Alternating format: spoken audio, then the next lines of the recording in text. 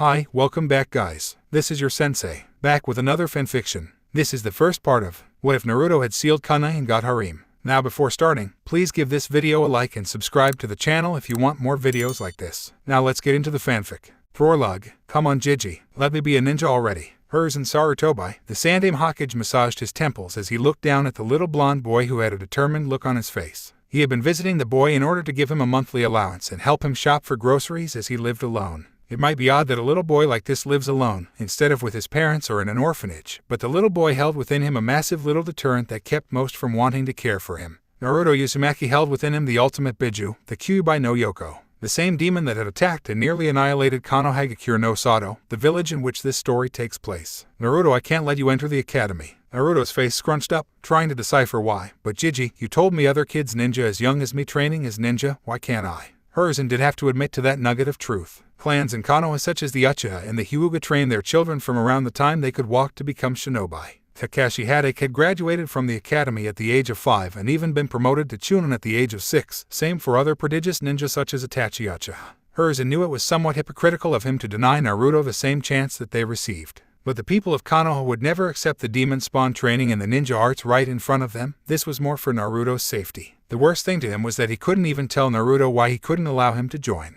That the irrational fear the village as a whole had of him being the Kyuubi reincarnated wouldn't allow them to see him as just a little boy that wanted to prove himself to them all. Hers and patted Naruto's head and looked down at him patronizingly. I'm sorry Naruto-kun. Maybe one day soon I can let you join, but not now. Naruto watched the old man walk towards his door and shut it on his way out. XXX. Naruto walked aimlessly around Konoha, trying to ignore the looks that he wasn't getting. He didn't get why Jiji didn't want him to be a ninja. He knew he would be the best ninja ever, that was all he would settle for, no matter how hard he had to work. There was something he wasn't getting, and trying to think about it made his head hurt. Eventually, by the time he had stopped pondering all of the absurd reasons that he wouldn't be allowed into the academy, he found himself atop his favorite place in the village, Hokage Mountain. It's beautiful, isn't it? Naruto whipped around suddenly to see a man with his head and one eye in bandages, and his right arm in a sling, also wrapped up. Naruto couldn't feel any real malicious intent from the man, so he allowed him to come closer. He stopped next to Naruto and looked out at the view from the top of the mountain. Truly being a ninja to protect this village is something that I've always felt is well worth the sacrifice. Naruto's eyes widened, but then he looked away sadly. Jiji won't let me be a ninja.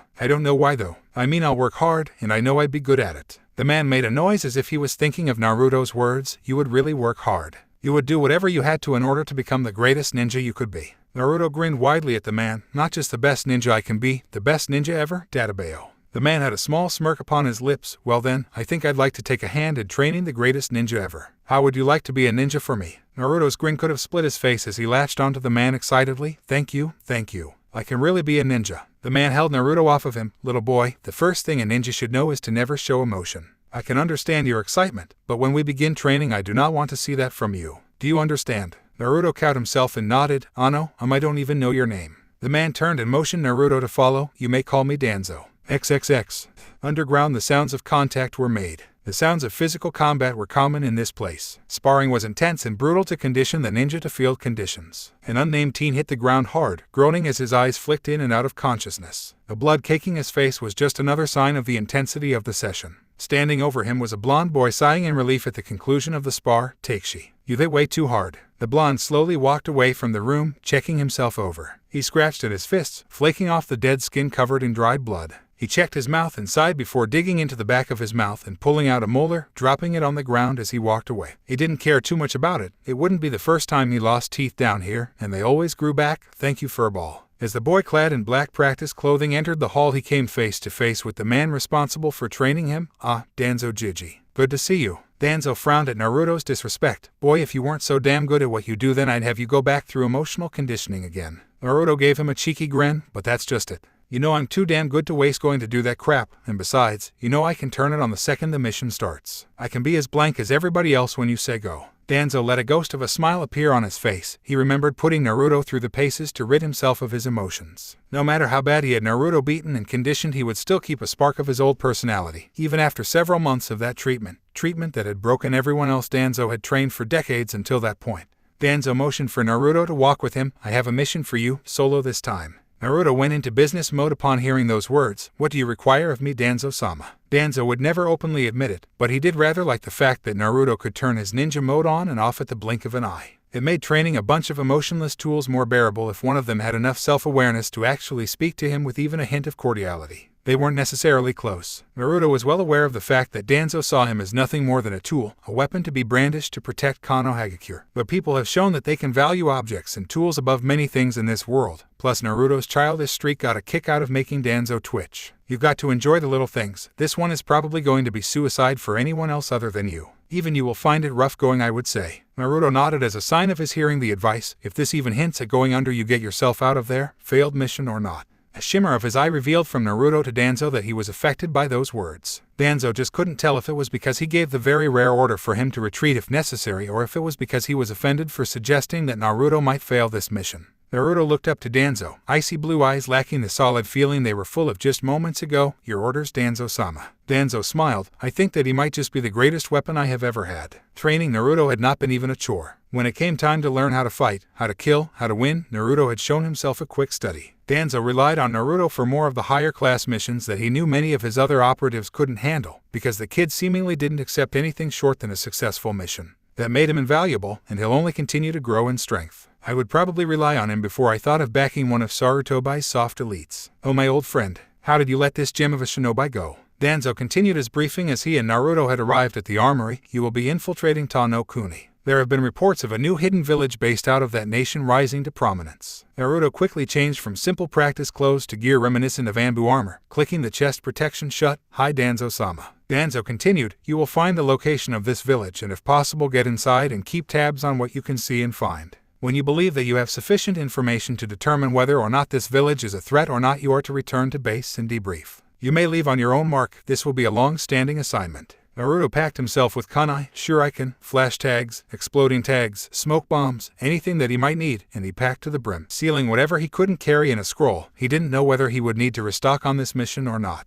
Upon his completion of arming his person, he turned to Danzo and bowed. I will leave as soon as possible, Danzo-sama. You will hear from me upon my return. Danzo nodded. By your leave, Uzumaki. Naruto stood and walked from the armory, ready for his next assignment. Naruto slipped his mask in with his combat gear, as he had replaced it all with simple street clothes as he had to keep up his appearances. This was the opportunity that Sarutobi never gave him. He knew all he needed to do to prove his worth as a ninja was a chance, and when that chance was given he took it. XXX. An explosion drew Jiraiya's attention away from returning to Kanoha. He had just gotten through going through Ta no Kuni looking into rumors of a new hidden village rumored to be called Otagakure. After finding enough to bring back to the Hokage, he made a hasty retreat to the border, and from the sounds of things he wasn't the only one. Jiraiya eventually found himself on the heels of a blur in the darkness. Jiraiya slipped into the shadows of the trees to speed ahead of the fleeing mystery shinobi. However, this was unnecessary as the person in question collapsed and dropped to the forest floor in exhaustion. As Jiraiya walked closer, he saw deep cuts and gashes all over the body of the Anbu, or so his armor had him believing. Jiraiya whistled as he took in the age of the blonde boy on the ground. They're sure starting him younger these days. Jiraiya refrained from moving the mask of the boy, on which he saw a leaf insignia, as Anbu had to keep their identities secret for as long as was feasible to the masses. Jiraiya picked the boy up and made for Konoha, interested in this current situation. XXX. Jiraiya had set the boy down in Sarutobai's office and had requested that his Anbu guards leave the room. Sarutobai-sensei, you could have sent me a message that you already had someone in Oto checking things over. I think I might have blown his stealth when I made tracks and left that place. Hiruzen's eyes darkened. I didn't send anyone into Ta no Kuni. I expected you to look into it yourself and send word back, like you are now.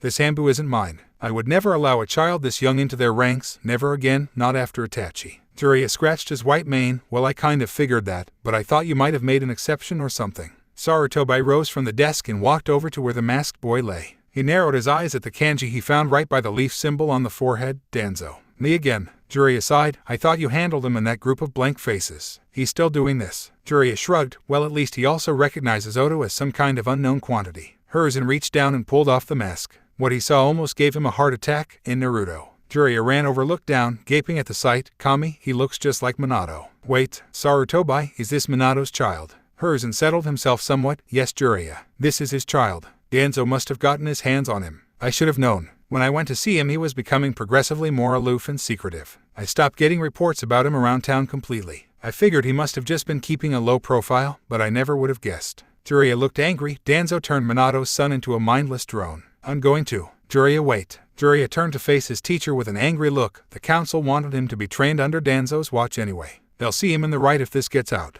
You and I are the only ones that know about this. Jiraiya bared his teeth. He won't tell us anything about Danzo. Even if he had any real reason to tell us anything, Danzo has seals on his ninja that keep them from speaking about me too freely. I've seen it. Hiruzen nodded. I know. So what if instead of using him to get to Danzo we just take him away from that place entirely? Seeing Jiraiya's confusion, he elaborated. Danzo won't move to retrieve him no matter how valuable he knows a Jinchuriki is to his goals. All we need to do is keep him under watch and seal him. Jiraiya nodded in agreement. So what? Memory seal. Chakra seal. What exactly are we sealing? Everything. Jiraiya's eyes widened. Now when you say everything. Hiruzen stood back up. I mean everything. His entire mind and body have been utterly conditioned by Danzo to fight. He would have never been out there if he wasn't at least as strong as one of my jounin. Danzo wouldn't have allowed it. Seal it all. If we just seal his memory, then he would still be infinitely more powerful than any academy student, even without the knowledge of all of the techniques. Just with the academy techniques he would still obliterate any academy student. Jiraiya looked at the unconscious blonde on the floor. I don't like this Sarutobi-sensei. What will you do with him then? Hiruzen picked the boy up and put his mask back on. I will allow him to enroll in the academy. I'm wearing the council down. Soon I can get them to let him attend. Him staying off of their radar has helped considerably. Jiraiya followed Hiruzen down to the depths of the tower to commence with the sealing of the young boy. XXX. The sound of a door shutting sounded through Danzo's speakers on his desk. The injured man put his face into his hand and groaned. Uzumaki. Damn it. Jiraiya. How was he to know the wandering sage was in Oto as well? From the sound of things, the flamboyant shinobi had placed their forces on high alert upon his own exit, and with Naruto stuck inside that buzzing hive, with everyone searching high and low for anything amiss, the boy had run into quite a bit of trouble when he took to making his own hasty retreat. Danzo's weapon was lost to him now. He knew Sarutobi would never allow him to get anywhere near Naruto again. Danzo pulled out a bottle of sake and poured himself some. After tossing the alcohol back, he grimaced slightly, and we move along. XXX. A blonde in an orange jumpsuit sat down deep in the forests of Kanoha. Man, that was so easy. Why wasn't that the regular graduation exam? The boy unfurled the scroll in his grip and read it. Oh man. Kage Bunshin no Jutsu. Bunshin. My worst technique. He sighed and put on a cocky grin. Right then. Let's get started. XXX. Haruka Yamino, Chunin, and teacher in Konohagakure's Ninja Academy, stood in astonishment. Naruto Uzumaki, the dead last of his class, the failure. He had just witnessed the boy in question call upon an almost endless horde of Kage Bunshin to beat his former teacher's aide Mizuki into a bloody pulp. Naruto stood over the groaning man, smiling at Haruka sheepishly. Whoops. I guess I went a little overboard, huh? Haruka smiled and called Naruto over to him. I've got something for you, Naruto. Close your eyes. Naruto did as he was told and felt his goggles shift on his forehead. Okay, go ahead and open them. Naruto opened his eyes and saw his smiling instructor, Sans Hideate, holding his goggles. Congratulations, Naruto. You graduate. XXX. Naruto was smashed back by Gaara in his monstrous form. Naruto sailed through branches until he landed against a tree and slumped against it. Naruto grunted in pain as he sat up to look at the insane Suna ninja. Gaara had a maniacal grin on his half-demonic face. You are weak, Uzumaki. You lack power. Sasuke landed on Naruto's branch. Looking worse off than Naruto himself was with strange black markings on the right side of his body. Naruto, get out of here. Get Sakura and run. I'll handle this guy. Naruto went to speak when Sasuke clenched his fists. If I can't win here, then I'll never be strong enough to defeat him. I will have reached my limits. Naruto looked at Sakura, pinned to a tree trunk with Gaara's sand slowly crushing her. Naruto stood up and wiped the blood from his lip. He looked down at Sasuke. Don't worry, Sasuke. I won't lose here. Naruto flipped through hand signs and slapped his palm to the tree branch. A puff of smoke revealed a small orange toad. Hey there, I'm Gamakichi. Got any sweets? Naruto flipped out. I can't believe this crap. What's with you stupid toads? I can never get a useful one. This is really not the time for this. The small toad jumped onto Naruto's head and gave him a raspberry. So you're an amphibian hater, huh? Gaara had had enough of this. All the time spent allowed him to fully turn into his mini Shukaku form. Soon as Shuriken. Naruto saw the spinning discs of sand coming his way and cradled Gamakichi with his body, taking the hits. He flew back and hit another branch. Gamakichi looked at him in concern as Gaara cackled. You see, Uzumaki, only when you fight for yourself can you truly be strong. I'll wait for you to realize this and leave your friends here to die so you can escape. Naruto wordlessly placed Gamakichi down and turned to face Gaara. The look in his eyes irked Gaara, who sent another salvo of sand shuriken at Naruto, hitting him dead on and sending him back again. Naruto stood up almost immediately. What is this feeling? I feel stronger, like they didn't hurt at all. Sasuke looked at Naruto as he saw Naruto's strength returning to him. As a burst of visible blue chakra erupted from Naruto, the blonde's look of confusion and awe at himself turned to a wail of pain as he clutched his head and dropped to the ground screaming. XXX. The Kyuubi no Yoko was bored. Bored.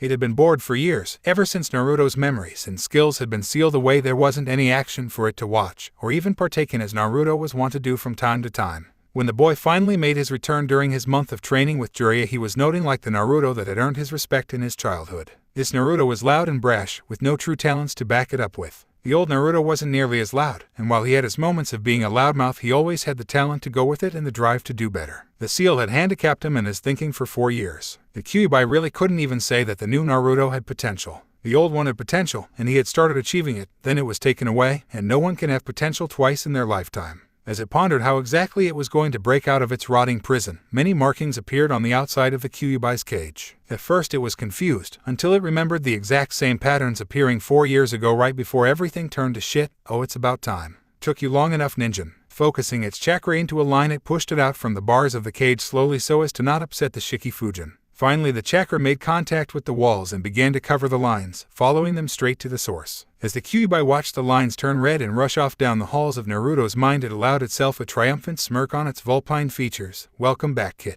XXX. Temari had seen the Uchiha fight Gaara. He had done well until he ran out of chakra and began getting decimated by Gaara until his orange-wearing teammate came onto the scene. Then he ended up getting beaten down too. During his beating, however, he began to gain energy, taking Gaara's shots and walking right through them. He exploded with raw chakra, and Temari had never seen anything like that before. Chakra visible to the naked eye, so much that it seemed strange to the boy himself. As he began getting a handle on the situation, he collapsed, screaming and holding his head all the while. As he lay on the tree branch, a strange mark appeared on his head, forcing lines to branch out over his entire body, covering him from head to toe. Temari shook in place on her branch. They're all freaks. Every last one. The line suddenly turned red as a massive pressure filled the immediate area. It didn't feel evil, malicious, angry, or anything. It just felt like Naruto, just magnified 100 times. The lines faded away from the downed blonde. All attention turned to him as he groaned and stirred on his belly. He quickly snapped to his feet and looked around his own body, flexing his fists and shaking out his legs. The only noticeable change in his base appearance was the scar going down his eye, a battle scar that wasn't existent a moment ago. He had an angry sneer on his face before he shook his head pitifully. Kami, I suck. I'm as weak as a kitten like this. What happened to me? I'm confused. Sasuke looked up at Naruto.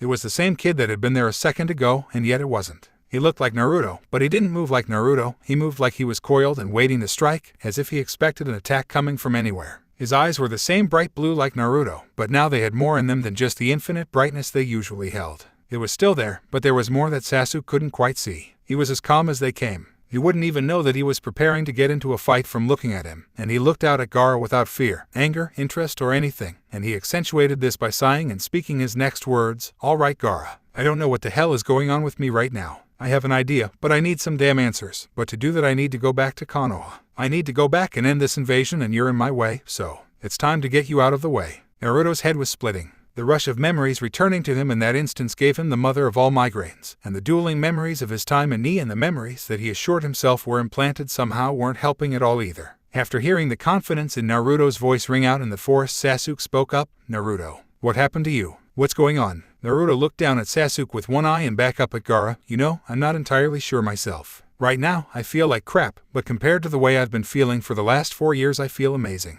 It's hard to explain. He grunted. It's not important right now. I have to beat his ass, hustle back to Konoha and find someone, like Danzo or something, that can explain all of this to me. So here's what we're going to do. I'm going to attack him, and you aren't. Now commencing operation, beat Gaara's ass. Sasuke had a myriad of questions running through his head at this point. What happened to the dobe? Who is Danzo? What the hell does he mean I'm not fighting? Gaara heard his voice speaking to Sasuke the entire time and cackled to Naruto across the trees. You aren't strong enough, Uzumaki. Leave them behind and run. Nothing has changed. You still don't fight for yourself. Gaara flung more sand shuriken at Naruto, who scoffed and grabbed Sasuke by the back of his collar and ducked and weaved out of the way of the projectiles. After he had gotten through them all, he dropped Sasuke back on the branch and scoffed. Pathetic. I'm slow as dirt. Did my muscles atrophy or something? I became a ninja anyway, which means I should be conditioned like a genin. I should have kept my speed at least. Gaara looked at Naruto, looking himself over after dodging with Sasuke. This angered him. It was like Naruto was ignoring his existence. Just like everybody else, just like everybody else. Don't ignore me. Gaara had mouths appearing all over his body as he took a deep breath and released it ahead. Futen, Mugen Sajin Daidappa. Gaara released a massive blast of air in a sandstorm in Naruto and Sasuke's direction, tearing off branches and cutting into the bark of trees.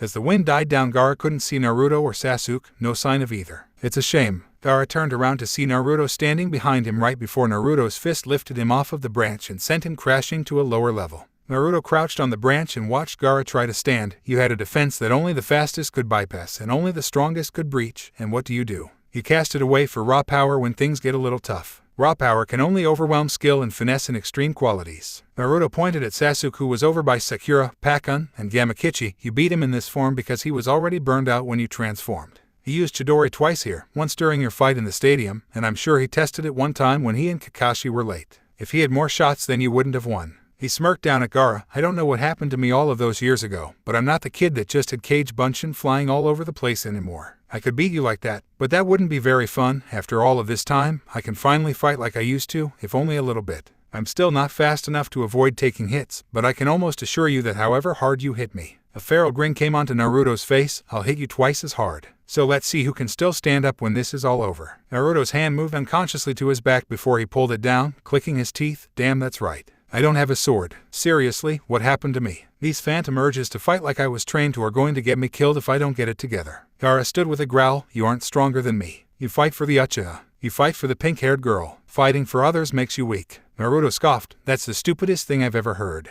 There are detailed stories of mere mortal men overcoming demons for others. The Yondaime Hokage overcame the Kyuubi no Yoko for his village. Orochimaru fights for himself. You fight for yourself, and that's why you will both lose here today, because you don't have a true purpose to fight. Naruto cracked his knuckles. But let me show you just how wrong you are. Don't blink. One flash tag later and Naruto's presence was gone from the area. Everyone looked around for any sign of the blonde boy who had changed from the orange loudmouth they had taken him for based on past experience. Chuckling rang out through the forest, but not from any particular area, as Naruto was projecting his voice. That little sandstorm from earlier wasn't a Futen Jutsu. This is a Futen Jutsu. Futen Repushu. A fierce gale came from the trees above, sending wind and weapons at Gaara from above. Gaara lifted his arms to block vital spots and allowed the Kunai and Shuriken to bury themselves into them. Gaara lowered his hands and shouted out loudly, Is that the best you have, Uzumaki? Come out and fight me. Give me a real fight. Let me feel alive. Naruto's voice rang out again in mocking laughter. If you wanted to feel alive then you shouldn't have caught those weapons. Even with all of that power, you're still just a baby Genin-ha. Just listen,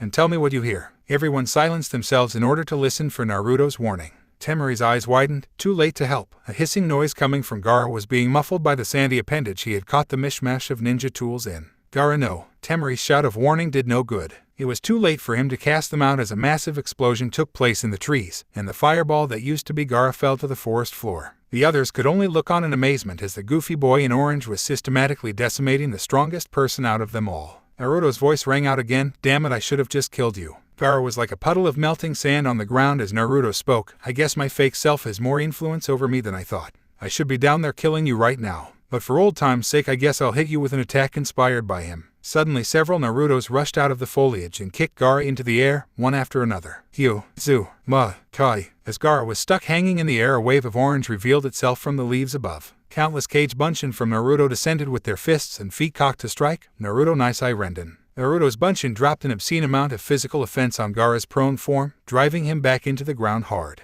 Naruto and his clones littered the trees looking down at Gaara. Naruto sighed yet again. If I was at full strength he'd be a puddle in a crater right now. Someone's going to answer for this. Gaara looked up at the masses of Naruto Bunshin looking down on him. Each of them had the same uninterested look on their faces, as if they were trying to ignore him. Cold blue eyes magnified by 1,000 staring down on him. There's no way. Gaara allowed the final shred of sanity and reasoning inside of him snap. There's no way I'm going to lose to a guy like that. The original Naruto's eyes widened as Gaara's chakra spiked. Oh crap. He can transform again. Naruto was blown back hard as Gaara was completely immersed in sand, swelling to the sky. Naruto's Cage Bunshin were dispelled as Gaara's towering sand smashed them asunder. Gaara ended up sticking out of the head of Shukaku looking down on Naruto, who was covered in sand. It's too late, Uzumaki. Time to die. Ugh, like I said, power cleanly outclasses skill only in overwhelming quantities. Naruto sat, entirely encased in Gaara's Sabaku Kaiu. Well, this is great. I'm too weak to break it. Now what? Naruto smirked as he remembered that he didn't stop learning things when he lost his memory. Hiro Sennin, you might have been useful after all. Naruto bit his thumb and made a few hand signs. Gaara put out his right hand. Sabaku sauce. Kuchios no Jutsu.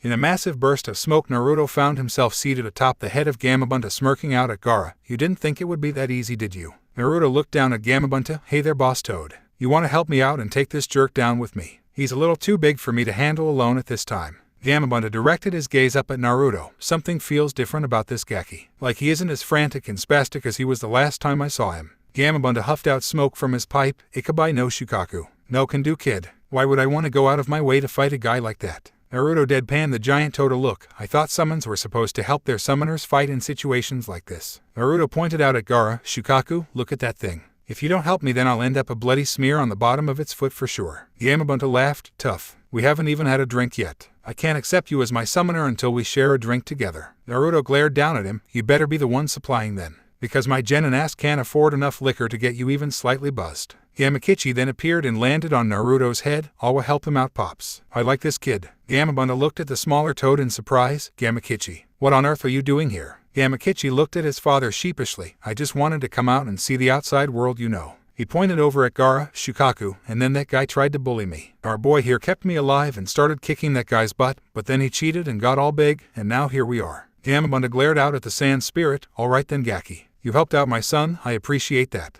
You're all right with me. You have my support in this fight, but we're still having that drink later, you hear? Naruto stood up and nodded, his face hardening as he looked out at Gaara. Gamakichi, you're going to want to get off of my head for this next part. Gamakichi got off of Naruto's head as Gamabunta drew his tanto and held it at the ready. Whenever you're ready, Boss Toad. Give him hell. Gamabunta launched forward and dug his sword into Shukaku's arm. With one mighty heave he lopped it off, dropping it uselessly onto the ground before he jumped back to his distance and stared at his opponent. Gamabunta huffed in exhaustion. That almost took everything I had, and all I took was his arm. Naruto smirked down at Gamabunta. Wow, and I thought I was out of shape. I've been out of full commission for 4 years. What's your excuse? Gamabunta eyed the boy. Watch it, brat, or I'll squash you. The smile disappeared from Naruto's face as he looked back out at their mutual foe. Kill me later, we still have a problem. Gaara looked at Naruto excitedly. Interesting. Interesting, Naruto Uzumaki. I like this. This is a fantastic battle. Gaara brought his hands into the ram seal. Tanuki Niri no Jutsu. Shukaku's star-shaped pupils spun wildly and he yelled to the sky, I'm free. Naruto kept an impassive face. He just made this a lot more difficult, didn't he? Gamabunta nodded with the boy on his head, and why wouldn't he? Alright, let's try something here. Shukaku inhaled deeply. Futen, Rankuden.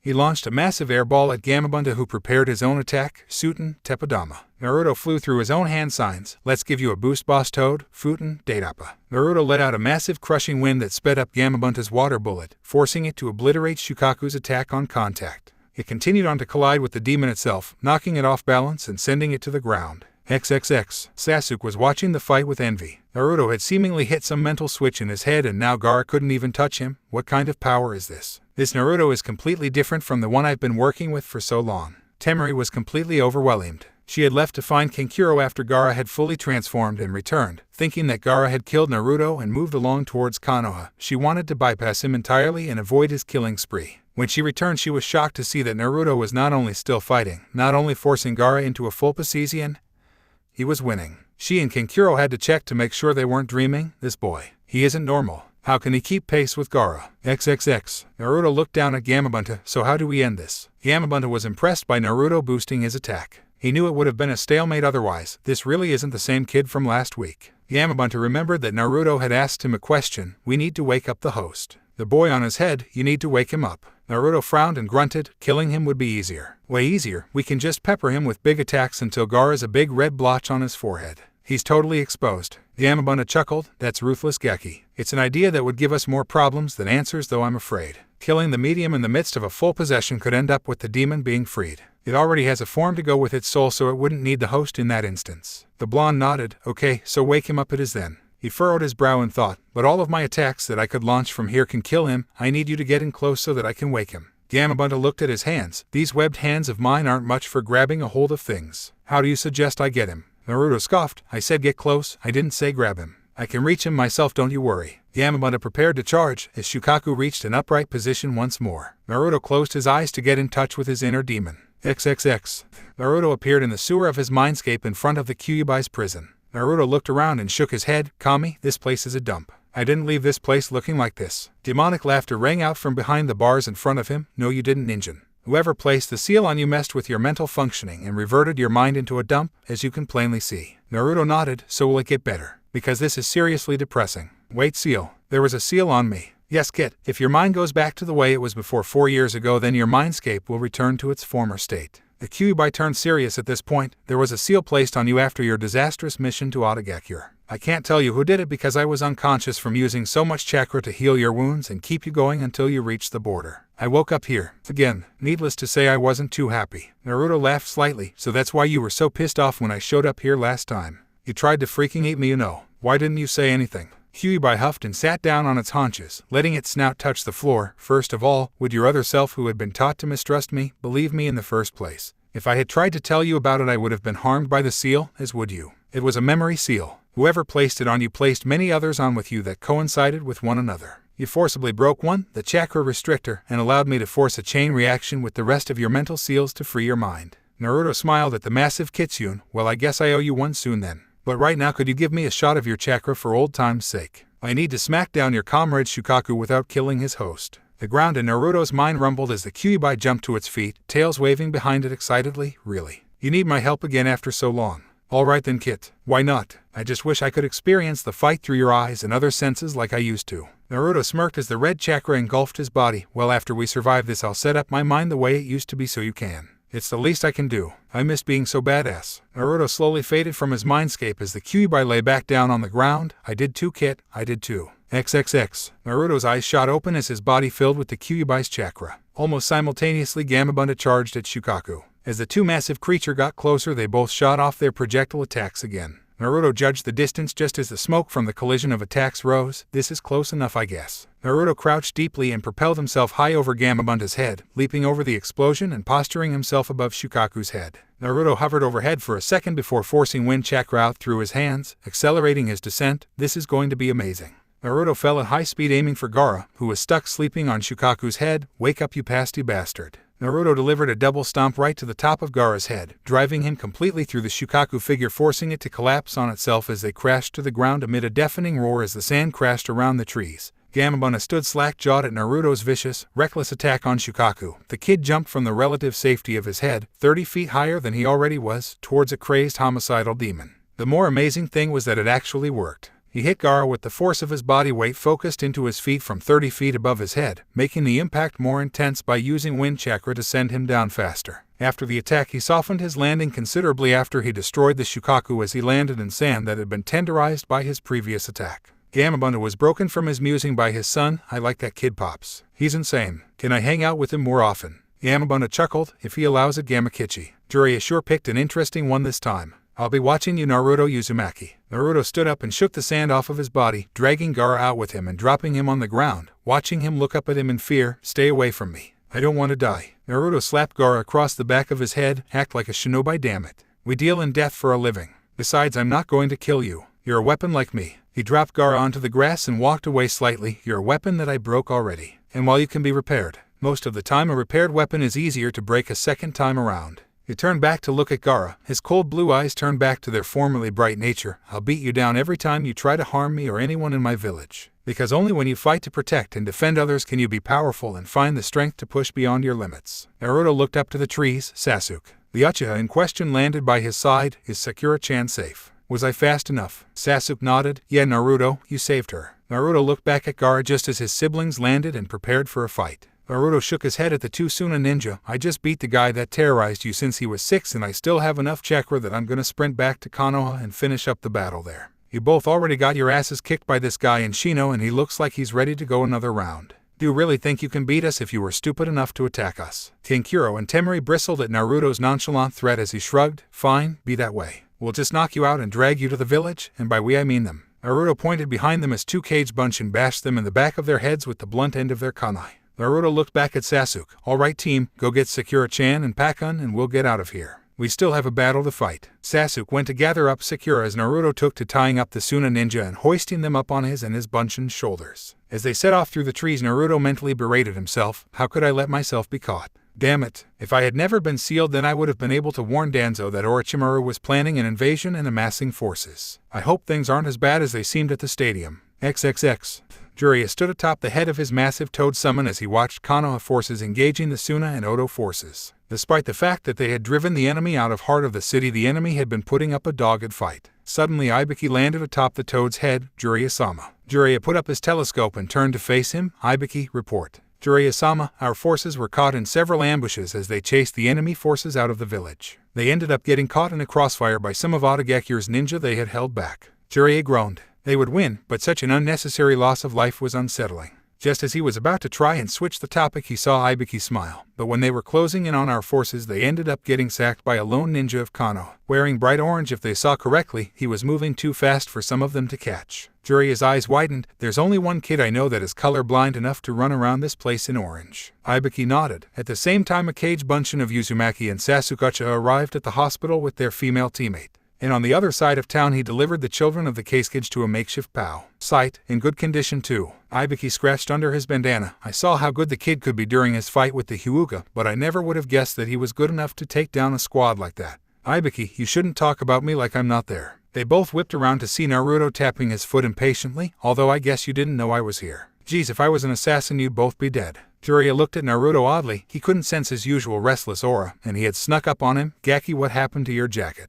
And what's with that scar on your face? Naruto had ditched his orange jumpsuit jacket and left himself in his black t-shirt. I tossed that bulky piece of crap so I could move faster to get here without much trouble. And I got this scar years ago. Someone put a bunch of seals on me that did a lot of stuff to me. Hiding that scar must have been one. Naruto saw Jiraiya flinch when he spoke about the seals. We can talk about that later. We will talk about that later. Databeo, Ibiki gasped as he looked out over the buildings and saw Orochimaru being whisked away by the sound 4. Naruto growled and crouched down like a track runner, preparing to take off in hot pursuit until Jiraiya grabbed his collar. You're not fresh, kid. You can't take Orochimaru and his entire force of bodyguards alone. Naruto looked at him blankly. I'm not alone. You should be as strong as he is, right? And Ibiki can help me beat his entourage and help you. If he's running away, then that means he knows he lost today and he might be hurt. We can turn his retreat into a rout and finish this here. Jiraiya was about to respond just as a cloaked Ambu landed on the toad. Bowing to Jiraiya, Jiraiya-sama, it's about Sandaime-sama. Jiraiya grinned widely, so Sarutobi-sensei sent the old snake back to his hole, did he? The Ambu flinched under his mask. Hokage-sama was killed in combat against Orochimaru. The 3 other ninjas stood in stunned silence atop the toad as the sounds of battle still rang out into the air. Naruto looked to Jiraiya, who looked down at him. That's enough death for one day, kid. It's time to regroup and mourn. Naruto said nothing and followed Jiraiya back to the Chunin exam stadium. He could get his answers later. He had nothing but time. Now belonged to the entire village as a whole. Naruto was far more ornery than usual as he partook in the usual D-rank missions that genin teams like Team 7 got. While part of him knew that this was truly necessary at this point in time, seeing as how the village was getting over the damage incurred during the invasion of Oto and Suna. The part of him that was locked away at the age of 8 that was used to missions that could end with him being killed, and the brash childish part of him that resurfaced after his memory had been sealed and longed for missions with potential for action like that. With the knowledge of his sealing, Naruto was able to sort out what memories were fake and which were his own. It helped that the genjutsu seal that was placed on him to change his appearance was broken, revealing the numerous battle scars that littered his body from his time in Ni. It really helped having a visible association to certain memories. His first night in his apartment after the invasion was for the most part spent in front of a mirror repeating the line, "Oh, I remember getting that one," over and over throughout the evening. Over the course of the next 2 weeks, he had to adjust to just being a normal genin with a true elite's mindset. Tora was lucky that she hadn't tried to run away since the invasion, or Naruto might have killed her retrieving her. Accidentally, of course. His rapport with his team, whatever he might have had, shifted tumultuously after the Chunin exams. Naruto's thoughts on Sakura had changed to a clearer line of thought. The girl thought he was useless for the most part, and while compared to how he was supposed to be, she was right. It stood to reason that even grossly handicapped as he had still been vastly superior to her when it came to the ninja arts. While he may have been a goofy annoyance while he had been a genin, he had still been nothing but pleasant to the girl and had given his all at every corner. Her habit of fawning over the Uchiha and downplaying anything Naruto accomplished grated on his nerves at this point. Naruto ruthlessly crushed his mental facilities that she was a good person, and that he had romantic interest in her because when it came to him she was a bitch. She was his teammate. That didn't really mean they had to be close, he just had to tolerate her and work with her to accomplish his mission. He didn't see anything pleasant about trying to associate with her outside of missions. Sasuke had taken to the habit of staring at him and trying to verbally provoke him when he offered any input into their missions. Sasuke had been feeling inadequate after seeing how Naruto not only saved him from Gaara, he had dispatched Gaara handily without too much effort, captured the Kage children swiftly thereafter, and headed back to Kanoha and routed an Oto ambush against a Konoha squadron. This led to now. He had been trying to goad Naruto into a fight so that he could really test his own capacities against the blonde. But not only was there no time for sparring as they didn't have team training while rebuilding the village, Naruto left so quickly after the day's work was done that Sasuke couldn't follow him, and he was never able to trail the boy for too long before losing him. Kakashi had noticed quite a few changes in his blonde student since he had let him go during the invasion. While the scar over his eye was the most glaring one, his attitude was another. He didn't try to keep his team's spirits up with indomitable brightness. He still cracked jokes, and his overall timing was vastly superior now, Kakashi had to admit, but they were bright flashes in an otherwise dreary day of rooting through Konoha's rubble. Naruto no longer took to calling him Kakashi-sensei. When he reprimanded Naruto on this habit he had seemingly picked up, Naruto responded by saying that he hadn't taught Naruto anything other than tree climbing, and he technically learned how to do that years ago, he just forgot. Kakashi noted the bitter tone in Naruto's voice when he said forgot but didn't press too much. He figured that Naruto was still bitter from being cast aside during the Chunin exams. The differences in Naruto's gait, actions on missions, and how he now treated his teammates showed him that there was a vast change in Naruto that he couldn't pinpoint exactly. He watched Naruto drop another stack of wood by the building that his team was working on at the moment, and walk off again to grab more. There was something he was missing about this. XXX. Team 7 had been dismissed for the day and Naruto had taken to wandering around Konoha. He had taken to treating the villagers with the same apathy and looks of annoyance that they gave him.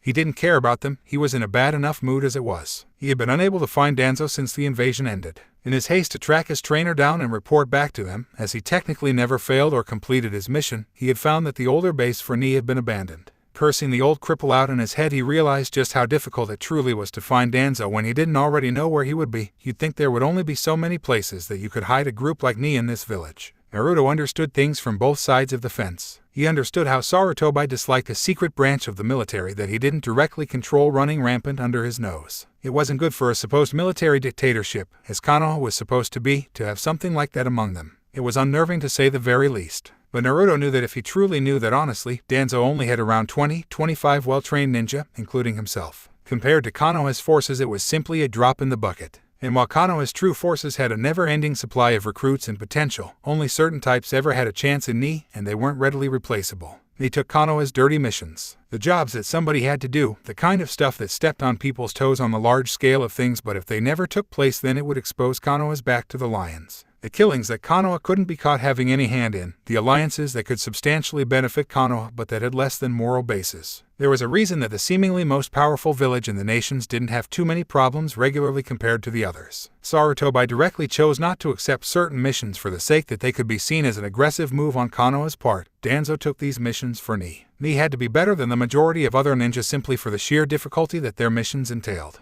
There were no D-rank missions, hell there weren't even any C-ranked missions. Everything you did in Ni was B-rank and up. If you weren't ready then you trained and drilled until you were, no other way about it. If you couldn't cut it after all of the things you were put through until that point then you died, namelessly, facelessly, and miles away from home. He needed to find Danzo. He knew that the second he actually put on Konoha's Hideate he was basically no longer Ni's shinobi, but he still had the mindset of completing his mission. He also wanted to find out exactly what the hell happened to him. If anyone knew, Danzo did. His thoughts then drifted to the mission he had been tasked with as he clenched his fists, his emotional nature spilling out. If only he had gotten back sooner, if only he hadn't stuck around for so long, if only somebody didn't get a wild hair in their ass and sabotage Otagakure's information department with explosives. If only all of those things hadn't happened then he would have been able to return and send word on Oto's plans. He had found everything. He found that it was being run by Orochimaru. He found that they had a then-rookie Konoha genin, Kabuto Yakashi, as his lead spy. He found that Orochimaru had finished his immortality jutsu. He'd even had the misfortune of seeing it being performed. He couldn't eat for the rest of the week afterwards. He even knew Orochimaru's main ambition for coming, and when he saw the markings on Sasuke during the fight with Gaara he mentally kicked a pothole into his ass. Naruto's eyes panned around the village as he walked, all of the people taking part in the restoration of their homes. If he had broken the seal on himself even a day sooner, how much loss of life could have been diverted? How many lives need not have been lost? Could the Sandaime have been able to take the proper precautions to acutely prepare for Orochimaru accordingly? He looked up at the Hokage monument as his thoughts drifted to the third face from the left.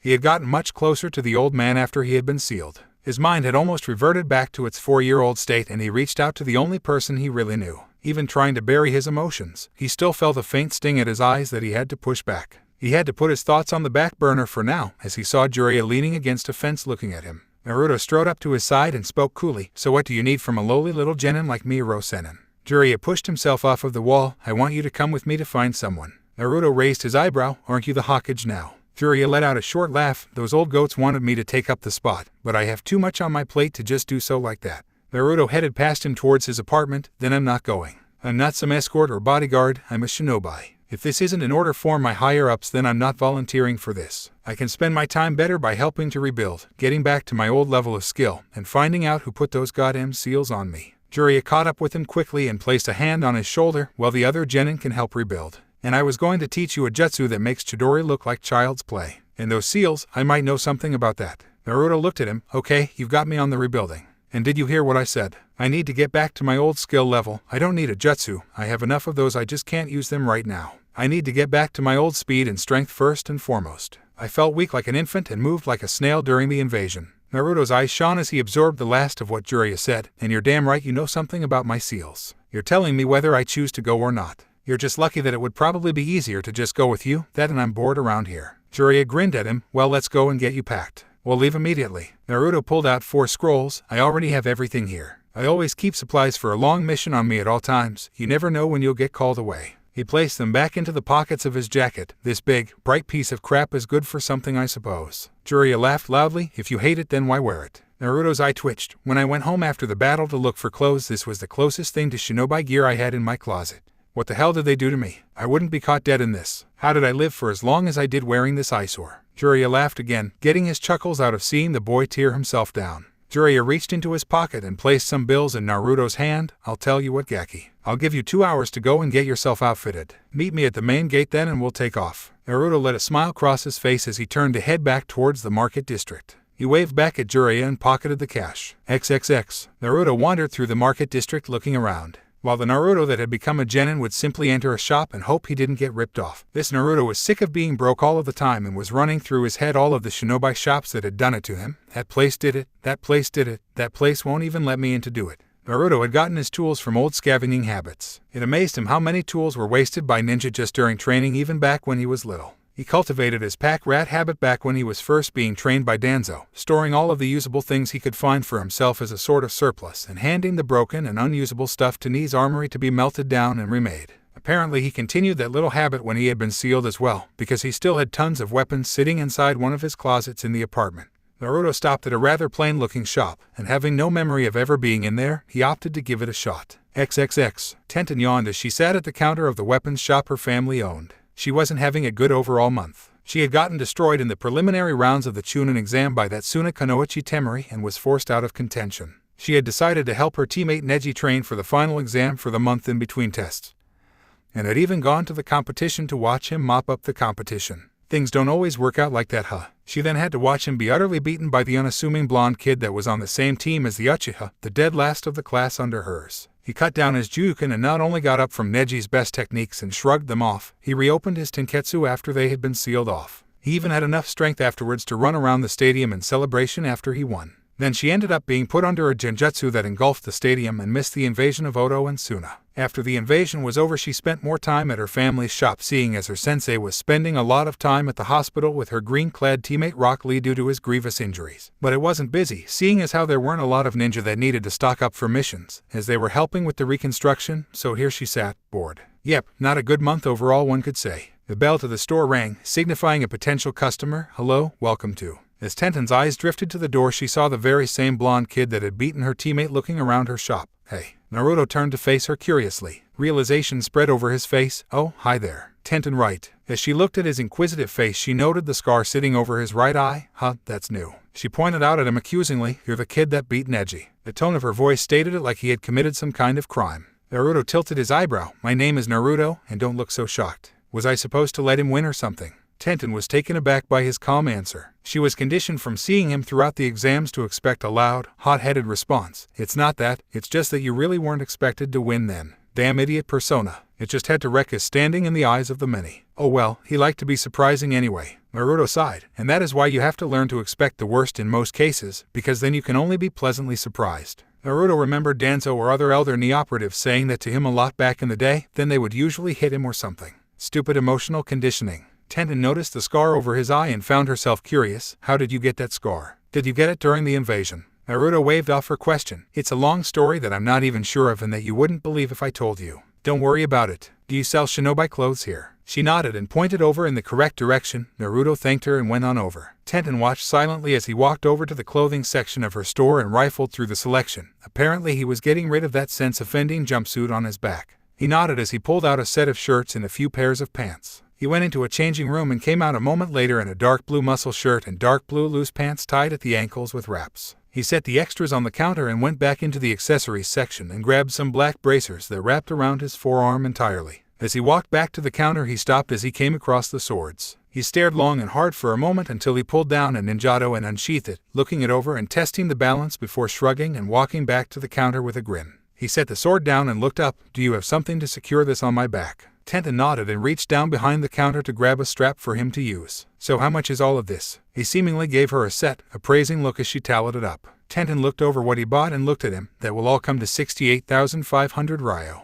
Tenten watched him switch moods apparently as he cringed jokingly and pull out his wallet and money he had in his pocket. He brightened up after hearing the price of his new equipment. Naruto chuckled as he gave her the necessary funds. This'll clean me out, but it's necessary. He strapped on the sword and placed the bracers on his forearms. Tenten watched him finish outfitting himself and huffed, do you even know how to use that sword on your back? Naruto shifted the ninjato into a comfortable position on his back. I'm an old hand at it. It's time for me to get back into practice with Kenjutsu. I was no slouch, I should say. I might be rusty if anything. Naruto quickly drew his sword for a few test slashes and shifted through a few regulation ambu stances before resheathing it. I think I'll be fine. Tenten's eyes gleamed for a second. You wouldn't happen to be interested in a spar, would you? Naruto smiled. Yeah, sure, why not? I don't have anyone to practice with anyway. I have to leave right now. Thought I might look you up when I get back. Tenten smiled at him as he moved towards the door. I think I'd like that, Naruto. Naruto stopped at the door and turned around. I left the jumpsuit in the back. Feel free to burn it at your leisure, like on your break or something. I still have a closet full of them to get rid of. Bye, Tenten.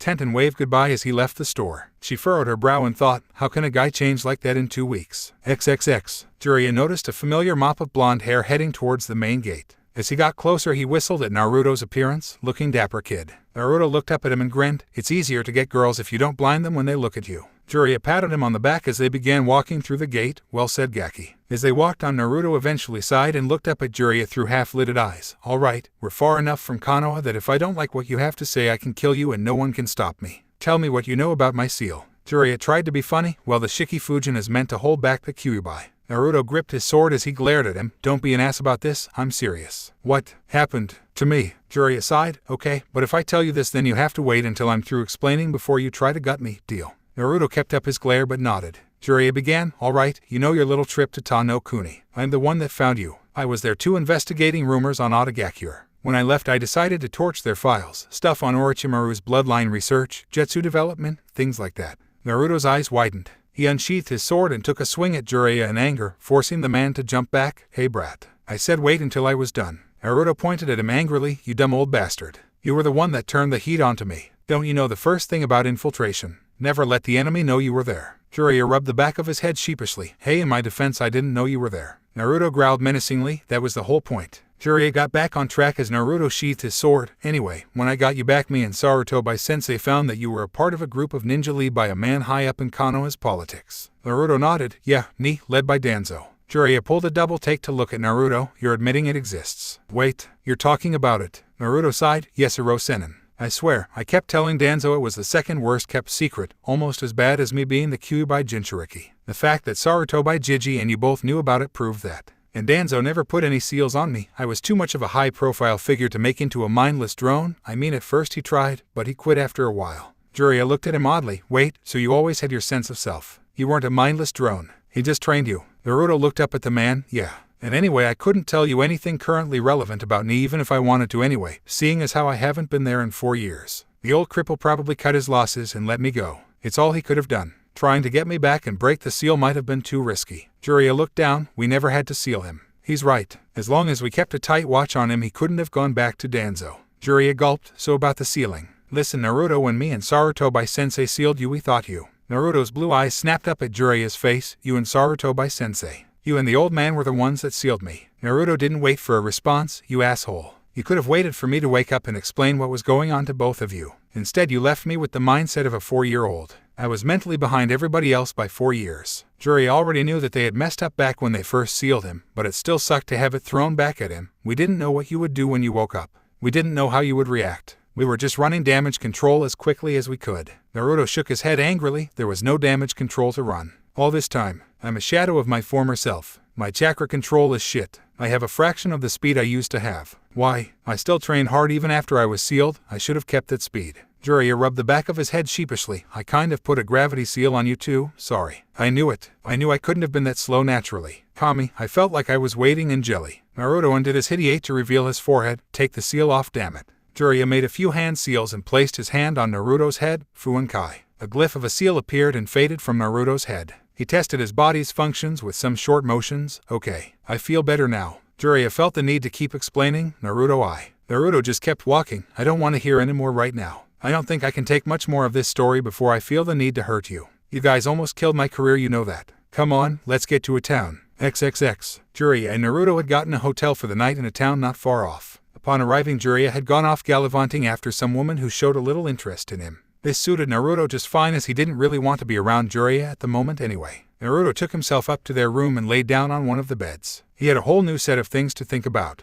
Was hers and close to him only because he had gotten out from under his watch once, or was it truly legitimate? When he showed up at the ceremony for Konoha's fallen ninja the day after the invasion, he had gone up to the Sandame's memorial, and he didn't know what to feel. He shed not one tear. His head was jumbled enough at the time. He was still sorting through his mind to figure out what was factual and what was fabrication. He shook his head free of that thought, putting his training under Danzo into use. He was a ninja, and while it was seemingly a simple mission, it was still a mission, and he needed a clear mind to go through it successfully. Naruto felt a pair of powerful presences coming closer to his door. They were hiding their chakra levels, but it was noticeable that they were considerably strong. Now the side of him that had been out and about for the last 4 years wanted to confront them, see what they wanted, and, if necessary, kick their asses. Unfortunately for that line of thought, rational Naruto was in control at the moment. He darted out of bed and leapt out of the window to find Jiraiya. Fighting two opponents that were potentially overwhelming in strength for no reason didn't really appeal to him after just starting to get himself back into fighting condition. He knew they wanted him for some kind of unpleasantness, because in Naruto's life experiences, for the most part, new meetings equaled lots of pain and trouble.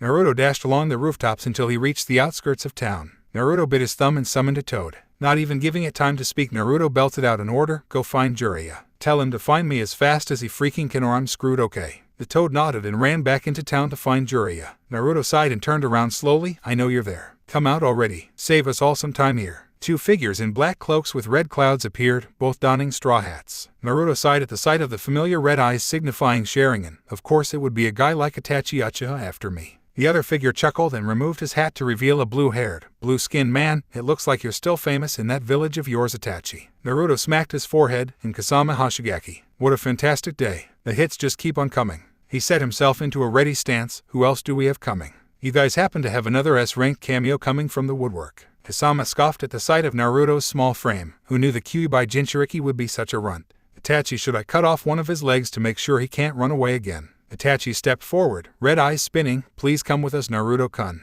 Naruto sighed and brought his hands together. Kai, come on now. I'm a kid, but don't insult me like that. I'm not that easy to yoke into oppression, you know. Hisama reached for the sword on his back. Itachi, this kid is mouthy. Let me handle him. Hinata can just taste his chakra from here. Itachi stared at Naruto, unblinking. Very well. Don't go overboard and kill him. Leader Sama needs the Jinchuriki alive. Naruto narrowed his eyes. Two powerful guys like this want me alive. They won't fight to kill, they can't. But I don't have that kind of restriction here. And all I have to do is wait for Hirosenin to show up. Even if the toad I sent is slow or can't find him, once the fight starts it shouldn't take him too long to get here. Naruto drew his ninjato and in the blink of an eye was at Kasama's throat, who had brought Hinata down to parry his blade. You're pretty fast, Gaki. Naruto pushed with his sword. I used to be faster. He felt Kasama pushing him back and grunted. Used to be stronger too. Kasama brought down his massive weapon on Naruto's shoulder and pulled back, slicing deeply into his shoulder before kicking the boy off. Naruto picked himself up off the ground. Ugh. I seriously need to whip my ass back into shape. Fucking seal. This ain't gonna cut it. Kasama grinned maniacally as he rushed Naruto and swung at him with his sword. Naruto ducked low and swiped at Kasama's feet. In response, Kasama uncorked a kick at the ducking Naruto's head.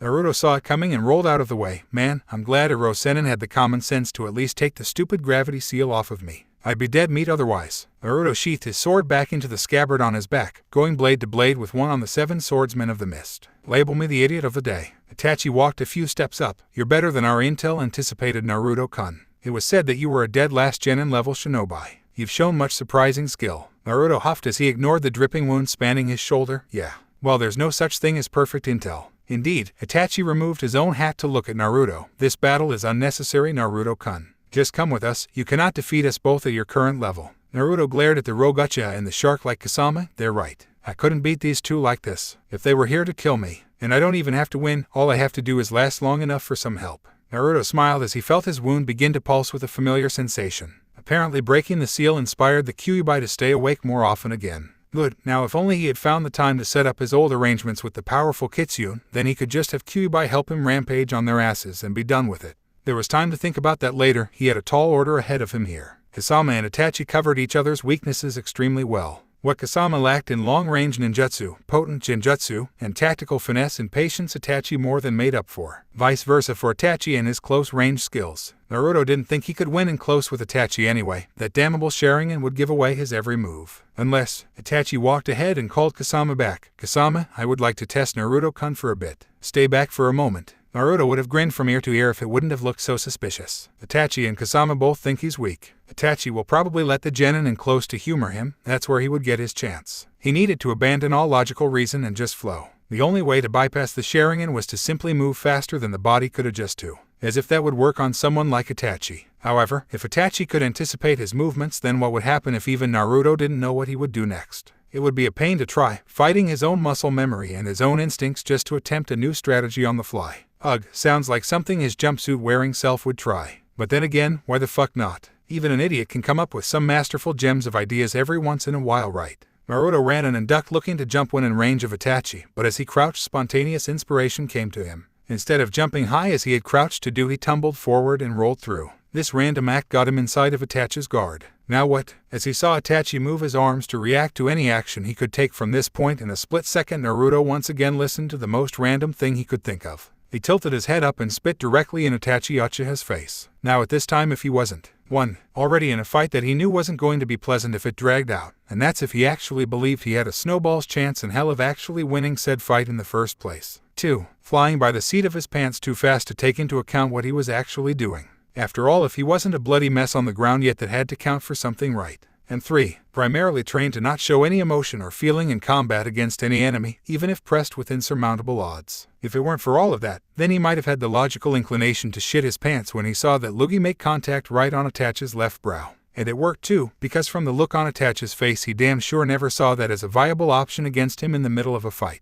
Itachi froze in place, giving his diminutive adversary the opportunity to launch a vicious jumping snap kick to the side of his head, sending him flying back to his partner. The combination of seeing a 12-year-old kid spit into Itachi fucking Uchiha's face, and then seeing said kid dropkick Itachi Uchiha back 15 yards left Kasama's jaw quite slacked. Kasama pointed dumbly at Itachi as he watched him rise to his feet. "Oh, Itachi, you've got a little something right there." Kasama felt a shiver go down his spine as Itachi sent his Sharingan glare on his as he wiped his dripping brow.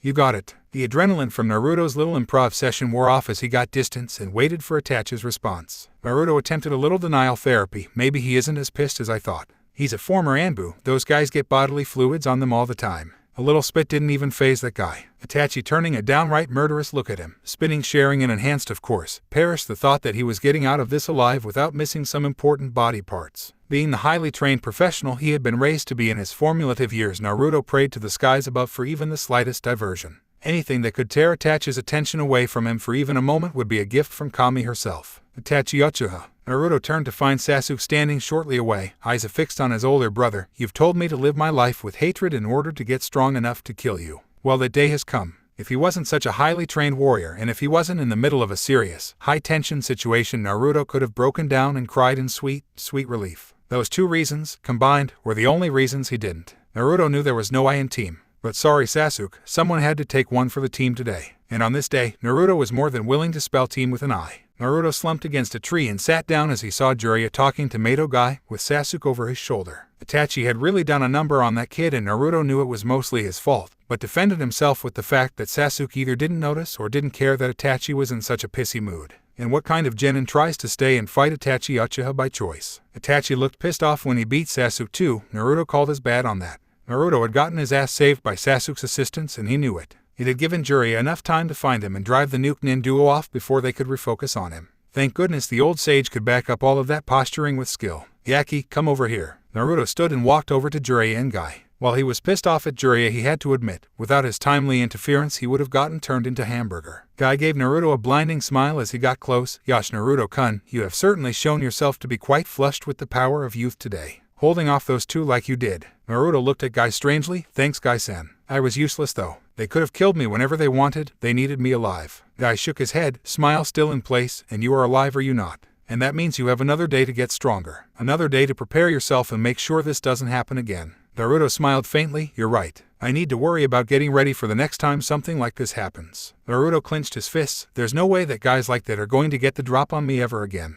Guy shifted Sasuke on his shoulders. Well, I do hope that you two are successful in your mission. We could use her expertise for more than just Sasuke-kun here. Kakashi got hit as well. Naruto looked at Guy. Kakashi made eye contact. Guy nodded and began reaching for something on his person. Jiraiya grabbed Naruto by his shoulder. We should go, kid. We'll lose the trail if we stay after all of this. Naruto grunted as Jiraiya pulled him away. Later, Guy-san. Tell Rock Lee and Tentenai said hi. Guy gave him a thumbs up and a smile in return before turning to blaze a trail back to Konoha. Naruto noticed Jiraiya was hurrying him away. Why are you pulling me so fast, Oro-senin? Jiraiya looked down and back out at the road ahead. He was going to give you one of those god-awful jumpsuits, kid. There was no way I was letting you go back to such horrendous clothing after you just started looking decent. Naruto scoffed and slapped Jiraiya's hand off of his shoulder. Don't touch me. You aren't off of the hook yet. You and the old man screwed me over. I'm a joke in Konoha these days because of what you guys did. Itachi and Kasama treated me like a piece of crap back there, and while it helped keep me alive and out of their hands, it was insulting. Naruto grumbled as he stomped down the road. I've got at least 2 S-rank Nukenin after me, and I'm a sitting duck if they decide to get serious on me. We seriously need to finish this mission so I can work on getting back up to snuff. Jiraiya shook his head as they traversed the roads. XXX. Naruto had calmed down over the course of the next few days. He was still incredibly testy due to still not finding any time to train himself properly. Jiraiya tried to placate him by saying he had proven himself to be far stronger than a genin should be. Naruto countered by blankly stating that he wasn't supposed to be at genin, he was Anbu level at 8. Jiraiya didn't like Naruto fretting over his skill level like this, but then he remembered what he met Naruto doing, infiltrating an unknown country. When he saw Naruto again at the hot springs years later, he was rather underwhelmed. After taking the Gajio Fuin off of Naruto and watching him immediately stand on water, he wasn't surprised. He figured he subconsciously knew how to do it already. What had been done to him was a damn shame, and he had every right to be angry. Years of blood, sweat, and tears. Okay, not so much tears if he was trained by Danzo, but everything else, all of that was spent to give him his strength, and to have a considerable amount of it ripped away by the folly of a pair of old men. Jiraiya knew he would be in an uproar about it too if it were him, and he knew Naruto had all the reason to worry about it. He had just been attacked by 2 of the most infamous ninja actively listed in the bingo book, and only sheer folly on their part and raw luck and hard-nosed skill from his got him out of it. His teammate had been injured in the fracas as well. Jiraiya looked at the boy who was practicing running through hand signs quickly. Hey kid, don't worry about your teammate, he'll be fine. Naruto stopped working on his hand signs and looked at Jiraiya. Oh, that. Nah, it'll be good for him. A little beating every once in a while builds character. Naruto shrugged when Jiraiya stared in shock at his nonchalant attitude. What? It's how I was trained. Getting your ass kicked makes you really want to avoid getting your ass kicked again, so you do what you can to improve. It's good for him. Well yeah, that does make sense. Jiraiya nodded in agreement to Naruto's logic. Alright then, let's go find Tsunade. Naruto almost stumbled. Tsunade. As in your old teammate, best damn medic ninja ever, gambles like shit, Tsunade. Jiraiya chuckled at his description of her. Yeah, that's the one, kid. Though, I think you should refrain from using that last one in front of her unless you want to end up a smear on a wall. Jiraiya pulled out a picture of her and handed it to Naruto, where to find her and bring her back to the village. Naruto put the picture in one of his pockets and kept up with making hand signs that looked like a blur. Jiraiya saw him resume his task. Hey kid, how about I give you that jutsu now? I guarantee you don't know it, and it could be useful to you. You can even train with it while walking like you are right now. Naruto thought for a moment. Sure, why not? It's not like I can go out of my way to handle any other kind of training while we're out here. Jiraiya grinned. Good choice, kid. I promise you won't regret it. We'll start when I can get the necessary supplies. XXX. Naruto and Jiraiya came upon a town where a festival was taking place. Jiraiya suggested he take this time to relax and they would pick up with the search soon while he would go and get some information on where she was. Naruto agreed and ditched Jiraiya before the latter could try and mooch off of his money. Naruto spent a few hours going through the town, cheating in air, partaking in some games and winning some prizes, getting a bite to eat. He had to admit, he may have lost a step or two in battle, but he was having more fun now than he would have been having in if he was still one of them. That was one thing he had inherited from his old self and learned to love since he broke the seal, the value of a good time. He eventually got worried about the white-haired pervert he had been taking company with and set out to find him. It didn't take long for him to hear his rather distinctive laugh booming from a nearby tavern. Naruto entered to find Jiraiya with alcoholic beverage in hand and pleasurable company on both sides, one of which was hanging off of him. Hey Naruto, come over here and take a load off. Naruto shrugged and walked over, sitting down to the woman on Jiraiya's left, a brunette with hair going down her back. So Jiraiya-sama, who's the little cutie here with you? Naruto raised his eyebrow. Cutie. Yeah right, I can't get a girl in Konoha to even so much as look at me with anything less than a sneer when I speak to them. Naruto let out a bitter chuckle that was missed by everyone else. Jiraiya grinned. This is my student Naruto Uzumaki. Naruto say hello to Tokoko and Tsukina. Naruto waved and let out a small hello. Chikoko, the girl he had been sitting next to that wasn't on Jiraiya, leaned on him, wrapping her arms around his neck. Naruto figured she must have been around 5 years older than him. He's so cute, Jiraiya-sama. He heard the girl let out a gasp as she touched the scar on his face. How did you get something like this? You're so young. Naruto shrugged. Life is hard. It's just a scar. It's nothing important, just a reminder to duck next time. He was a good sport about it as he let her trace the mark over his eye. Naruto and Jiraiya stayed and talked with the women until a few hours after nightfall. Naruto had refrained from drinking the entire time, letting Jiraiya get his fill for now. He knew the man would pay for it in the morning. Naruto waited until Jiraiya was blackout drunk, bid goodbye to the women they were with and proceeded to haul Jiraiya out of the bar towards an inn for the night. As he got a certain distance down the road, Jiraiya seemingly got a second wind and rose from Naruto's shoulders. Wow, you are strong, Gaki. That was quite a ways to haul dead weight like me. Naruto looked up at Jiraiya, who had seemingly shrugged off the effects of an entire day's worth of binge drinking. You should be laying face up choking on puke right now. How in the hell are you even standing straight? Jiraiya smirked at the boy as he continued looking for a place to stay. I'm no lightweight kid. Naruto deadpanned a look at him, saying that he didn't drink a lightweight share, while Tsunade would have dropped hours ago. I'm just that good. I'm surprised you didn't drag me out or call me an old perv or something. Naruto sighed. I'm not adverse to enjoying myself. And those women were hot. Besides, you said we were relaxing today. Even a brainless ceiling asshole like you needs to rest. And that's obviously how you take the edge off, so why should I have interrupted you? Jiraiya chuckled. You sure are different these days, Gaki. I think Chikoko liked you. That damn scar is going to get you all sorts of pity sex when you get older. Naruto snorted. It's just because she doesn't know who I am. If we were in Konoha, I'd have been shoved to the back burner there, and you know it. Jiraiya hummed in response. Maybe you should get your head off of that pink-haired girl then. There are plenty of other women that won't try to give you brain damage. He expected him to start ranting about how he'd never betray Sakura-chan, or how she was just complicated or something. What Naruto said made him almost fall in the street. Huh, so true. Well, you were the one who did it. Jiraiya looked over at the calm expression on his face. What? Naruto looked at him with a cocked brow, hiding his slight glare. The first thing I thought of her when I had time to think about my team again was what the hell was my other self smoking to think she was any good for me. My dumbass, childish self was the one that was attracted to her, therefore it's your fault. However, I don't interact with any other girls, my age or otherwise, not before you sealed me, and sure as hell not after. They all got used to me that was terrible at everything. Naruto looked up at the moon. All the Kunoichi my age all think I suck, or they can't stand me. All of the civilians fawn all over Uchiha team, or are too weak to be able to put up with my life, and the ones that don't, all hate me anyway. I think Danzo might have been onto something when he told me to get rid of my emotions, because knowing you'll never get laid out of love kind of sucks. Senin. Naruto scratched his chin in thought. Jiraiya flinched as he noted how calmly he had just said that he would never find anyone to be with. No one should just accept that kind of thing as a fact of their life. Naruto left Jiraiya with one more thought for the night. That Takiko girl was pretty cute though. XXX. As they had woken up the next day and headed out on the road, Jiraiya tossed Naruto a water balloon. Naruto looked up at him blankly. What the hell is this? It's not that hot, Senin. You're a grown man. Jiraiya held out another in his own hand. The jutsu you're learning has 3 steps. The first one is to pop that balloon with just the rotation of your chakra. Naruto yawned. Well, does this mystery jutsu have a name, or will I have the pleasure of doing that? Jiraiya held out his other hand as a rapidly spinning blue ball of chakra formed in it. Naruto noticed the speed and the size of the jutsu compared to the massive amount of chakra rolling inside of it. Jiraiya smirked as he saw Naruto's eyes affixed to the ball. It's called Rasengan. It was one of the Yondaime Hokage's prized jutsu. Naruto nodded. Whoa. Jiraiya let the jutsu fade. Indeed. Now let's. He was cut off as the sound of water splashing rang out. He turned to see Naruto shaking his hand and picking pieces of rubber off of it. Jiraiya held out his balloon. Do that again. Naruto grabbed the balloon from his and popped it like clockwork. Jiraiya had to rub his eyes. What? How? Naruto shook more water off of his hands as he kept walking forward. I saw that the jutsu had chakra flowing in all directions. I just did that to the balloon and pop. Jiraiya shook his head. A genin shouldn't have gotten something like that so quickly. A tick mark on Naruto's head appeared. Yeah, well, I'm not supposed to be a genin either. I'm supposed to be a Nianbu, remember. Noticing a detail like that is amateur hour stuff. Naruto looked at him expectantly. What's the next step?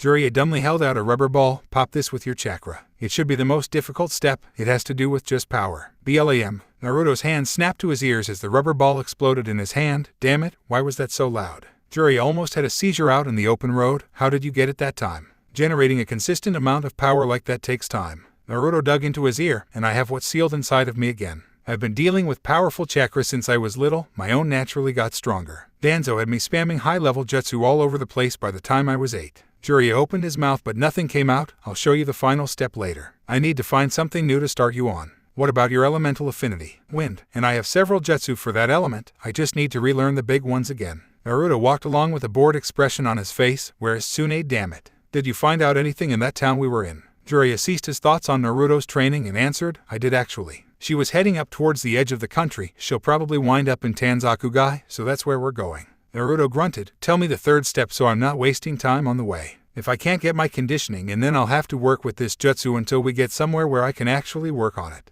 Jiraiya sighed and blew up a balloon. The next step is to mix the first 2 steps in this balloon. Naruto looked at the balloon in Jiraiya's hand, so what am I doing? Jiraiya lifted his other hand and formed a Rasengan for Naruto to see. Naruto opened his mouth, forming an O in recognition, so I'm doing that, just inside the balloon instead, right? So I can get the spatial composition down. Jiraiya nodded, it took me 2 months just to get this far. It hasn't even been an hour yet for him. Kid, what were you like before you were sealed? Thinking about something like that terrifies me. Naruto attempted Jiraiya's instructions. Jiraiya actually breathed a sigh of relief when Naruto's balloon popped. If the kid got Rasengan in one day, then he would have had a fit. Naruto received the pack of balloons from Jiraiya and took out another to blow up. Well, it looks like this will keep me busy for a while. XXX. What happened here? Jiraiya and Naruto looked at what used to be the famous castle of Tanzakugai. It was nothing but rubble at this point. Jiraiya and Naruto walked over to the scene and looked around. While Naruto kicked at the rubble under his feet, Jiraiya noticed holes in the wall nearby, a sign of his wayward teammate. Jiraiya jerked Naruto by his arm to lead him away. Come on kid, we're close, very close. After searching the town all day, they stopped at a tavern for a little meal before retiring for the night. Jiraiya stopped as he walked inside. Tsunade, a blonde woman with a jewel-looking mark on her forehead, looked up in shock. Jiraiya, what are you doing here? Jiraiya and Naruto walked over to her table where there was a black-haired woman holding a small pig. Well, we just stopped here for a bite to eat. Imagine meeting you here of all places. Naruto took a seat alongside Jiraiya and looked out at the 2 women. Tsunade, so this is the last of the Sannin. It looks like I've met the full set. Lucky me. Tsunade's eyes drifted over to him. So who's the brat? Jiraiya. Naruto's eye twitched. Yep. Lucky, lucky, lucky. Jiraiya looked at Naruto, who was wearing an unreadable expression, minus the twitching. This is Naruto Uzumaki, my new apprentice. Naruto's eyebrows shot up. Apprentice. Since when? Jiraiya smirked at the boy. Since you signed the Toad contract before the invasion, kid. Congratulations. Naruto grumbled and placed his face on his hands. Great. The guy that locked away my strength and skill wants to make amends and teach me how to fight again. Jiraiya looked confused. Kid, don't you want me to do that? Naruto slammed his palms on the table. I'll tell you what I want. I want to go home so I can get my shit together and get strong again. I want to yell at you and beat you to a pulp. I want something or someone to cling to, because I think I'm starting to lose it with all of the shit running through my mind. Naruto was standing now, but I can't have those things, not for a bunch of reasons. I can work on one of those things now though. Naruto pointed at Tsunade. We're going back to Kanoha. Time to go home. Tsunade was stunned silent by the sheer fact that some kid just ordered her to do something of that magnitude, and he didn't even blink. Jiraiya palmed his forehead. Smooth kid. Really subtle stuff there. Naruto glared at Jiraiya. You can shut up too. I'm still pissed at you, damn it. Jiraiya groaned. When won't you be pissed at me? Naruto smirked. When I can do everything I used to be able to do and then some. Naruto looked back at Tsunade. So let's go. Come on. Tsunade flipped the table over angrily. Who the hell do you think you are, runt? Where do you think you can get off telling me to go back to that place? Naruto didn't bat an eye. I think I'm the unfortunate bastard tasked with dragging your sorry alcoholic ass home, and I don't fail missions. Naruto kicked his chair backwards. You can come with us, or I can beat your ass and drag you back myself. Tsunade pointed to the door and stomped outside. Naruto followed briskly. Jiraiya groaned as he stood to leave as well. Come on, Shizune. Someone needs to sweep that kid's remains off the street after Tsunade is done with him. XXX. Naruto stood across from Tsunade in the middle of the street. He looked around. You know, this really isn't the place for something like this, unless you like paying for property damage. But don't you have enough debts? Shut up and get ready to face the music, you brat. Tsunade lifted her index finger. One finger. That's all I need for a runt like you. Naruto smirked. I thought I was rusty after 4 years. Well, when was the last time she was even in a fight? Sometimes life cracks a window for you. Well, she just opened the goddamn front door for me. Jiraiya and Shizune walked out. Tsunade let it go.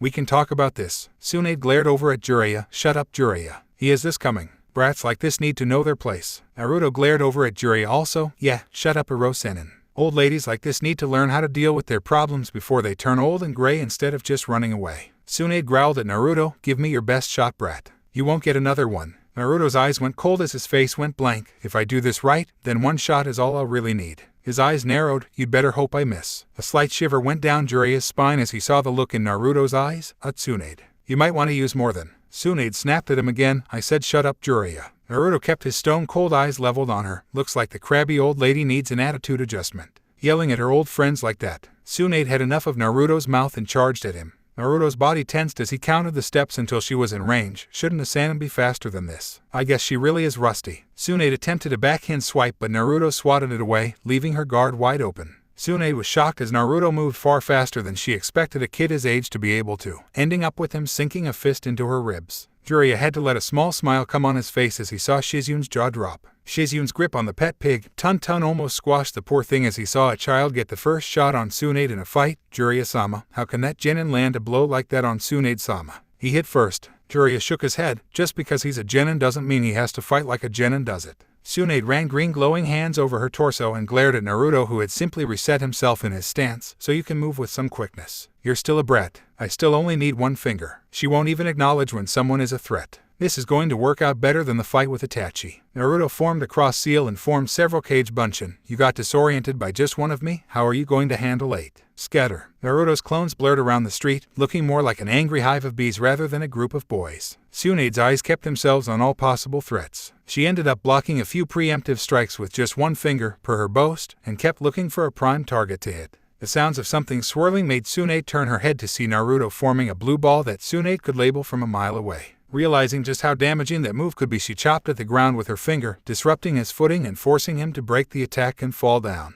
Tsunade looked over at Jiraiya. Jiraiya, what were you thinking? Teaching a kid like this that kind of jutsu? Jiraiya wasn't even looking at her. He was looking in another direction with a grin on his face. Hey Naruto. Don't embarrass her badly, kid. She's supposed to be our next Hokage. Naruto strode out of the darkness of a nearby alley holding something in his hands. He had a dumbstruck look on his face. Really? Her? Are you sure? Because for all intents and purposes I just killed her. Tsunade watched as the Naruto in front of her burst into smoke and was about to ask what he meant. All of a sudden she felt a draft around her chest and looked down to see her gray kimono, blouse open and fluttering in the breeze. Shizun looked mortified at the sight of her master's busty glory out for all the world to see. She was thankful solely for the fact that the street was clear. Naruto smirked in a mean-spirited fashion as he slung her obai around like a rope. I think you're missing something there. His eyes widened as he actually got a decent look at her. Whoa. Good on you though. Bravo. Jiraiya ran up to Naruto and shook his hand with stars in his eyes. Kid, that was amazing. You're my hero. Jiraiya dropped to the ground and bowed down. I'm not worthy to train you, kid. You should be training me. Tsunade's senses came back online as she proverbially saw red and rushed over to Naruto, hitting him dead on and sending him flying into the front wall of a nearby building, utterly turning it to rubble. Jiraiya and Shizun ran over to where he had landed as Tsunade held her clothing shut with her hands. Amazingly, they found him still conscious, but not in any condition to get back up. As Shizun started running a diagnostic jutsu on him, he coughed up some blood. Cough, I win. Tsunade stormed over and ripped her obai from his grasp, reapplying it. What do you mean? Look at you, brat. You're a mess. Naruto grinned, showing her bloody teeth in his smile. You still used more than one finger to beat me. You lose. Naruto shakily picked himself up off of the ground, shocking all who witnessed it. Now playtime is over. Time to go back to Konoha already. Tsunade sneered at him. Why would I? Why should I? I already said I'm not going. That place has taken too much from me. It isn't getting my life too. She turned to leave. Shizun. Come on. The brat is fine. We're leaving. Jiraiya stood in front of her path to leave. Tsunade. Like I said, the elders have chosen you as our next Hokage. Now that we've caught you, we're not just going to let you vanish again. We'll stay on you until you decide to come along. Tsunade scoffed and turned away, looking out at the road. She saw the marking from the attempted Rasengan and looked back with a devious smirk. Alright, since you won't just leave, how about we have a little wager? She walked over to the injured Naruto. That move you tried to use on me back there. You know it was once used by the Yondaime Hokage. If you can master that move in 1 week, then I'll give you the necklace I'm wearing and I'll return with you to Konoha. If you fail, then you'll give me all of your money and give up the mission. Naruto looked at the necklace and back up at her. Deal. 1 week. I'll learn how to perform the Rasengan in 1 week or we'll go home without you. Tsunade had a victorious look on her face and turned to leave, Shizun in tow. Naruto got Jiraiya to help him walk down the street as they went to get their own hotel room. Are you going to be alright, Gaki? Naruto's teeth were gritted as he tried his hardest to stay upright with Jiraiya's assistance. Yeah.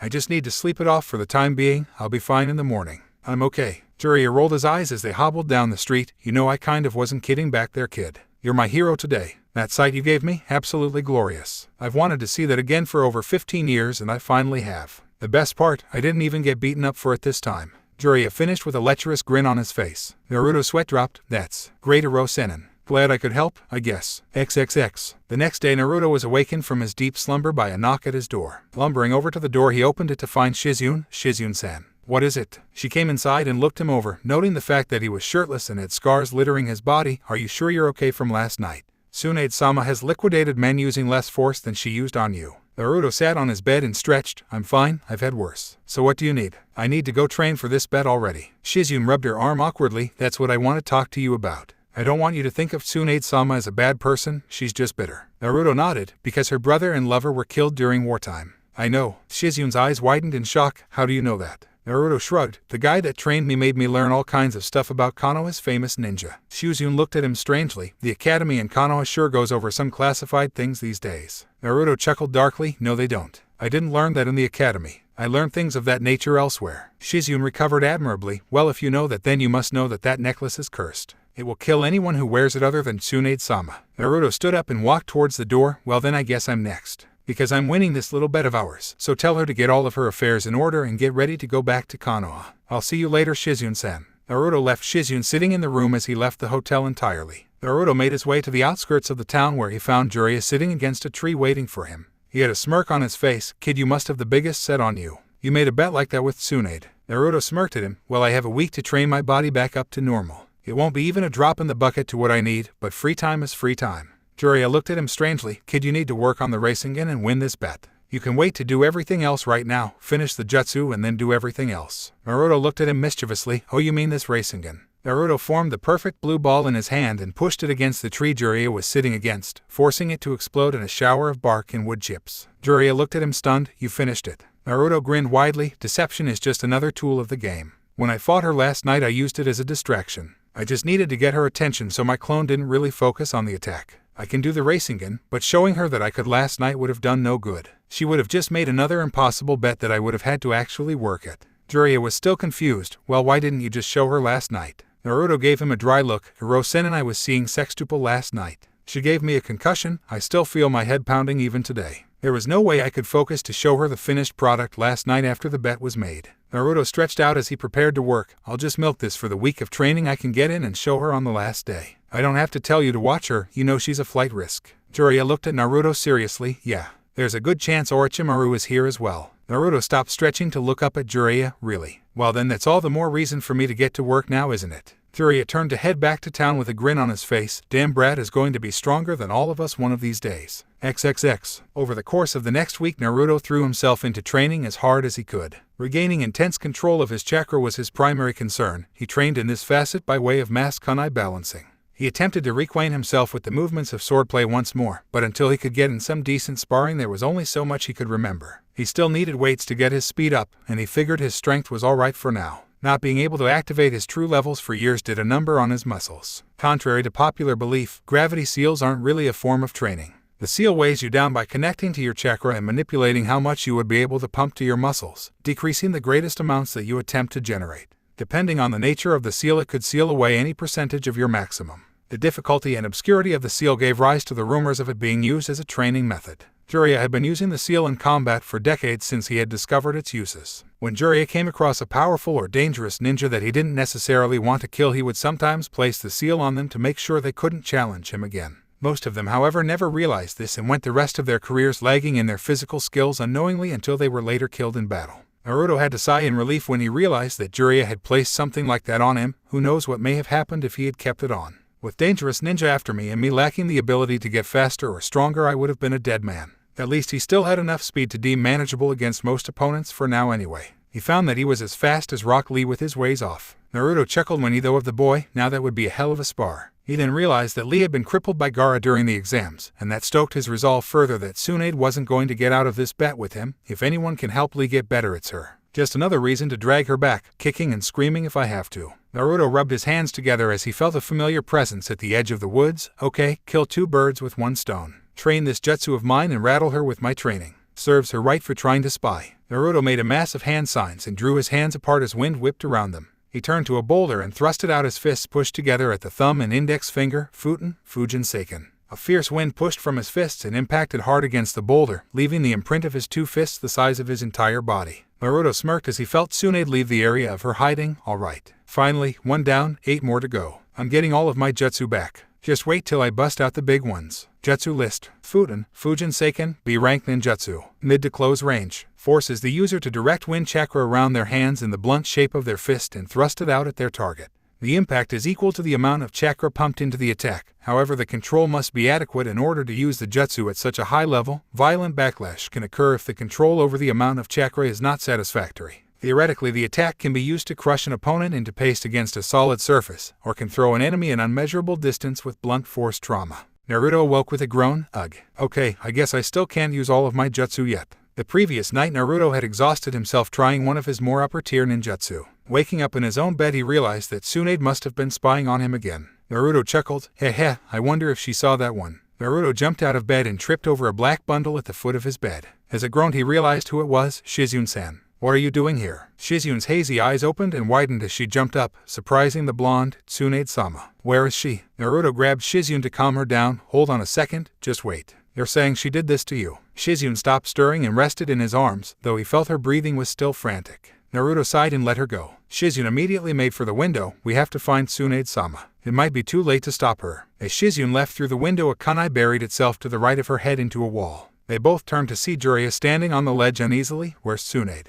His voice held a threatening tone as he slinked along the wall up to Naruto and Shizune. Naruto took note of Jiraiya's condition. Jizuru-senin, what the hell happened to you? Jiraiya sat on the ledge and experimentally flexed his arms. Tsunade drugged me last night. I should have known better. She wasn't as pissy as she usually was when she drank with me. Naruto's attention was drawn up at an adjacent rooftop. But when he peered up he saw nothing. Shizune had gone to fetch Jiraiya an antidote to whatever Jiraiya had ailing him. She ran back and handed Jiraiya a glass of water and some crushed-up pills. Sorry, Jiraiya-sama, there isn't an antidote to the poison. This should even you out though. Jiraiya took the pills and swallowed them with the water. Thank you, Shizune. When Naruto's attention returned to the roof, he could no longer sense anyone's presence. Naruto looked at Shizune. It's Orochimaru, isn't it? Shizune looked surprised. Naruto looked over to Jiraiya. How you feeling, Oro-senin? Jiraiya crushed the glass in his hands. It's not much. My chakra is still fluctuating, but it'll have to do. Shizune looked down sadly. Orochimaru came to us last week with an offer. Restore his arms and he'll return Tsunade-sama's most precious people to her from the dead. She looked at Jiraiya hopefully. Today is the day they meet. We might still be able to keep her from doing it.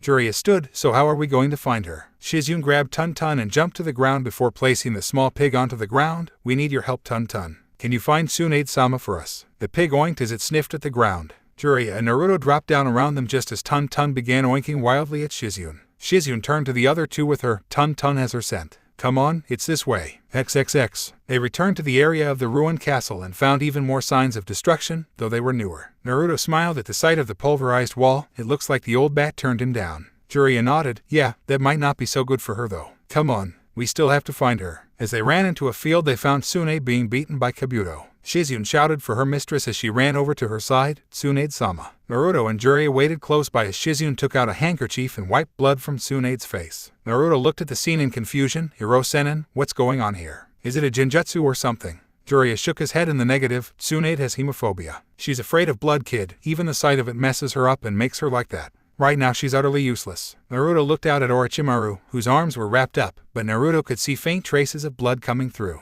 Next to him was Kabuto, who was wearing a headband with a musical note on it. Naruto's eyes narrowed at the sight. Kabuto Ikashi, I can't say it's good to see you again. At least I know my information was right. I just wish I could have gotten your ass before the invasion. Damn seal. Jiraiya looked down at the now fuming blonde. Kami kid, I said I was sorry. Hindsight is 20/20, they always say. Orochimaru chuckled as he saw the arrival of his third teammate, Jiraiya, and Naruto-kun too. What a warm reunion this is. Though I do no wonder what you are doing here. Jiraiya held his arm out in front of Naruto, keeping him from beginning to engage the enemy. Protect Tsunade Gaki. Orochimaru is too much for you, and that Kabuto kid is out of your league also. It would take him. Anbu. Jiraiya trailed off as he looked down at Naruto, who was giving him a deadpan look, trying to be funny, old man. Jiraiya sighed and waved. Fine. Shizune can watch over Tsunade, I guess. Go ahead and fight Specs over there. I'll handle Orochimaru. Orochimaru heard this and chuckled. You'll handle me, Jiraiya. You were always the weakest of the Sannin. Even handicapped you can't beat me. In sending your little blonde against Kabuto here, you must not like him too much. Jiraiya looked back at Shizune. Can you keep an eye on Tsunade?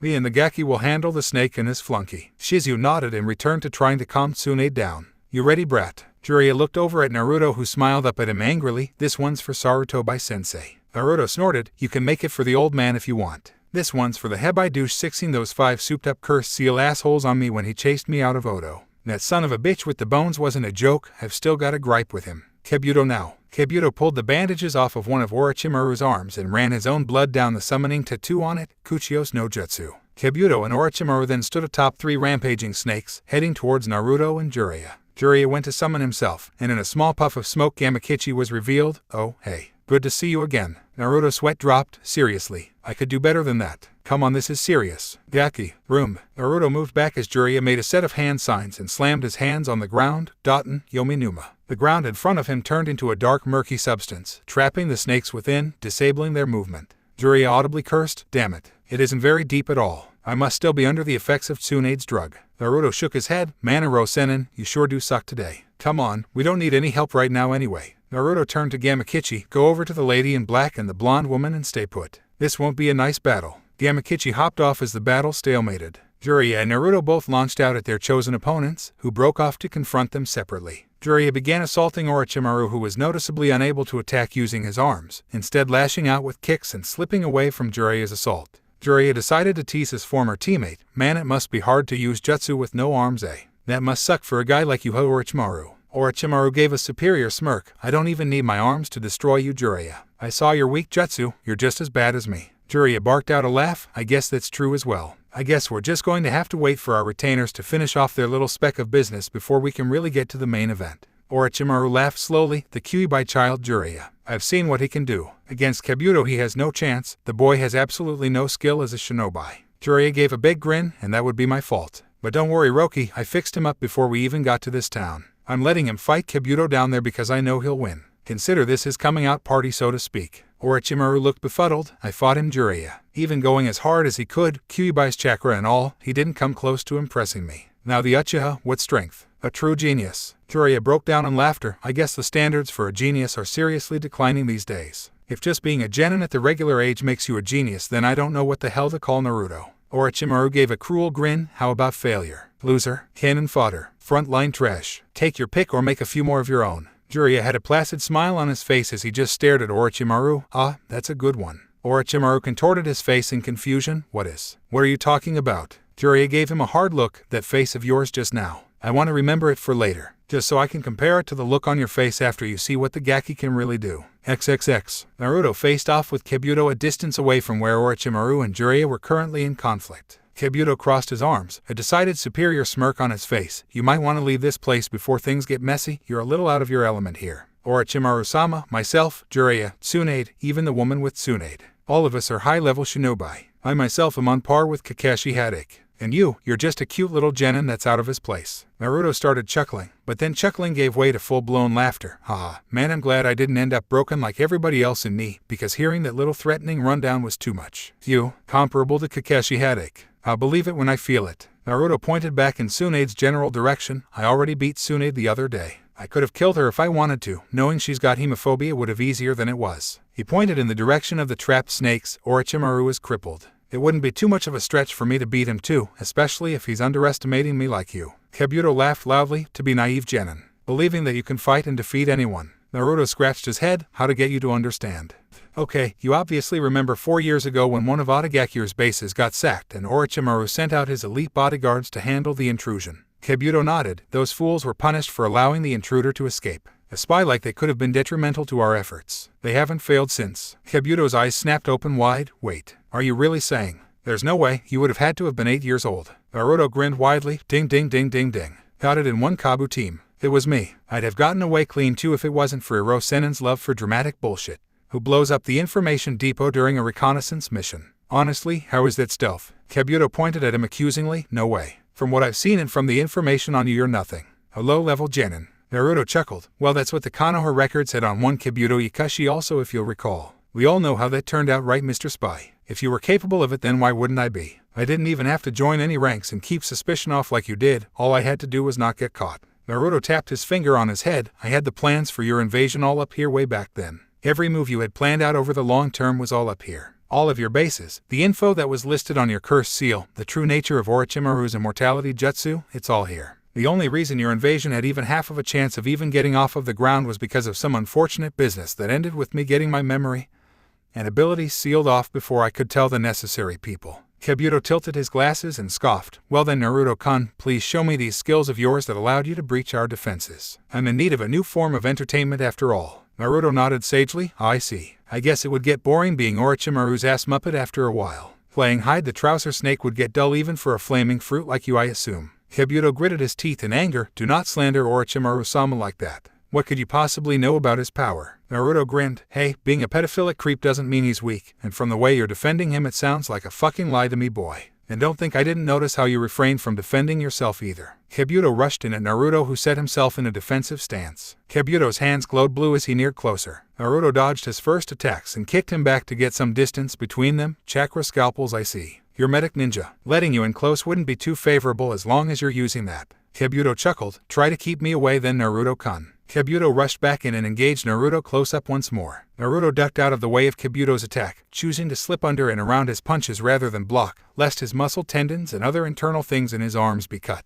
He also had to watch it when he threw a punch or kick of his own to make sure that Kabuto didn't cut anything by simply blocking or parrying his moves. Naruto dodged even more of Kabuto's potentially fatal strikes, grunting in effort. You're really annoying to fight. You're really fast, even for a medic nin. Kabuto's confident smirk returned. Like I said, Naruto-kun, you're all talk. You're not on my level. Kabuto overextended on one of his attacks and allowed Naruto to spring out of close range. Naruto immediately began tossing out kunai at Kabuto, who dodged deftly and chuckled. Simple kunai, Naruto-kun. That honestly can't be your best. Naruto rolled his eyes. There you go again, with that superiority thing of yours. Why are bad guys such douchebags? Naruto rolled through a series of hand signs. Raiten, Denkai. Kabuto sat in place as he felt and saw nothing. Naruto simply stood in place, staring at Kabuto with cold blue eyes that seemed to analyze his every movement. Kabuto simply strolled forward. You must not have that jutsu down quite yet, Naruto-kun. Don't worry, I mean you are still just a genin after all. Naruto's eyes showed no indication that he had even acknowledged Kabuto's words. Kabuto shrugged and strolled forward, reactivating his chakra scalpels once more until a sharp jolt of electricity thrusted him backwards. What is this? Didn't you hear me call out the jutsu? Naruto kept his gaze on Kabuto, only this time he had a smirk on his face. You didn't really think that I was that bad at using kunai, did you? Kabuto turned to see a small spark of electricity coming from one of the kunai. He then noticed that the weapons Naruto had thrown were strewn about in a rough circle around him, a barrier jutsu. I really have been underestimating you. Naruto made more hand signs. I'm not done yet. From here I can branch off into tons of stuff, just watch. Raiten, Denki Meihamu. Kabuto heard multiple snaps of electricity going off around him before a burning jolt hit his body. As he caught his breath from the sudden zap, he could actually see random pulses of lightning rushing from kunai to kunai. Another shot hit him and dropped him to the ground while he was analyzing the jutsu. Kabuto was breathing raggedly as he turned his head towards Naruto, whose hands were held out at the field surrounding Kabuto. Do you like it? This jutsu lets me just trap and torment you in there until you black out or just die. The more chakra I pump into it, the more frequent the bursts of electricity will come. The only thing is that I can't control the lightning coursing through the field, but it still has a great chance of hitting you as you felt. Naruto channeled more chakra into his attack, forcing the snapping sounds of electricity to sound off more frequently. Kabuto shakily rose to his feet once more but was quickly struck back down.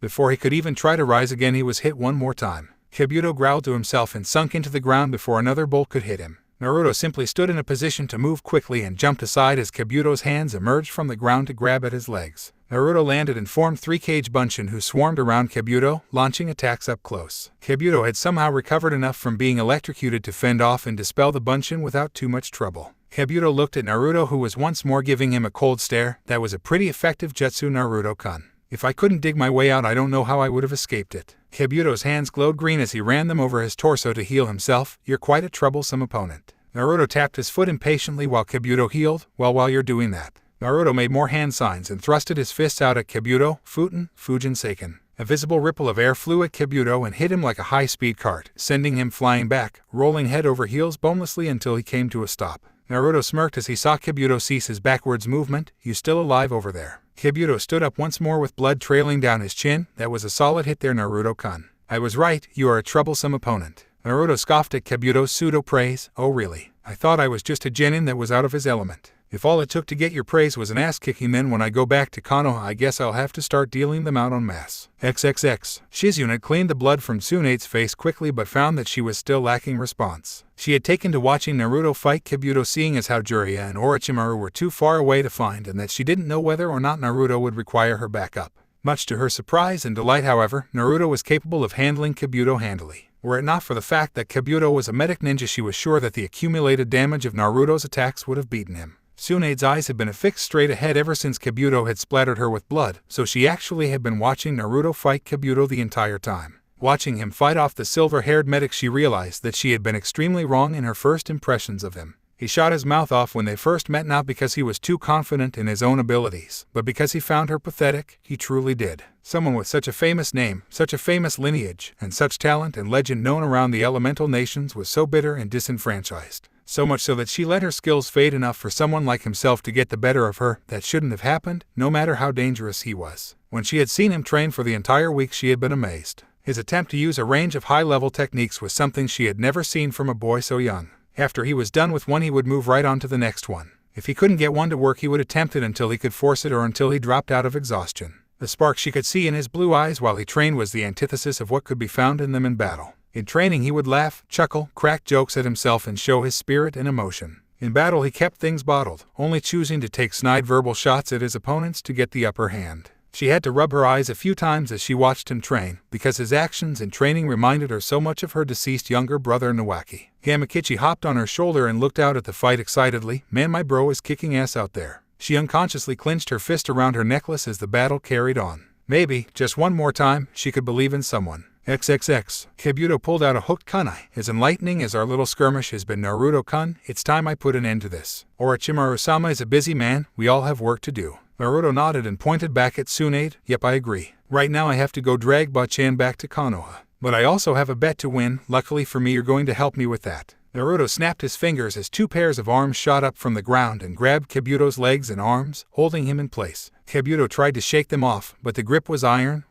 What is this? A familiar voice sounded off from behind where he was grabbed. He turned slightly to face the cold eyes of the boy that was also facing off against him across the field. You didn't think you were the only one who could use Daten, Maguragakure no Jutsu, did you? Kabuto looked ahead of him to see Naruto smirking. Now I've got this new jutsu I was taught, but I never got to use it on any real people before. I think you'll make the perfect guinea pig for me, don't you think? With your healing abilities, you should be fine. Maybe. It's not like I really care anyway. Naruto charged up chakra into his hand. Kabuto's eyes widened and his struggling increased as he realized just what it was as a blue spinning orb took shape in Naruto's grasp. Naruto strode towards him slowly. The stride turned into a jog and the jog into a sprint as he rushed at Kabuto. He thrusted the attack out and into the exposed body of Kabuto, Rasengan. Naruto ignored the blood flying as the attack tore into Kabuto's body and sent him flying off into a nearby boulder. Naruto turned towards Tsunade and walked with a purpose over to her and Shizune. When he got close, a goofy grin appeared on his face. I do believe you owe me that necklace of yours, Bachan. XXX. Orochimaru's jaw dropped low as he had just seen Naruto handily dispatch his right-hand man.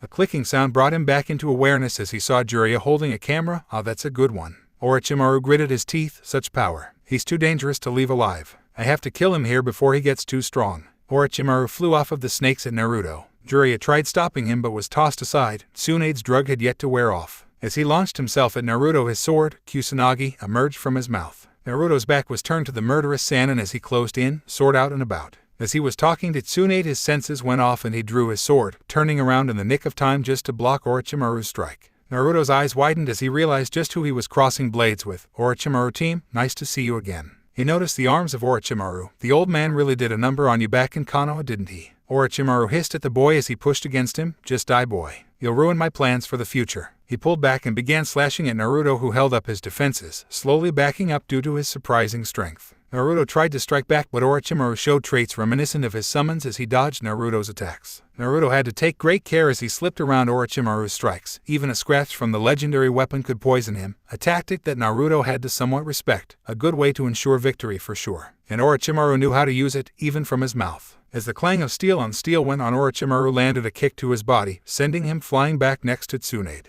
Naruto gave her a reassuring grin. Don't worry, Bachan. I'll get rid of this guy and then I'll be dragging you back to Konoha. Just sit tight. Tsunade gasped at the sight of the blonde's grinning face. He looks just like Nawaki. She took notice of Orochimaru hovering over him. Orochimaru thrusted downwards with his sword. Naruto barely blocked the point of the sword with the flat of his own. Naruto struggled against Orochimaru as the murderous intent in Orochimaru's eyes blazed. Suddenly a fist was implanted into Orochimaru's face, sending him flying a few feet back. Naruto blinked as he was pulled to his feet by the woman who was just on the ground watching him. Bachan. Tsunade was staring out intently at Orochimaru. Are you okay, brat? Naruto nodded dumbly. Yeah, Bachan, I'm just fine. She smirked at him in response. Good, because I owe you a serious beatdown for all of this Bachan crap you're spouting. Realization then covered her face. Oh yeah. She took off her necklace and placed it on Naruto. You win, kid. You've beaten me fair and square and I'm an honest woman. Orochimaru stood up and cracked his jaw back into place as he glared out at Tsunade. Tsunade, what do you think you're doing? Why would you put your life at risk just to assist a brat like that? Tsunade cracked her knuckles. I would risk my life because I am Tsunade Senju, granddaughter of the Shodai Hokage, grandniece of the Nidaime Hokage, and as of today I am the Godaime Hokage of Konohagakure no Sato. Naruto and Shizune appeared at her side. You tell him, Bachan. Now let's kick his ass and go home already. Orochimaru-sama. Kabuto landed by his side and drew more blood down Orochimaru's summon tattoo to call upon another summon. Naruto blanched as he saw Kabuto still moving. What? I ripped him apart. He should be dead. Naruto. Naruto rushed off to Jiraiya's side to summon for him. Bring out Gamabunta.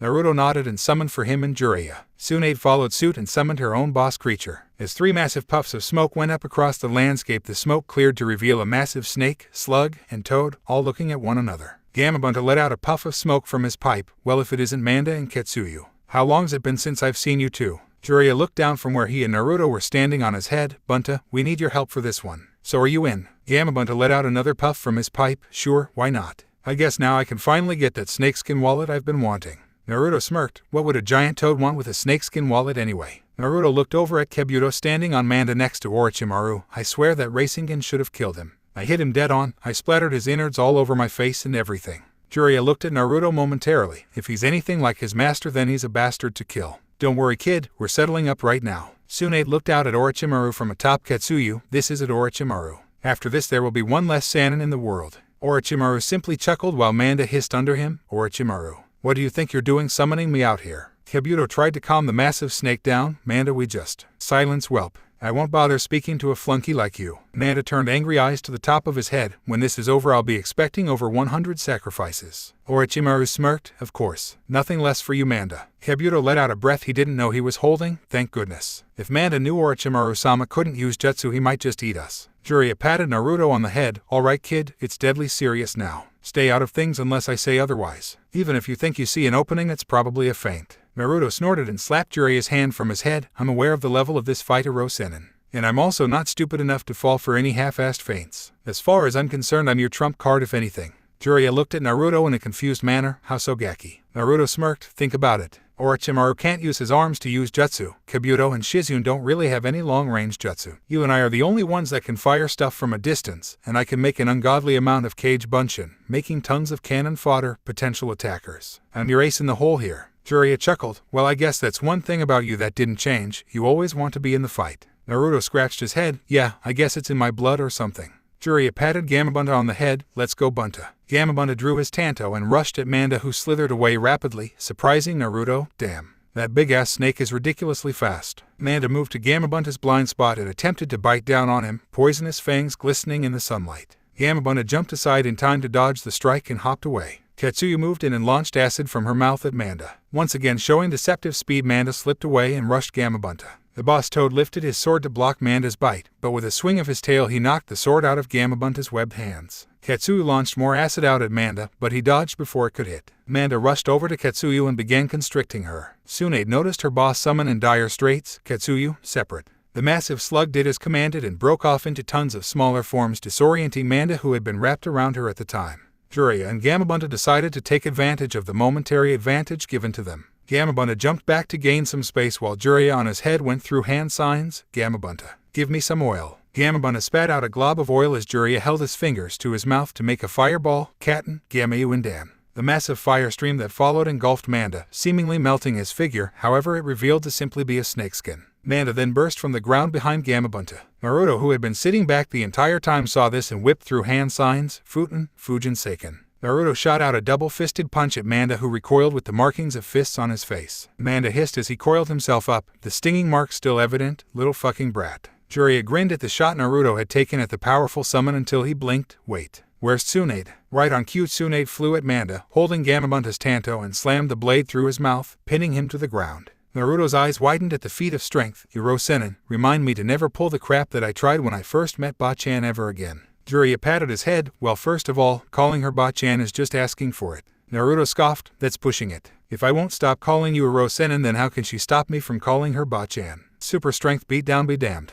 Tsunade ran up Manda's body and began pummeling Orochimaru while Kabuto's attention was held by Shizune. Naruto's sweat dropped at the sight of the snake Sannin taking such a beating. Why you think we should jump in or something? Jiraiya had his telescope out with a stupid grin on his face. Nah. Tsunade's got it, kid. Naruto's eye twitched as the fight persisted. No, I mean for Orochimaru. His facial structure has to be liquidated by now. Tommy, let it be known that the guy can take one hell of a punch if nothing else. He can't even get up a guard to block. That sucks. Tsunade sent him flying with one last massive shot. Kabuto rushed to his side and picked him up. Orochimaru glared out at Tsunade. Damn you, Tsunade, my plans have failed for now. Do not think this is over, there is still another way to heal my arms, and the next time, I'll kill you both. With that being said, he and Kabuto sunk into the earth to make their escape. Naruto, Jiraiya, and Shizune appeared next to her as all of the summons had long since dispersed. Jiraiya slapped Naruto on the shoulder. Good job, brat. A high-level fight like this is over and you aren't an ugly red smudge on the landscape. Naruto sighed and rolled his shoulder. No respect. I don't get no respect at all. Shizune smiled and kissed him on the cheek. I respect you, Naruto-kun. Naruto chuckled in disbelief and shook his head with a slight smile on his face, and that somehow made this day of bullshit somewhat worth it. Thank you, Shizune-chan. Tsunade smirked as she walked over to Naruto. Well then, brat.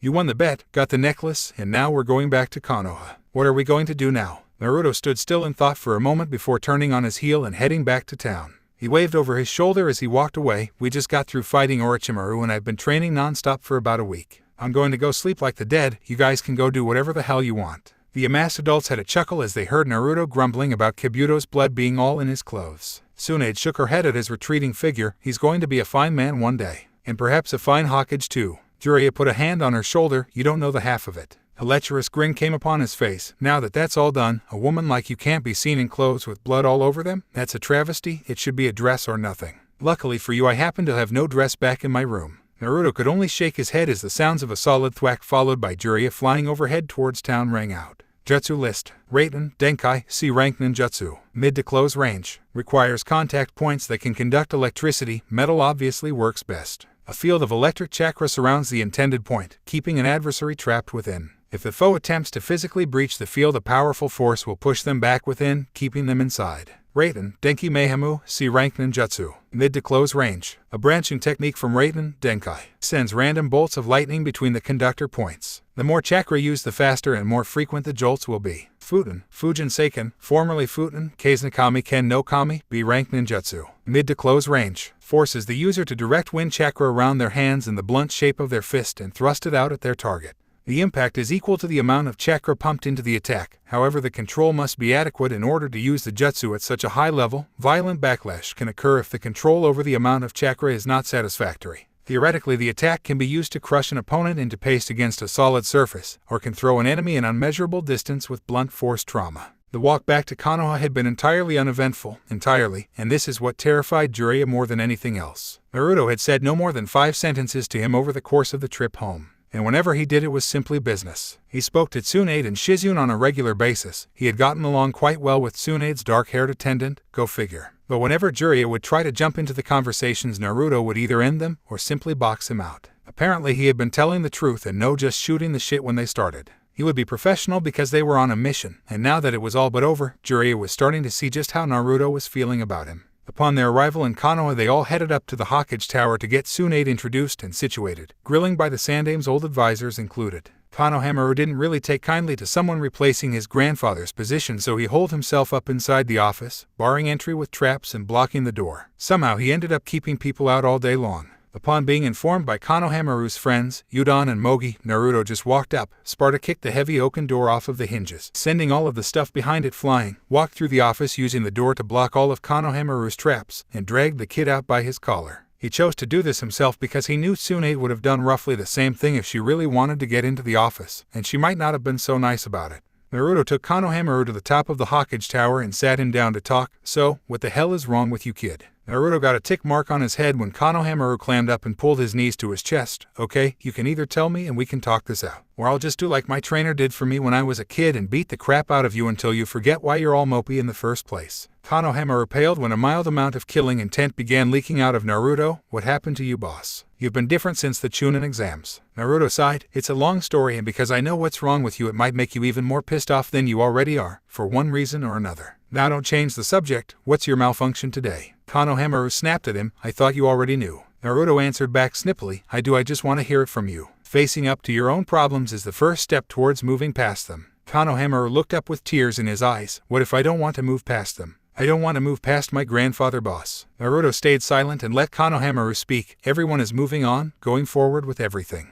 It's like he was never here. He was the Hokage boss, and everyone's going to forget about him. Naruto steeled himself. He really didn't feel like touching anything that involved Sarutobi with a 10-foot pole right then, but this kid needed him. And being a ninja means doing things that you don't want to for the greater good. Look, Konohamaru, he was the Hokage for many years, longer than anybody else. He had a long reign, and he's done so much for this place. I'm sure everybody has a standout memory of him. Naruto then grumbled under his breath, Kami knows that I do. Naruto shook off that dark line of thinking. The point is that someone that has touched so many people can never truly just disappear. Trust me, brat, chances are that they'll be talking about him long after we're dead. You can go up to just about any of the ninja in this place and the majority of the civilians and they can probably give you some stories. Konohamaru started drying his eyes. What about you, boss? What kind of stories do you have of Grandpa? Naruto held back a frown. I don't think you're old enough to hear about my story of the old man. Maybe one day I can tell you, but it's better that I don't right now. Naruto patted Konohamaru on the head. Do you feel better now? Konohamaru nodded. Are you going to cry a bitch around me again anytime soon?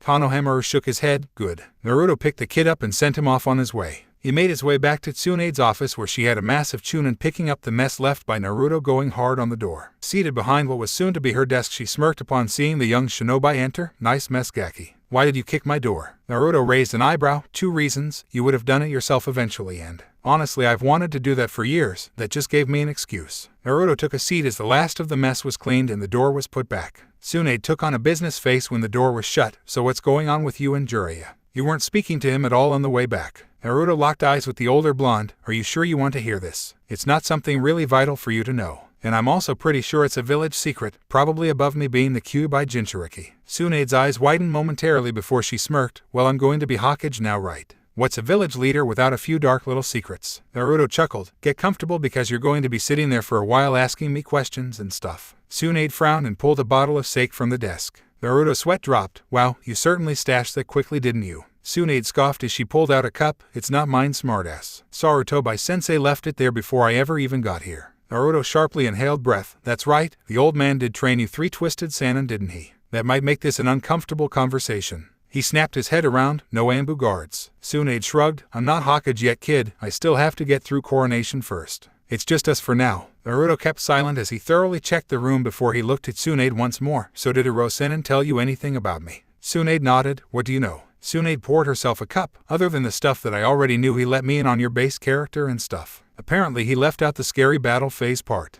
Naruto clenched his hands together as he set his chin on them. That's because he didn't know about it. I didn't used to be a goofy loud fuck up until a few years ago. I was more like I am now, calm, collected, focused, and I had something of a mean streak too. Tsunade looked confused. So your personality changed. How is this a secret? Naruto shook his head. It's not that my personality evolved, it's how it evolved. Haven't you noticed that I'm too good for my own good at fighting? I shouldn't have been able to stop Orochimaru's surprise attack on me back in Tanzakugai if I was just a genin, hell, even a chunin. I was spamming jutsus that I shouldn't know how to do and fighting on par with a jounin level ninja. Tsunade flashed back to all of the things he had done since she had met him, and then she realized.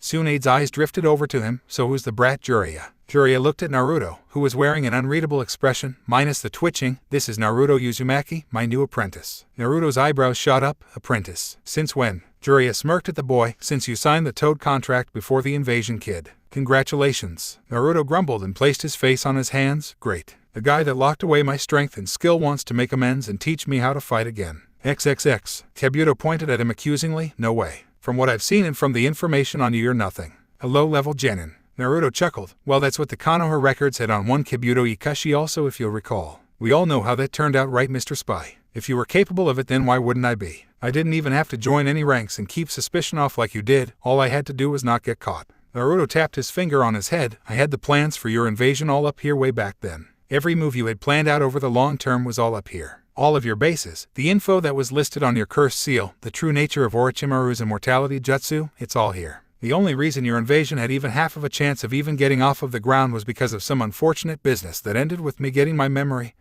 and abilities sealed off before I could tell the necessary people.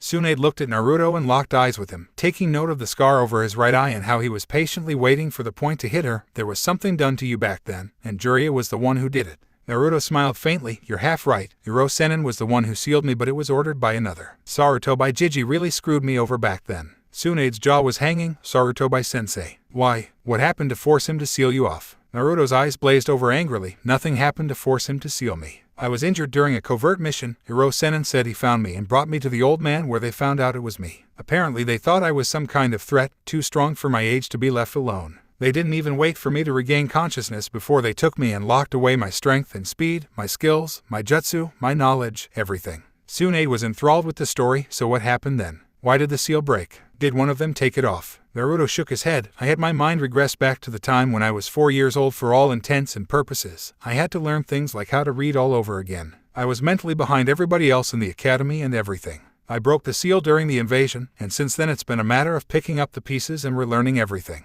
Those 3 jutsu that I used against Kabuto, I have tons of those. Those were just the ones that I had the time to relearn, not even master. Tsunade still had a question. Why did Sarutobi-sensei do it? Why did he think you were dangerous? Naruto leaned back in his chair. I can't tell you that. It would be a matter of total betrayal. It's not like it's that good of a secret, but let Oro-sennin be the one to tell you. I'm technically not even supposed to exist if you catch my drift. Tsunade nodded. One more thing. Where do you think you rank in the overall roster of my active shinobi? Naruto shrugged. How should I know? It's not like I fought any of them to find out or anything. Naruto pointed out at her suddenly, but fuck being a genin though. You know damn well I'm better than that. Anything other than that will do right now. Tsunade smiled at him. Noted. Now get out of my office. You're the only real ninja from this village that I've actually gotten to meet yet. She put away the sake and shooed him off. When he was out of sight she called out loudly, Shizyun, call a meeting for me for all ninja the rank of Chunin and over after the coronation we have so business to sort out. XXX. Naruto sat on his bed back in his apartment. He had decided to stop looking for Danzo. If Danzo wanted to see him he could easily find him. It's not like it was hard anymore. He didn't need anyone to sort the whole mess out anymore, meaning that honestly there was no reason to look for Danzo.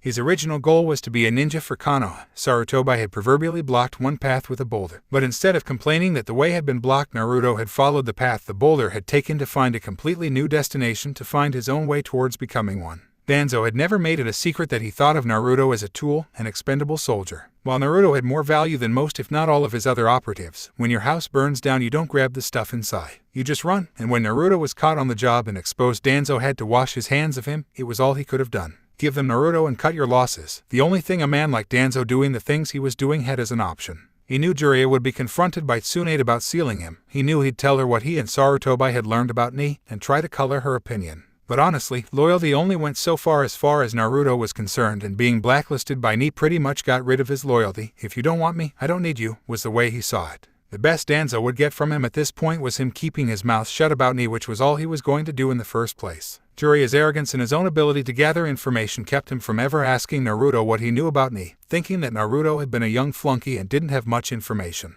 It's always fun to have preconceived notions, isn't it? Not really smart though. Naruto knew quite a bit. He had been trained by Danzo almost personally and had information given to him by the man himself. No misdirection necessary. Naruto would never have broken to torture. It had been made sure of and tested thoroughly because Danzo never placed the seal, ensuring he would be quiet about Ni on him. Therefore Danzo told him things. Everybody needs at least one confidant. But that was not important either. He was now a Konoha ninja, no longer a Ni. He answered to another higher up and belonged to their forces now. Naruto groaned as he sat up in a meditative position. The last thought he had before slipping into his own mind was that he was still a weapon. He had just been lost and collected by another. XXX. Naruto opened his eyes to reveal himself standing at the door of his own apartment. Naruto sighed. Well, it's better than a sewer, I guess. He opened the door and walked through his mindscape apartment to find a dog-sized fox with 9 tails and a collar asleep on what was supposed to be his bed, obviously the Kyuubi. The Kyuubi's ears twitched as he drew closer and it sat its head up to let out a vulpine yawn. Hello, kit. I have to say, it's a major improvement over the sewer. Naruto sat on the bed next to the fox and looked over at the awakening Biju. I can see you're enjoying it.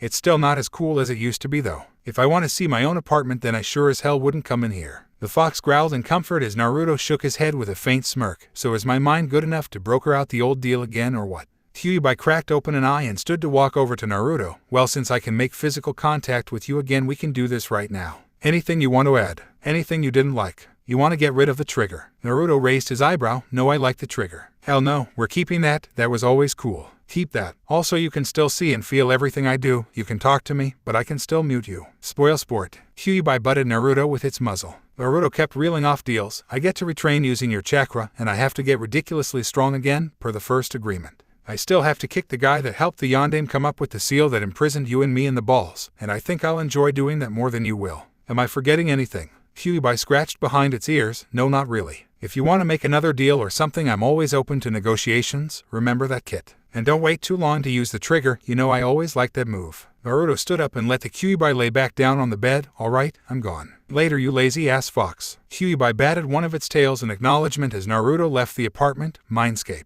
XXX. Naruto opened his eyes and sat up to reveal the hazy outline of the sun outside. Damn it, did I black out until morning? Naruto shakily stood up and went into his bathroom to help wake himself up. As he was brushing his teeth, a knock came at his window. Spitting and rinsing his mouth, he then walked over to the window in his bedroom, revealing an Anbu in a bear mask. "Kuma-san, I must have slept through Tsunade-bachan's coronation rite." The Anbu nodded. "Tsunade-sama wishes for you to meet her at the tower immediately." Naruto nodded. "Sure thing, just let me change clothes and then I'll go." The Anbu used Shunshin to disappear from sight as Naruto shut his window. Upon changing and leaving his house, Naruto was once again subjected to the usual looks of disdain and scorn from the villagers. Naruto went through a mental checklist as he walked towards the tower. "I'm gonna get that guy, that bitch is screwed. Oh, that guy is getting fucked when I get free time." Naruto had not lost his luster for pranks, and seeing as how he needed to vent on someone anyway, why not take it out on the people that dislike you regardless? As he arrived in the tower, he found the same Anbu from his house standing in front of the door of Tsunade's office. "Hokage-sama is waiting inside, Uzumaki-san." Naruto nodded and entered. Naruto found the office filled wall to wall with many of Konoha's high-level ninja. Naruto sauntered, pushed, slid, and mashed his way through until he reached Tsunade's desk. "You wanted to see me, Bachan?" Tsunade glared at Naruto as she heard snickering coming from the back. "Yes, brat. I asked for you to come today so that I could get a general idea of your promotion. I've asked these jounin here because they must know more of what you're capable of than I do." Naruto snorted. "Yeah, right." Tsunade opened the floor for the others to voice their opinion on Naruto. Needless to say, most had nothing too flattering to say about the blonde. The only thing most said that was actually good was that he had high reserves, and then the compliments dropped off sharply. Naruto could only stand silently and pondering. "That guy's getting it, that guy's getting it. Oh hell no, he called me what? That guy's getting fucked." Meanwhile, the Kyuubi was doing some musing of its own. "You could kill that guy, you could kill that guy. What the hell? That guy wouldn't last more than 5 seconds against you. How is he getting a say in this?" Kunai then stepped forward to take her turn. Naruto has high chakra reserves and stamina, which lend themselves to him well when he uses Kage Bunshin no Jutsu. Other than that, and an ability to think on his feet. However, I cannot give him a good grade in the other facets of being a shinobi. He is usually reckless and quick to act before thinking. He has poor chakra control due to such high reserves. His taijutsu has almost no true form. He has no aptitude for genjutsu, and other than his aforementioned Kage Bunshin, he has no true ninjutsu to speak of. In the back, Uruka had to grit his teeth hearing all of these people speak about Naruto as if he was a burden on the program. Asuma pretty much agreed to the same thing, leaving Naruto looking around. "Where the hell is Kakashi? Shouldn't someone have my back in here?" Asuma looked at Naruto. "Good luck with that, kid. Kakashi isn't going to show for this until we're 3 hours in." Naruto felt like slamming his head into something, a person or inanimate object. It didn't really matter to him. Tsunade noticed that everyone was done with their opinions and looked to Naruto. "Well, we've heard from everyone else, Naruto, so what about you? Do you have anything to say about what you've been told today? You have the floor." Tsunade shivered as a dark grin came upon Naruto's face. He turned to face all of his superiors. "Well, speaking personally, fuck you all." As the jaws dropped of everyone in the room, Naruto began walking around the room. "Fuck you, fuck you, fuck you, fuck you. Not you, Uruka-sensei, you didn't say a thing. But yeah, basically, fuck everyone with no real input or a true perspective based on real knowledge." He continued walking around the room. "You say my jutsu list is pitiful. Did you ever know if anyone tried to teach me any? Have you ever seen me fight other than the one time against Neji? You say my control is shoddy. Well, if you have enough chakra to make upwards of 1000 Kage Bunshin, then I'd love to see you try and keep it up to snuff. You say my taijutsu sucks. Come and fight me and find out just how bad at it I am. Having an aptitude at genjutsu is kind of hard without someone teaching it to you, isn't it? All of you love to talk about how much you've heard that I suck to make you feel better about your own teams, but none of you have even the slightest idea of what I'm capable of, and while I kind of like that sometimes, right now it's really starting to piss me off." Naruto finished and sat on Tsunade's desk calmly. "I can see you all have something to say, so go ahead and say it." The room exploded with Jounin and Chunin yelling at Naruto for his disrespect and begging Tsunade to discipline him. Naruto turned to look at Tsunade and shrugged when he saw her massaging her temple. "Well, you said I had the floor. That means I can say whatever I want." Tsunade sighed in resignment. "I suppose I dug my own grave on that one." Asuma calmly stared Naruto down. "Do you really think you're ready for a promotion, kid? You didn't come off as a world beater during the Chunin exams." Naruto scoffed. "Whatever, and I suppose you'd rather have someone like Shikamaru be promoted than instead of me." Asuma blinked. "Actually yes, he showed great strategic thinking and combat savvy." Naruto rolled his eyes. "Yeah, and what will he do when he ends up going against someone that can flat out overpower him and disrupt his plans? He's just lucky Temari got caught up in playing his game. If she really wanted to kill him, she could have just ripped the tree he was hiding in up by the roots with her wind jutsu and crushed him. Hell, I could beat Shikamaru. As a matter of fact, I could beat your entire team if I had to." He looked at Kunai. "I could beat everyone on your team. Hell, I beat Kiba with my chakra and reflexes disrupted an hour after finishing the second stage of the exams with no downtime."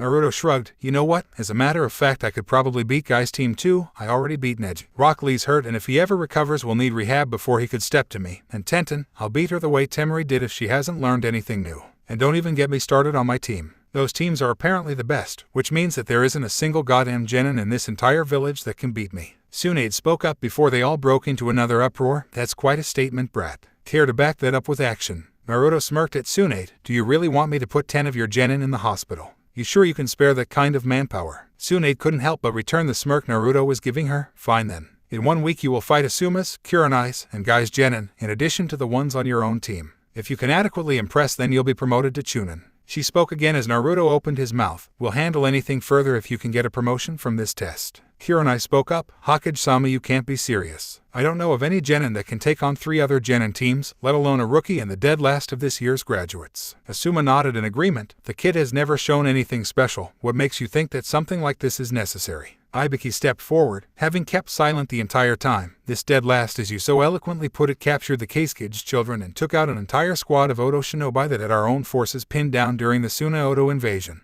He at least deserves the chance to prove something to all of you that can't see past the titles that you all gave him in the first place. Naruto smiled. Note to self, do not bomb scare Ibiki with horrible, guerrilla warfare-ass pranks. Tsunade nodded. Thank you, Ibiki. She looked out at the other amassed ninja. I have personally seen this boy face down Orochimaru's spy Kabuto Ikushi and come out on top. He even went head-to-head with Orochimaru himself and helped me and Jiraiya fight him off. If he's what you call a dead last, then I'm glad that you didn't determine the skill levels back when I was a genin, or else I would probably still be one. Naruto looked at Tsunade. So are we done? Because I would love to go and vent my frustrations right now. This entire meeting has pissed me right the fuck off. Tsunade sighed. Language brat. And yes, that was all I needed. Be at the Chunin exam stadium at 10 a.m. next Monday for your fights. Naruto nodded and bowed to her before moving to open and jump out the window to begin racing along the rooftops. As soon as he left, the office broke into a smattering of talk, mostly centered around the audacity of Naruto and how that demon brat was going to get slaughtered next week. Tsunade finally got fed up with it all. Silence. What does this look like? The Jounin Lounge. Get out. As they began to leave, she called. Asuma, Kurenai, Gai, you 3 stay. They did as was told. The rules for the test will be roughly that he will fight each genin 1 by 1.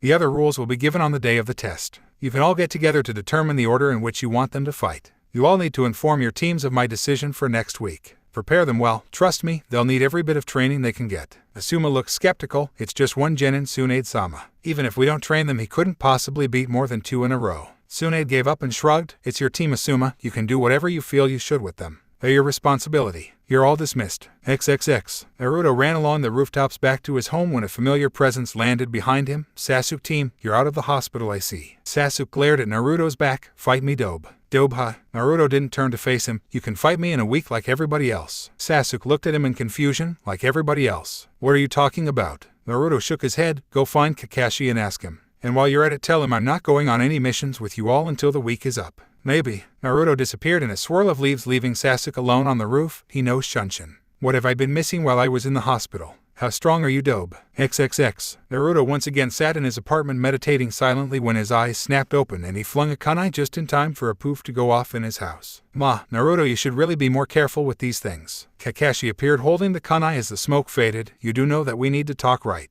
Naruto motioned for Kakashi to have a seat as the white-haired man did as directed. Naruto had moved to a more comfortable position on the ground to sit. So what do you need, Kakashi? Kakashi-sensei, Naruto. Kakashi finished with an eye smile. Naruto snorted. The last person I called sensei actually taught me stuff. Go ahead and ask your question. Did Sasuke team talk to you yet? Kakashi sighed. Yes, and I've also heard from Hokage-sama about your test. Naruto, do you really think this is a good idea? Do you truly believe that you're ready for such a promotion? I mean, I can see that you finally dropped the orange and that scar on you is a new touch, but it takes more than that to be a Chunin. Naruto smirked. Then it's a good thing that I'll end up being more than a Chunin when this is all over then, huh? Kakashi's eye widened. You can't be serious. Naruto gazed at Kakashi seriously. I'm dead serious. I'm no genin level ninja. I wouldn't even call myself Chunin. Doing all of this kitty crap has dulled my edge. When you're systematically fed garbage, that's what you eventually become, garbage. Kakashi was confused by the whole turn of events here. He expected to simply admonish Naruto for such a brazen act of disrespect, get him to cancel his test and be done with it. But the trend with Naruto these days seemed to be getting more questions and problems than answers and solutions. Naruto, what are you saying?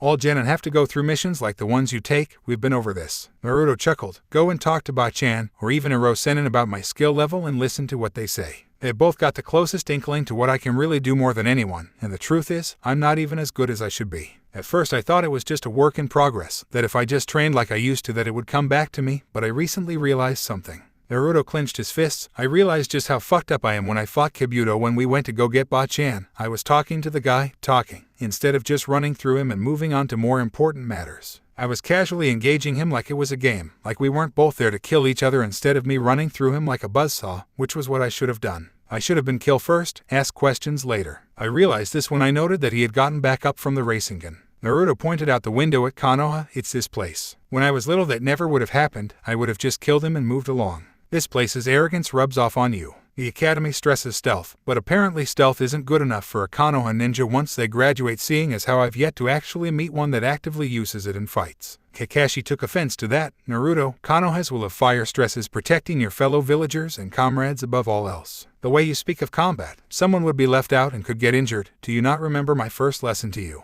Naruto scoffed. More like your only lesson, but who's counting? Yes, Kakashi, but sometimes a weapon can protect better from the shadows than out in the light. You all specialize in open area fighting. You all are just glorified samurai with special techniques for the most part. Naruto sighed and stood when he felt Kakashi's glare on him. Fine, nothing I say is going to make you change the way you think, so I'll just use the week off that I told you I was going to take. Naruto grabbed the weapons and items he sealed in his scrolls, his sword, and headed towards the door. Kakashi noted that he looked like he was going on a mission. Naruto, where are you going? Naruto looked back at him, a smile faintly playing on his lips. I'm going to get something very important to me back. Don't even bother to try and look for me either. If you want to talk to me, leave a message here or wait until I get back in on Monday to try to speak to me. Naruto stopped at the door before shutting it. You can try to find me, but you'll just be wasting your time, because if you can actually find me, then this week was a waste. Naruto shut his door, leaving one confused scarecrow inside. XXX. Every single solitary soul in Konohagakure no Sato was on edge and watching around every corner for their own safety. It seemed like the prankster of hell had returned with a fiery vengeance, only no one could prove it was him this time. The pranks over the course of 5 days were reminiscent of the days of yore, but only cranked up substantially for a select few others. Day 1, it was quiet. Nothing really happened to anyone on this day with the exception of one lone pervert at the hot springs, who was stripped, tied up, and had pervert spray painted on him before being thrown inside of the woman's baths. Oddly enough, he was already crying about his testicles before the women even laid a finger on him in retribution. Day 2 was noted by a coded message sent out to the Hokage stating intent to pester and disorient the village into oblivion. It stated that she was not a victim, and to handle this like she would anything else, so she simply pulled out a bottle of sake and went about her day. The first true shots were fired early that morning, however, when the owners of stores and restaurants in the villages inexplicably found their stock and inventory switched out with each other, everything, even the stuff in storage and lock-up. Restaurants found food switched with clothing, leather, and other goods needed to make clothes. Shinobi outfitters found their weaponry and armor replaced with flowers or canned goods. The entire day for them was spent figuring out who had what from whose store. Needless to say, the Merchants Guild had more work to do on this day than any other. The walls of the hot springs separating the men's and women's sides were blown down randomly during the day, much to one side's delight and the other's chagrin. The academy had their targets' bullseyes packed to the brim with mass amounts of kunai and shuriken stuck to them. Inside each classroom had the definition of stealth written on each chalkboard, and each student's seat had a handwritten and copied pamphlet on how to develop true sneaking skills. No teacher at the school's desk was free of nasty trappage, ranging from silly string to stink bombs to paint and glitter mini cannons, with the exception of one Uruka Yamino who had a sealed, steaming bowl of ramen within his, chopsticks helpfully included. Day 3, at 5 p.m. in the evening, the Jounin Lounge had been riddled with pranks. At the lounge, the common area refrigerator was filled with urine samples swiped from the hospital, replacing all of the things that had been stored within. Starch was injected into the couch cushions, making them hard, lumpy, and uncomfortable. The space heater had been hidden in all 4 corners of the room, eventually making the room stiflingly hot. And unfortunately for all who were within at the time, the tops of the ceiling fan blades had been coated in itching powder. Day 4, apparently the prankster had a wild hair up his ass on this day because he was getting ballsy enough to make attempts on the clans of the village. The Inuzuka clan kennels were a miserable place to be, as the prankster had swiped a vial of pheromones from the vet's office and let it go within the kennels of the Ninken. The poor genin squads that were hired that day to walk the dogs were subjected to a sight better left to a twisted nature documentary of some sort. Entire teams were mentally scarred from the scenes. The Aburan clan was heckled repeatedly for hours by their Kakechu, repeatedly reacting to a delicious source of chakra being flared on their grounds in different areas randomly and blatantly. When they arrived on the scene to check it out, they couldn't even find the faintest of signatures. The final massive flare-up, however, scared the shit out of them, being something reminiscent of the night the Kyuubi attacked 12 years ago. The Nara clan's deer had all been removed from their grounds and spread out all over Kanoha. Now, while the deer were just as easygoing as the clansmen and wouldn't move too far from where they were placed, it was still damn troublesome for the ones sent out to retrieve them. The Hyuga clan grounds ended up having flash bomb traps set up over random areas of mass traffic. doorways, hallways, the waiting room outside of the clan head's office, all of them and more. Every Hyuga ended up being flashed at least once during the day. Those that thought that activating their Byakugan while roaming the halls to find the bombs before they went off would be a good idea not only failed miserably, they ended up getting it worse that way. The most unnecessary and shining example of overkill that could be provided took place at the Uchiha clan main building where one Sasuke Uchiha resided. From the second his foot hit the floor that day, he instantly tripped a wire that activated a mass of smoke bombs that filled the house room by room. As he went to brush his teeth, he ended up heaving in the toilet due to the fact that his toothpaste had been switched with a tube of raw ground beef. All of Sasuke's shirts had an iron-on emblem of a heart on the front of them, even the undershirts. Seeing this, he scoffed and decided since he was staying at home that day to train, he didn't need a shirt. As he walked into the kitchen, he was blasted with a hidden glitter cannon. When he opened his refrigerator door, cologne was dumped on him from above. Now getting pissed off that his attempts to start the day kept ending with some kind of shenanigans, he decided to head outdoors to practice with his kunai. Upon opening his door, he was greeted with a sight that until this moment was something saved for his academy day nightmares. Standing out in front of his house was a sea of fangirls, and much to his horror, a few fanboys gathered from around the village. The day before this occurrence, flyers were put up all over Kanoha advertising Sasuke Uchiha hosting a mystery contest of sorts at his home, with the prize, of course, being one day with him alone to do whatever. Now the sight of Sasuke Uchiha stumbling out of his house, smoke billowing behind him, without a shirt, glinting in the sunlight like some sort of new age vampire, coupled with the overwhelming smell of the cologne drenching his frame was, simply put, overkill for the young women there for their Uchiha-sama. Now Sasuke, not being slow on the uptake by any stretch of the imagination, had his Bishonen senses tingling the second he opened the door. And with good reason he took the staring, hungry looks of the females in attendance as his cue to get the hell out of there, taking off in a dead sprint towards town to find a place to hide and lose the raving fangirls. And this is where the cologne came in, because he could run, but smelling like an entire bottle of cheap-ass body spray, he damn sure couldn't hide. And so Kanoha was subjected to the sight of Rookie of the Year, the last loyal Uchiha, Sasuke Uchiha, running around town frantically ducking and dodging attempts from other girls to make him theirs and win his love. Day 5, at the limits of their own sanity, nothing really happened on this day, it didn't have to. By now the citizens of the village were so frazzled by their week in hell that they ended up screwing with themselves. Prices in the general stores were dropped to all-time lows in a collaborative effort to lure out the prankster in question, who they figured had to restock. They were wrong, and simply ended up getting mobbed all at once by artisans ordering raw materials in bulk after having everything ruined by the prankster. Young kids rolling through with pockets full of cash and a sweet tooth, and pretty much everybody in Konoha that liked to take advantage of a good deal. They lost more money than they really made, the prices were so low. The ninja sent to patrol and watch out for suspicious activities were at the end of their rope, so much so that in addition to turning on each other and hatching crackpot theories about whodunit, they had taken to harassing the general public. The bags under their eyes showing that they hadn't gotten any good sleep over this in days. By the end of the Reign of Terror, the only people not touched by the spree of pranking in some way were Tsunade herself, Shizune, Konohamaru and his 3 friends, the ninja outfitting shop owned by Tenten's family, Chuchai and Ie Mikaraku, and Iruka Yamino. The final prank was harmless compared to the rest of the week's activities. It consisted of every face on the Hokage monument with wide eyes painted on looking out towards the Chunin exam stadium with stupid grins on their faces, with sundry sweets and refreshments being painted around their faces. Over their heads hung a massive banner stating simply, 10 a.m. Chunin exam stadium.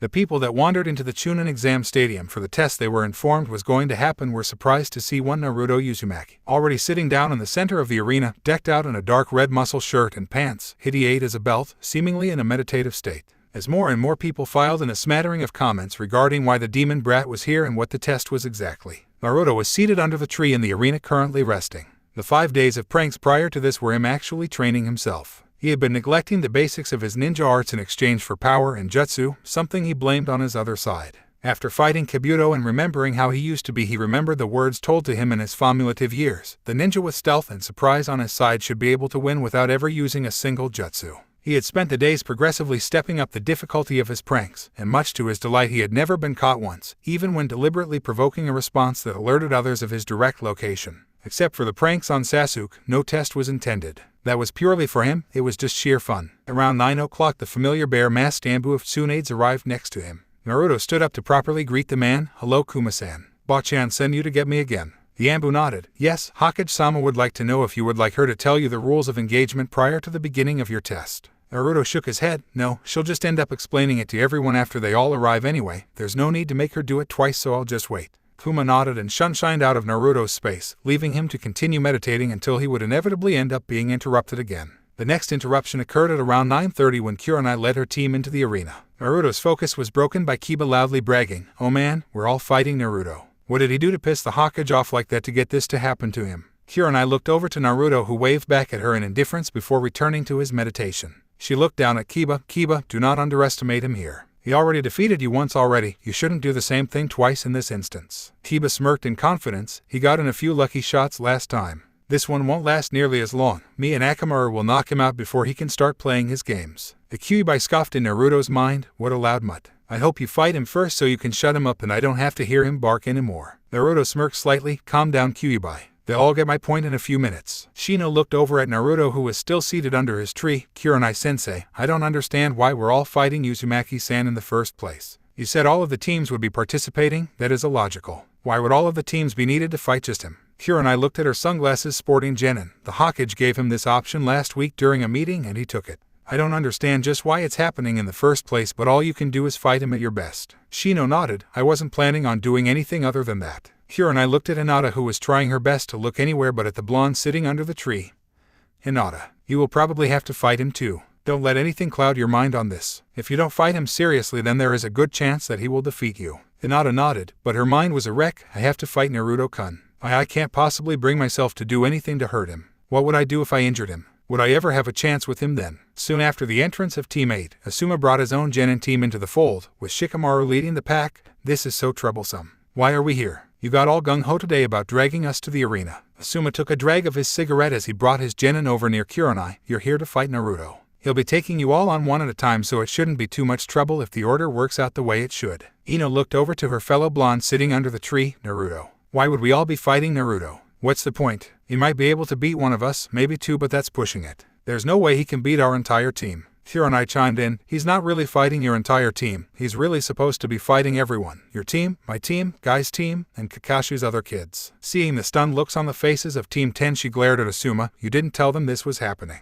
Asuma shrugged. Like Ino said, there's no way he could beat any more than two of them at the most. Shikamaru muttered out another troublesome while Choji stood next to him eating chips. XXX. Naruto was now analyzing his upcoming opponents. He noticed that Shikamaru and Shino were subtly doing the same of him, and he mentally groaned. Man, I hope the dumb, stupid ones fight me first so I can get them out of the way. No matter when I fight Shino or Shikamaru, it's going to suck because they're already thinking on how to beat me. I hope I get someone like Kiba or Neji first. They might still underestimate me and I can just run right through them. Kyuubi was seemingly getting excited as the time for the fights drew nearer. Hey Kit, are you going to use the trigger? Naruto paled. Hell no, I'm not using the trigger. Not here in front of all of these people, and not on Genin. Are you insane? That would kill them. Naruto could feel the grin on the Kyuubi's face. I know. Naruto shook his head free of thoughts just as an unmistakable shade of green entered the scene. XXX. Guy, glistening smile included, ambled into the stadium with Rock Lee on crutches, an uncaring-looking Neji, and Tenten, who actually waved at Naruto. Eyes widening, as he didn't really expect that, he gave her a small smile and waved back to her. Kunai was still mad at Asuma for taking this so casually. Guy, I hope you informed your students about what was going on today. Guy gave her a thumbs up. Of course I did. It would have been a crime not to let my adorable students know that they would have an opportunity to fight today. My only regret is that Lee-kun here could not have a chance to test his flames of youth against Naruto-kun. Neji ignored the continued ramblings of Guy and Lee and looked over to the placid blonde under the tree. Taking note of his new look and the sword strapped to his back, Neji narrowed his eyes. Why are we all here just to fight Naruto? At 10:24 on the dot, guess who managed to find his way into the arena? Being dragged by Sasuke, Kakashi let out a nervous eye smile. Sorry, we were almost late. I accidentally covered both my eyes with my headband this morning, and by the time I thought about it, I was on top of the Hokage monument. Sasuke growled at the excuse while Sakura shook her head. Then you should have seen the massive banner up there telling everyone about this. Kakashi smiled at her.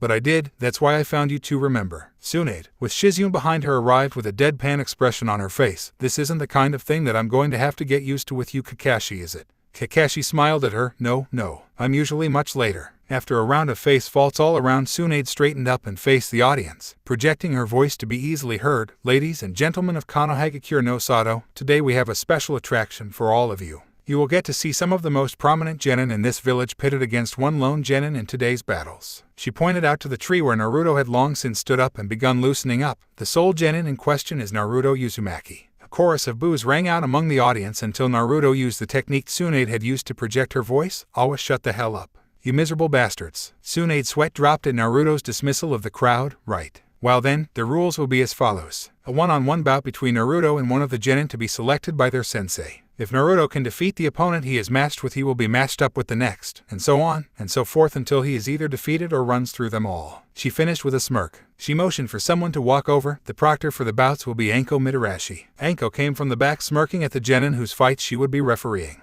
She turned to look out at Naruto, who was still stretching. Alright Gaki, you've talked a big game and Ibiki seems convinced. Let's see what you've got. Tsunade turned to the jounin who were conferencing amongst themselves. So have you decided who is first? They all nodded as Asuma stepped and whispered their decision in her ear. Tsunade nodded and reprojected her voice. The first bout will be Naruto Uzumaki versus Sakura Haruno. All others clear the arena immediately. All of the other genin and their senseis made their way to the waiting area to watch the proceedings along with Tsunade. As they cleared out, it left Naruto standing out with Sakura and Anko. Naruto sighed and looked at Sakura. Do you really want to do this? You can always just quit now. Sakura glared at him. Are you saying that I'm too weak to fight you? I'm the same ranking as you, and I graduated at the top of the class. You were dead last. Naruto's eyes didn't leave her. I didn't say you were weak. You did. You're just weaker than me. And about the academy, I guess I could say that everything I ever needed to know I learned in kindergarten. Anko looked between them. First match, Naruto Uzumaki versus Sakura Haruno. Hajime, XXX. Tsunade looked at the jounin as Naruto and Sakura moved close to Anko to begin. Why did you choose Sakura to lead off? Kakashi looked at her lazily. Well, we figured that while Naruto probably would more than likely win against her, we were banking on him taking it somewhat easy on her due to her being on his team and all. Asuma nodded. It's common knowledge that he had a massive crush on her in the academy and even when they were assigned teams. We thought that this would force him to take some damage before kicking it in high gear to actively finish her. FWAP. Shausa, Naruto Uzumaki. What? XXX. Naruto looked down at the unconscious Sakura at his feet and then at Anko who was poking her with a stick. Anko looked up at Naruto and grinned widely. Damn Gaki, what was that for? Naruto shrugged. What? That was a love tap.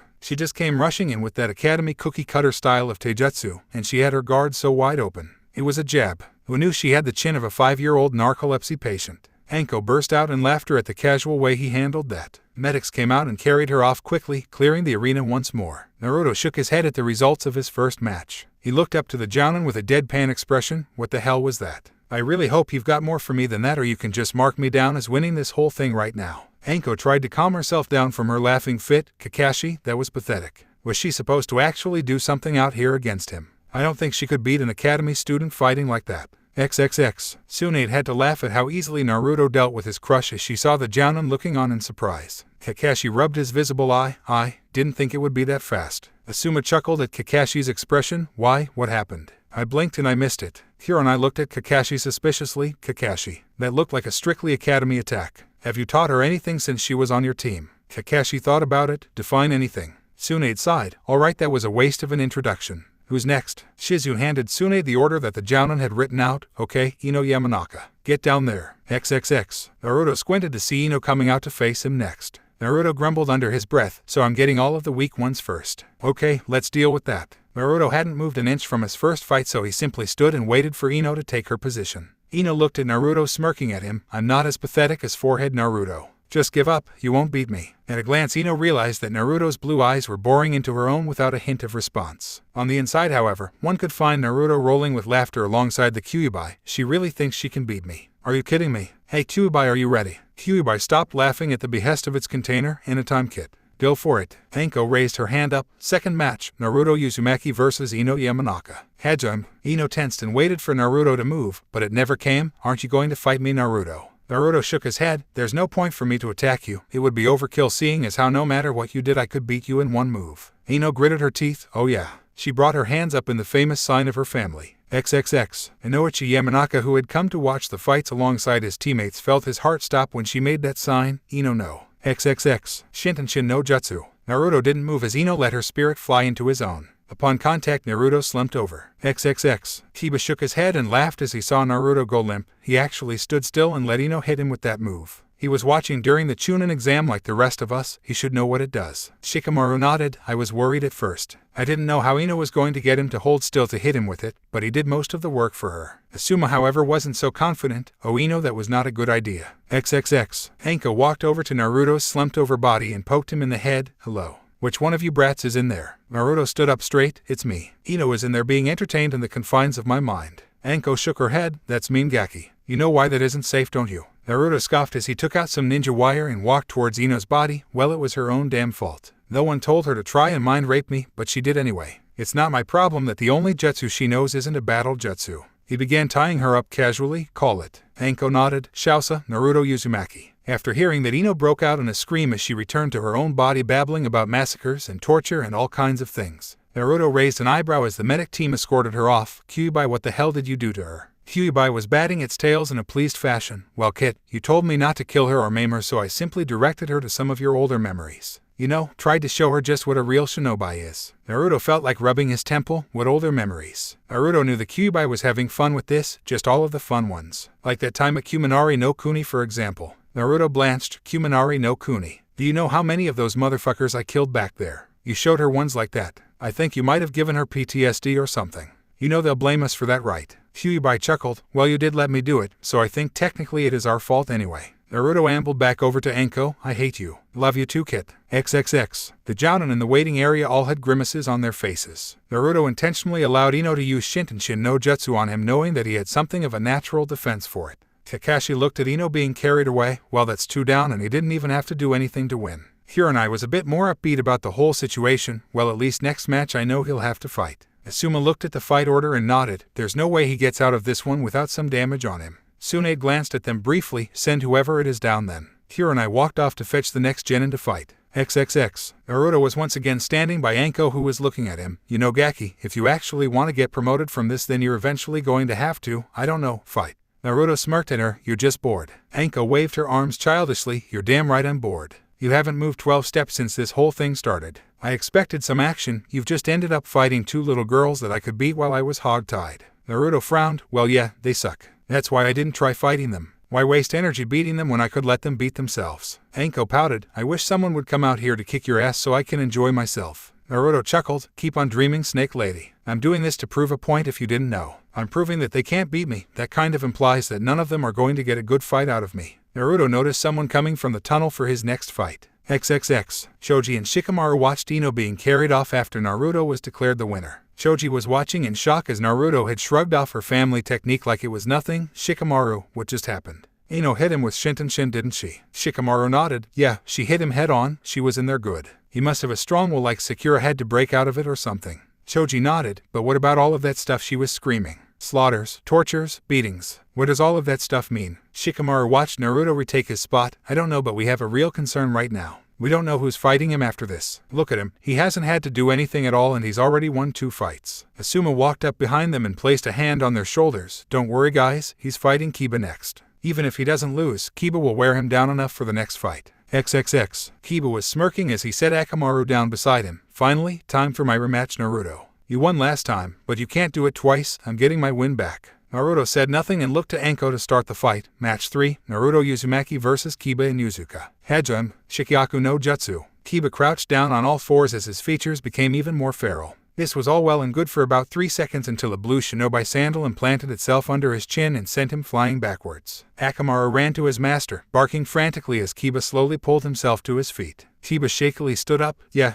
I'm alright boy, he just caught me off guard. He looked up to reveal that Naruto was nowhere in sight. Kiba chuckled before jumping out of the way as a pair of hands broke through the ground he was standing on. Kiba laughed as he dodged the hands. I thought I told you last time. I can smell you, dope. You can't sneak up on me. His gloating was cut short as a sharp pain in his back sent him flying forward. Looking up from the ground, he saw Naruto standing with his leg extended in a kick. He turned towards the underground figure to see the hands explode into smoke. Kiba stood up and glared at him. I had your scent. Where were you? There was no way you could get the drop on me. Naruto lowered his leg and gazed out coolly at Kiba. You should quit out of principle. If this was a real fight, then I would have killed you just now. Kiba growled at Naruto while he just looked at him. Just because you can identify that I'm in the area means jack shit if I'm too fast for you to pinpoint my location. Kiba hurriedly grabbed a pill from his pocket and threw it at Akamaru, remembering his opening troubles when it came to moving too slow. The little dog turned red after swallowing the pill while Kiba provided him some of his chakra, Jujin Bunshin. Kiba pulled out his smoke bombs and threw them at Naruto, engulfing him in smoke. Remember this, Naruto?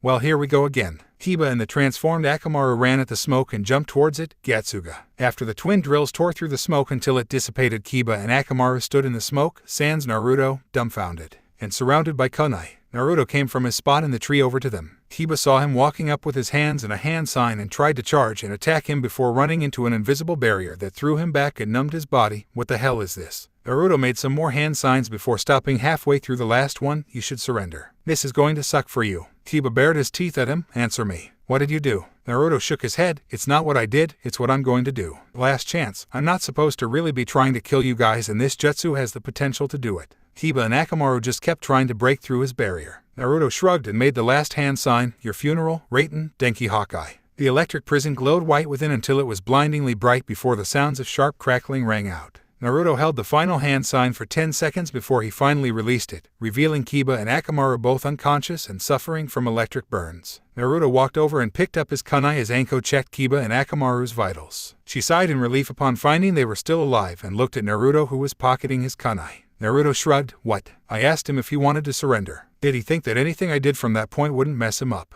Anko gave him a dry look. You know you kids aren't supposed to kill each other out here. Naruto gave her one in response. He's still breathing, isn't he? If I wanted to kill him, you could have replaced those kicks I landed at the start with my sword. Anko shook her head and smirked. Shausa, Naruto Uzumaki. Naruto glanced at Kiba being placed on a stretcher and returned to the center of the arena, and that's roughly 1/3 of them down. Naruto turned up towards the Jounin and gestured towards Kiba, who was being carried off. Get the point yet? Because before I could swear that you all missed it. XXX. Kurenai was stunned. The first time Naruto beat Kiba, it was surprising. She had thought it impossible then, but now more than realized that he was capable of it. It was how easily he beat Kiba this time around. Kiba didn't lay a finger on him the entire time. Kurenai clutched the order sheet as she marked off Kiba's name. Tsunade noticed that the crowd was perplexed. They had all been told that Naruto had no talent as a ninja, and here he was decimating the best ninja in his class, all of whom except one belonged to prominent clans. Kakashi moved closer to Tsunade. Tsunade-sama, it seems like you expected this to happen. Is there something that you know that we all don't? Tsunade grinned smugly at Kakashi. Why Kakashi? Isn't he on your team? Shouldn't his Jounin sensei have an idea of what goes on with his students? Kakashi was not in the mood for games. Tsunade-sama, seriously. This Naruto is nothing like the one I was conditioned for when he was assigned to my squad. Something has happened and I can tell you know what is going on.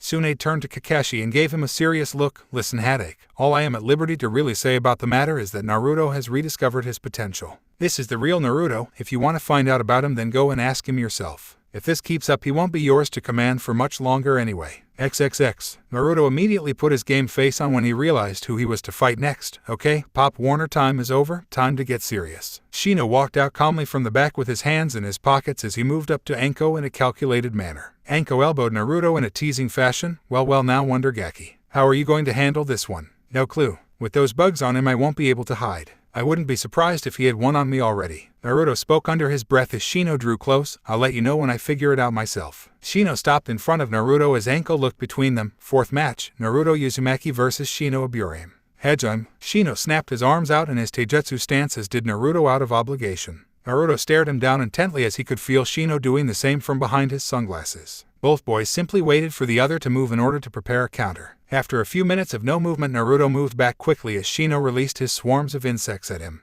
Beginning his retreat from Shino, Naruto's mind was running a mile a minute trying to come up with a good plan to beat Shino. He won't move. All he has to do is get those damnable bugs on me and he can beat me. He might not even be standing there anymore. It could just be a mushy bunchin. This is one of those situations where I wish someone was underestimating me. Naruto kept on his heels as Shino kept sending his Kakeichu out at him. What can I do? I can't get close or I'll get swarmed. There's no way I can surround him with kunai to trap him after he's already seen it. Come on, what else do I have up my sleeve? Naruto tossed out shuriken in a probing move. Shino simply raised a wall of insects to block easily until Naruto clapped his hands together. Futen Repushu. The gust coming from Naruto sped up the spinning shuriken and cut right through the wall of bugs. Shino took the hit and turned partly into bugs. The real Shino then appeared from the tree nearby and sixed more of his bugs on Naruto. Naruto's eye gleamed as he judged the distance between him and Shino and simply rushed him. Naruto had closed the distance by simply bullying his way through Shino's wall of insects and continued storming towards Shino. Shino attempted to latch the remaining bugs he had on his person onto Naruto, but the drain from the few amount of insects was similar to taking a bucket to scoop out a lake. Naruto viciously rocketed his fist into Shino's face. Naruto's punch dropped Shino cleanly as his Kakeichu retreated into his body to help run damage control. Anko wandered over with a grin on her face. Shausa, the miracle Gaki, Naruto Uzumaki. Naruto sighed as he picked himself up and walked over to Anko, who was still grinning. That was an ugly Wingaki. Your right hand is pretty nasty. Naruto settled himself in his usual waiting position. A win is a win. Shino was my worst possible matchup and I'm just lucky that he was just a rookie, or else I would have been screwed and had to step it up. He needs to learn more techniques. Anko was getting interested in this kid. So you're saying the rest of the fights will be easy? Naruto smirked. They'll all be easy. That one was just tough by comparison to what the majority of them will be. XXX. Shikamaru watched the medics carrying off Shino and had to let out a groan. How troublesome. He fought 4 of us and he still isn't tired yet. Neji, who had been silently appraising Naruto's fighting since the start of the test, looked out at the boy in a thinking fashion. I lost to him last time, and now it seems as if he has only grown in leaps and bounds since then, and he has yet to even draw the sword on his back yet. Tenten, who had been next to her teammate throughout the proceedings, was amazed by how well he was fighting. Where did all of this come from? No one has even touched him yet. I wonder who could be next. Rock Lee had fire in his eyes. Oh, were it not for my injuries, I could test my own youth against Naruto-kun's considerable flames. I will seek him out for a spar once I recover, and I cannot, I will do 500 fingertip push-ups, and if I cannot do that, then I will. Lee, enough. Neji stopped that train before it got rolling. We've seen 4 fights and I still can't pinpoint a viable set label for him. If I had to call him anything, I would say he is a mid to close range specialist. Tenten smirked at Neji. Wow, Neji, I don't seem to recall you trying to analyze Naruto's fighting style the first time you two fought. Neji gave her a small smirk back. That's why I lost the first time. Sasuke was standing alone, gnashing his teeth as he watched Naruto basically sleepwalking through his matches. When is it my turn? I want my opportunity to fight the dope. Itachi wanted something with Naruto. All of that emotion in his face, it was all directed at him. He barely considered me at all. If I can beat Naruto, then it will prove that I deserve Itachi's notice more. The genin all had their attention drawn as Shizune arrived to summon the next one for their turn against Naruto. XXX. Naruto and Anko were in the midst of a short conversation as they waited for Naruto's next opponent. So your style consists mostly of you slowing your enemy down and picking them apart by striking at the throat, groin, and other soft areas. Anko nodded with a gleeful look on her face. Yep, it's really unpleasant. Want to see? Naruto unconsciously grabbed his groin. Nope, I'm good. Who's next? Anko pointed at the tunnel to get him to look. Naruto followed her line of vision to see Tenten entering from the tunnel. Okay, number 5. Let's do this. Tenten walked up to Naruto and faced him down. I'm pretty nervous about this. You aren't a pushover, Naruto. I might not win this, but I'll give it my best shot. Naruto slid into his stance, and that's all you can really do in the end. Don't sell yourself short. Anyone can beat anyone. Anko raised her hand. The 5th match, Naruto Uzumaki versus Tenten. Hejime. Tenten immediately brandished kunai and began tossing them out at Naruto. In the blink of an eye, Naruto drew his blade and blocked the projectiles before rushing into attack. Upon seeing him draw his blade, Tenten pulled out a scroll and summoned her own sword to engage Naruto with up close. As Naruto and Tenten clashed swords, he had to chuckle. The katana. You just wanted that spar you asked me for, didn't you? Tenten smirked. I have to see if you're any good at swinging that thing around. Naruto returned the smirk as he began pressing her back. Tenten planted her feet but ended up being pushed through the dirt. Gah, this strength. It's ridiculous. He might be stronger than Lee. Tenten lashed out with a kick as she chose to break off their contact that Naruto slapped aside with the flat of his blade. That's your leg, Tenten. Don't be so quick to attack. It pays to be somewhat patient. Tenten growled and ran back into trade steel with Naruto again. Every stroke of her blade was blocked or parried, and Naruto refused to take advantage of the openings that followed. Tenten disengaged and stomped on the ground in frustration. Why are you so good at this? You just got that thing last month. Naruto stood straight up and looked at her. I told you I was an old hand at this. You use a lot of weapons, but have you mastered any? I'm no master, but I was pretty good at this, plus I'm faster and stronger than you, so I can do stuff like. Naruto vanished and slipped behind her quickly to knock her out with the handle of his blade. He caught her before she hit the ground and set her down gently. You should have stuck with the long-range stuff. You would have lost anyway, but up close is almost tantamount to suicide against a guy like me. Unless your name is Rock Lee or Neji, they're the only ones that can hang with me up close. Anko pointed to Naruto. Shousa, Naruto Uzumaki. Man, I am getting sick of saying that. Naruto smirked at Anko. Well then, convince the other 5 genin to quit. Anko shook her head. You took your sweet time with that one Gaki. Why not just do that from the start? Naruto shrugged. Hey, I get bored too, you know. She had a sword. I did too. It clicked. Or clanged. Who's left anyway? XXX. Asuma was dumbfounded as he watched yet another genin fall by his hand. What is he? How could he possibly be so good? He was just playing with her the entire time. No genin could possibly fight like that. Here, and I checked Tenten off of the list. 5 down, 5 to go. This is absurd. He's running right through them all. He hasn't had a single fight that lasted more than 5 minutes. Kakashi had gotten used to Naruto whooping ass on the genin and was still trying to sort out just what made him this way. Did Jiraiya do this during the month he was with him? What am I missing here? Asuma threw his hands in the air. Send out the next one. There has to be someone who can beat him. XXX. Naruto was mulling his potential opponents around in his head when his next one entered. Naruto saw the unmistakable expression of one Shikamaru Nara coming his way. Shikamaru took a lax stance in front of Naruto as Anko looked at his expression. Geez kid, could you look any more excited to be here? The 7th match, Naruto Uzumaki vs. Shikamaru Nara. Hejime. Shikamaru scratched his head and made his rat seal. That's because I don't want to be here. There's no reason to fight here. At least during the Chunin exams I had to fight to avoid getting hurt, to get my team to the next stages, and if I had been motivated, fight to get promoted. There's no reason to fight you, there's nothing to gain or lose. This whole thing is so troublesome. Naruto put his hand on his neck and rolled it around. So, Quit. Shikamaru shrugged. Alright, later. Shikamaru turned and headed back up the tunnel, waving over his shoulder. Anko blinked a few times. Wow, kid. Just, wow. Naruto blinked at Shikamaru's retreating form. Holy crap, I just took a freaking shot in the dark. I had no idea that would actually work. I'm awesome. Anko snapped out of her stupor. Right, well. Shausa, Naruto Uzumaki. XXX. In the stands, Choza Akamichi and Inoichi Yamanaka sweat dropped at the results of the fight. Choza looked over to his longtime partner Shikaku. Your boy is more like you than you care to mention, Shikaku. Shikaku shrugged. Hey, have you been watching this crap like I have? He didn't have a chance to win and he knew it. Naruto gave him a way out. The kid must be getting tired of this. Inoichi nodded. We've already determined that he can wipe the floor with all of our kids, so why are we still here? Choza chuckled. Speak for yourselves. He still hasn't fought Choji yet. There are still kids that can fight. This isn't over by a long shot. XXX. Tenten, who had woken up shortly after her fight with Naruto, looked at Shikamaru with a twitching eyebrow. You quit. Shikamaru yawned as he made his way to the railing. I didn't see any reason to fight. Neji frowned at his attitude. To prove yourself to all of the ninja and people in attendance. For your clan's honor. Shikamaru looked over at Neji lazily. There's no point. You might think all of that clan honor stuff is a big deal, but me, not so much. I didn't want to do this in the first place, and seeing how he's handled everyone else so far just solidified the fact that I really don't want to fight that kid. Sasuke scoffed. You're just too lazy to fight. Shikamaru glared at Sasuke. I did fight. I trapped him in Kage Main no Jutsu the second the fight started. When he rolled his neck, he didn't show any resistance at all. My control over the technique isn't enough for me to keep a hold over a certain amount of brute force. The light out here was too much for me to use it effectively. It's around noon, and he didn't even blink. That jutsu is all I had on him. I couldn't have won. XXX. Asuma was hitting his head on the wall. Damn Shikamaru. I should have known he would do that shit. Why didn't I put him on sooner? Tsunade was hanging on the railing laughing. Well, at least he knows when he's outmatched. Maybe he should be a Chunin Asuma. Hiranai checked his name off. 6 down, 4 to go. Her eyes widened when she saw who was next on the list. Oh no. I didn't think it would get this far. XXX.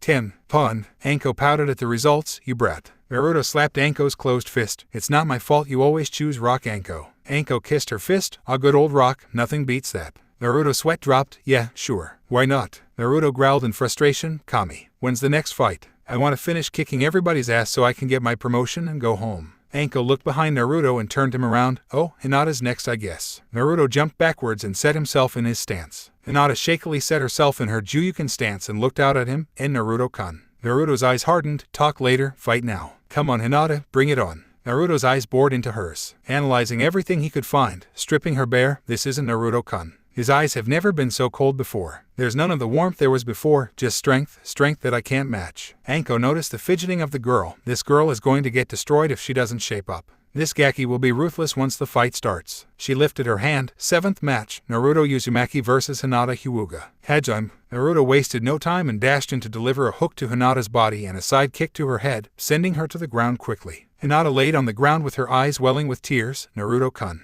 Could you really hurt me like this? What happened to you? Get up. Her eyes turned onto the boy in question who was patiently standing and waiting for her to get up to continue. There is no way that was enough to put you down, so get up and fight me. Don't lay down and quit. I can accept that from Shikamaru, but not you. I thought you had more in you than that. He began pacing as she remained on the ground. I remember watching you fight Neji, and I remember how you fought him. Yes, he was more skilled than you, but you showed fire, you showed that you have drive, and you showed that you have the courage to fight. He stopped and looked at her. Not now, I have to say. She locked eyes with him again and tried to find the Naruto she had come to love during the days in the academy, and again found nothing, none of the upbeat, positive, bright Naruto she had known back then. This one was serious, professional, with the eyes of someone who knew just what kind of world he was living in. The scar simply added on to that. She began to stir from the ground and looked at him defiantly. You're not Naruto-kun. Naruto jerked an eyebrow. Excuse me. Hinata's eyes sharpened as she raised her voice. You're not Naruto-kun. Naruto-kun never acted like this, never spoke down to people. He would never use techniques like he used on Kiba-kun. Who are you? Naruto's eyes narrowed at her insinuation. Oh, I get it. I don't have my head in the clouds and can see things around me for what they are, so I'm not Naruto.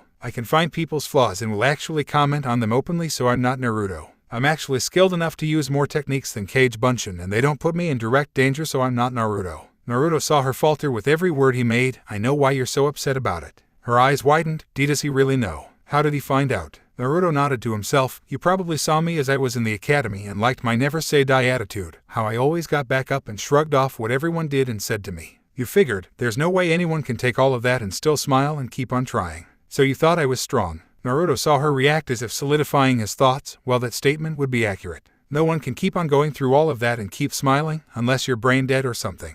Her reaction was priceless. He jaw-dropped before she began speaking rapidly, trying to rescind the previous thought. Naruto raised a hand for her to stop. This is me. I'm still strong like I was back then. I'm just not willing to take bullshit like I was back then. Taking people's shit and coming back for more with a grin doesn't make you strong, it makes you stupid and weak. The reason people like you and people like me tend to want to get strong is to prove others wrong to spite them, or to get strong enough that no one ever tries to fuck with you again. Naruto pointed at her. That's what you want. You want strength for the second reason. You do, even if it's subtle. You never want anyone to treat you the way Neji treated you during the preliminaries again, which by the way you act and the way you almost took it laying down must happen regularly. You want to be left to do things your own way, for those in stations above you to just let you be to live your life, but you quit. You saw me taking all my lumps in the academy and getting back up, and you didn't want to put the work in anymore. You wanted to settle for the strength to just deal with what life handed you. You didn't know that it's impossible for a human being to take that the way I did, and I became an ideal to you, an unreachable paragon. Hinata looked up with tear-filled eyes. No, that's not true. It isn't. I looked up to you as someone to be like, someone to strive after. Naruto rolled his eyes, like a paragon. Hinata shook her head. No, not like that. It's because I admire you. Naruto caught on and spoke lowly. You don't admire me, Hinata. You admire the idea of me, or the old me I should say. If you had me, then you thought that it wouldn't matter if you could never get the desire you had of just being able to deal. That if you had me, that I could lend you enough of my own to get you by. Don't do that. I'm not your golden ticket. I'm not the answer to your problems. I'm just a guy with a sword and a Hulk and of whoop ass. He spoke up now. If you want me to teach you how to fight, or how to get stronger, I can't do that, and I can't take your problems away from you. Do you know why? Hinata shook her head. Tears were just about to fall. Naruto smiled sadly. Because you can't respect someone that kisses your ass. Hinata, you didn't even try to fight my reasoning for why you thought you saw something in me. You were too afraid to go against me. What if that manifests again in something else later on and I'm not there for you to get a boost from? If you won't defend yourself to me, the person you admire, then how can you defend yourself against others when I'm not even there? Naruto sighed and ran his fingers through his spiky hair. Enough of this. This really isn't the time or the place for this kind of thing. This is the time for a fight. Now come, give me your best.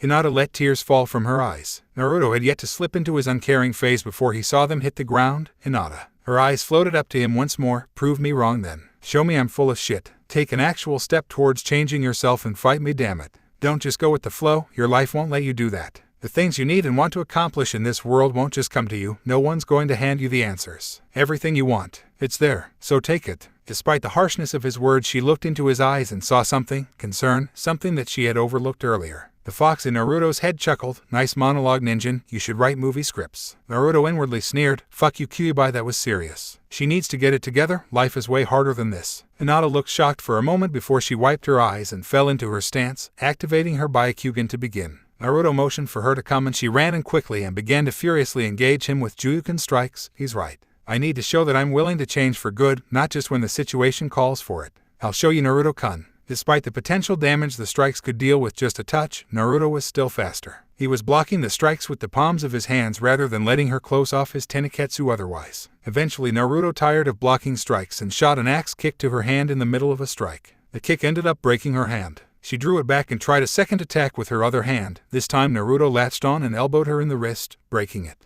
Naruto jumped back as she cried out in pain. He simply stared her down. Okay, what are you going to do now? Will you walk away? Hinata hissed in pain of her now useless hands but soon set a defiant gaze on Naruto and charged back in to lash out with kicks. Naruto was pleasantly surprised with her last-ditch attacks and marveled at the fact that she was flexible enough to launch certain kicks that he knew shouldn't have been possible for the angles he was moving to. Naruto nodded to himself and slapped one of her kicks down to the ground and ducked down before delivering a rising palm strike under her chin, sending her flying and slipping her into unconsciousness. That's better. Now let's see if you can keep that spirit this time around. As her body hit the ground, Naruto sighed and walked towards Anko, who simply nodded. Shausa, Naruto Uzumaki. Naruto retook his position by Anko, who was frowning at him. Nai-chan is going to kill you when this is all over, you know that, right? She loves that little girl like a daughter. Naruto looked up at Kunai, who was glaring heavily at him. He could have sworn she was trying to cast a genjutsu on him via eye contact, but he shook it off. Well then, I should never have had to do that. She should have gotten her on track way before she fought me here. Except for Tenten, all of these girls need a reality check if my ass kickings didn't already do it. Naruto looked up to the box. All of you guys suck.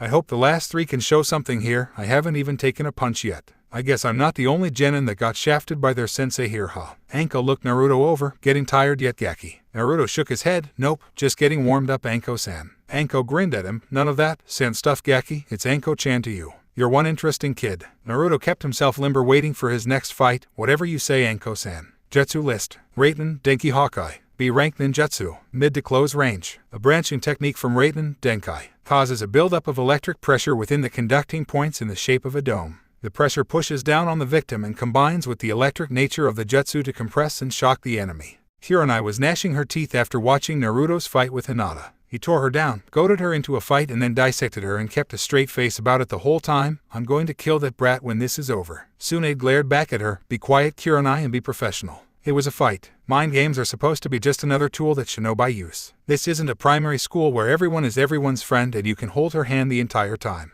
You were the ones that were so sure he wouldn't get this far. Not bad for a dead last, huh? Asuma looked at Tsunade. You sure must like that kid, huh, Hokage-sama? Tsunade smirked at him. Why wouldn't I? That's one tough brat down there. Unlike the majority of your kids, he has the right idea on what a shinobi is supposed to do. He's loyal, and he's actually pretty pleasant if you didn't piss him off at you. Oh wait, none of you know anyone that ever tried talking to him seriously before. Tsunade laughed slightly. I have half a mind to promote him to Jounin after this. He's already got Chunin. I walked up. Tsunade-sama, I admit, Naruto-kun's flames of youth burn brighter than previously advertised, but are you sure? Jounin is a whole other league, especially for a child. Tsunade looked at Guy with a smirk. Well, he's still got 3 fights left. He'll show you just what league he's in. I think I'll give him some time as a Chunin first. He won't get anything less than that though. I don't think any of the remaining genin can even touch him. Kakashi chimed in. He still hasn't fought Sasuke yet, Tsunade-sama. Things can change in the blink of an eye, you know. Tsunade got a predatory look in her eye. So Kakashi, sounds like you still don't think much about our little blonde Gaki out there. How about a little wager? Kakashi I smiled. Name your terms. Tsunade's grin got wider. Oh, this one might entertain you quite a bit. And I wouldn't really call it a wager, more of a request of sorts. XXX. In the crowd, the recently released Sand siblings were in attendance, stopping off to watch the event going on in the stadium before returning to their home. Their time as POW's now over. Taking their seats, they were curious as to what was going on. Kankuro noticed Gaara watching down on the field intently. Looking down there himself, he saw Naruto standing alone with Anko down in the center. Isn't that the kid that caught us? Temari squinted before widening her eyes in surprise. It is. What is he doing here? Is this all about him?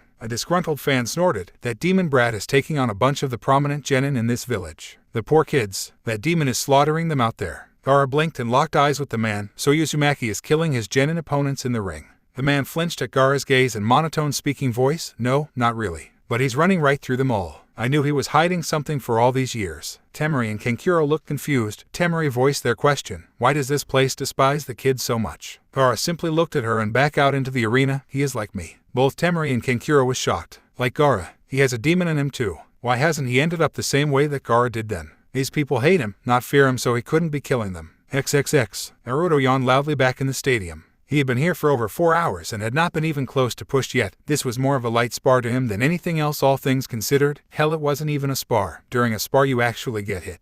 Naruto shut his mouth from his massive yawn and smacked his lips. I'm bored, Anko-san. This is boring. I'm tired of beating up on these kids already. You think I got my point across yet? Anko smirked at him. Now Gaki, you still have 3 fights left, so make them entertaining, okay? And what did I tell you to call me again? Naruto rolled his eyes and spoke in monotone. Anko-chan. Or, Naruto sighed tiredly. Anko-sama. Anko smiled sweetly at him. Good boy, I knew you could do it. Look alive, kid. Next victim up. At Anko's behest, Naruto found Neji making his way into the arena with his usual gait. Naruto and Neji faced each other down and stared at each other intensely. Neji smirked at the blonde. One more time. Naruto chuckled. One more time. Anko licked her lips in anticipation of the coming battle, the 8th match. Naruto Uzumaki vs. Neji Hyuga. Hejim. Neji activated his Byakugan and sprung at him suddenly, beginning striking at Naruto rapidly. Naruto didn't feel like risking his chakra by blocking this time, so he opted to simply dodge and put some distance between himself and the Hyuga prodigy. This was easier said than done, however, as Neji was dogged in his pursuit, and any attempts to move without properly breaking Neji's chain of combinations could result in some painful Hyuga jabs in his near future. Naruto shot out a punch at the same time Neji went for a finger jab. Neji diverted his strike over Naruto's fist and dipped it in time to hit him in the wrist. Naruto saw this as his opportunity to move and jumped back, shaking his wrist out to get the feeling back into it. Neji kept his focus solely on Naruto, and easily realizing the threat that any time Naruto could have to think and plan was bad, rushed back in. Naruto formed a cage bunshin and Kawarami'd with it in time for Neji to hit a palm strike to the bunshin's chest, destroying it and allowing Naruto ample breathing room to back away. Neji set himself in his ready stance and let out a breath. I will defeat you this time, Naruto. I am not taking you lightly this time around. You have my full attention. Naruto pulled the sword from his back. That's nice, but you can pay me all the attention that you want. You still won't beat me. I'm not the same one-dimensional guy that I was at the Chunin exams. He set himself down and ran at Neji. Neji began ducking and dodging Naruto's slashes. Naruto sheathed his sword, suddenly following one of his slashes, and grabbed Neji by his ponytail that was flailing about in the melee. With a malicious smirk on his face, he jerked around and tossed Neji over his shoulder, slamming him hard to the ground by his hair. Neji held his scalp on the ground while Anko cackled in the background. That ripped a few out by the roots, didn't it? Neji rubbed his head as he stood up. That wasn't very honorable, Naruto. Naruto shrugged. We're ninja, honor is for samurai and dead men. I'd rather be an ignoble winner than an honorable loser. Neji slipped back into his stance. That may be, but you are in range of my field of divination.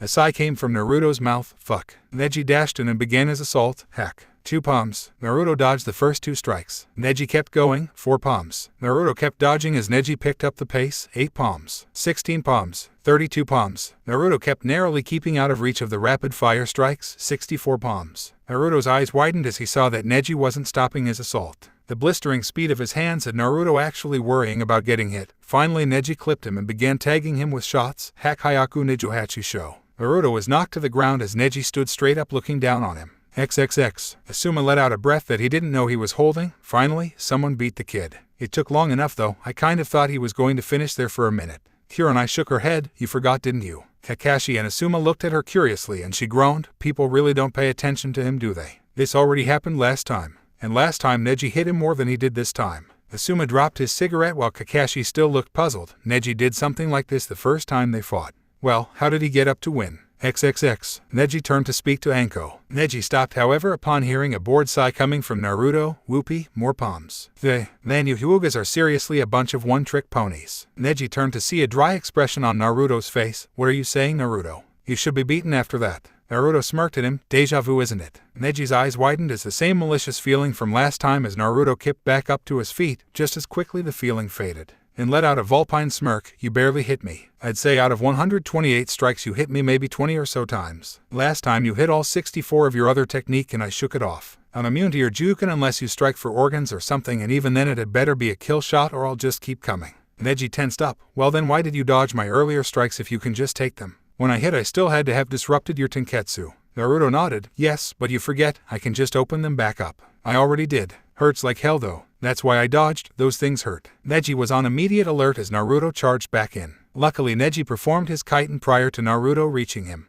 Naruto was thrown back and scoffed. You want to try that again? As he drew the sword from his back, Neji prepared for another rotation. Naruto dashed in as Neji began to spin. Naruto channeled wind chakra into the blade of his sword and split right through Neji's shell of chakra, bursting out the other side. Neji stood still for a moment before dropping to the ground as blood shot from the wounds that appeared on his chest and back. Naruto ignored the outraged cries of the people. Ultimate defense, my ass. Naruto walked over to Neji and placed the blade by his throat. Neji looked up at him with difficulty. How? Naruto looked down at him. Don't worry about it. Sleep. Naruto cracked Neji with the blunt side of his ninjato, knocking him out to end the fight. Anko walked over and called for the medics while Naruto walked over to a grassy area to wipe off his sword. Shausa, Naruto Uzumaki. XXX. Asuma was clutching the guardrail tightly. That was wind chakra. How could a genin possibly know elemental manipulation to that kind of extent? That's an elite level skill. XXX. Naruto turned to see Choji making his way out onto the field. Choji unwarily stood across from him and got his first eye full of Naruto's combat stare. He felt like he was drowning in the ocean as he looked into Naruto's eyes that resembled the coldness of an iceberg.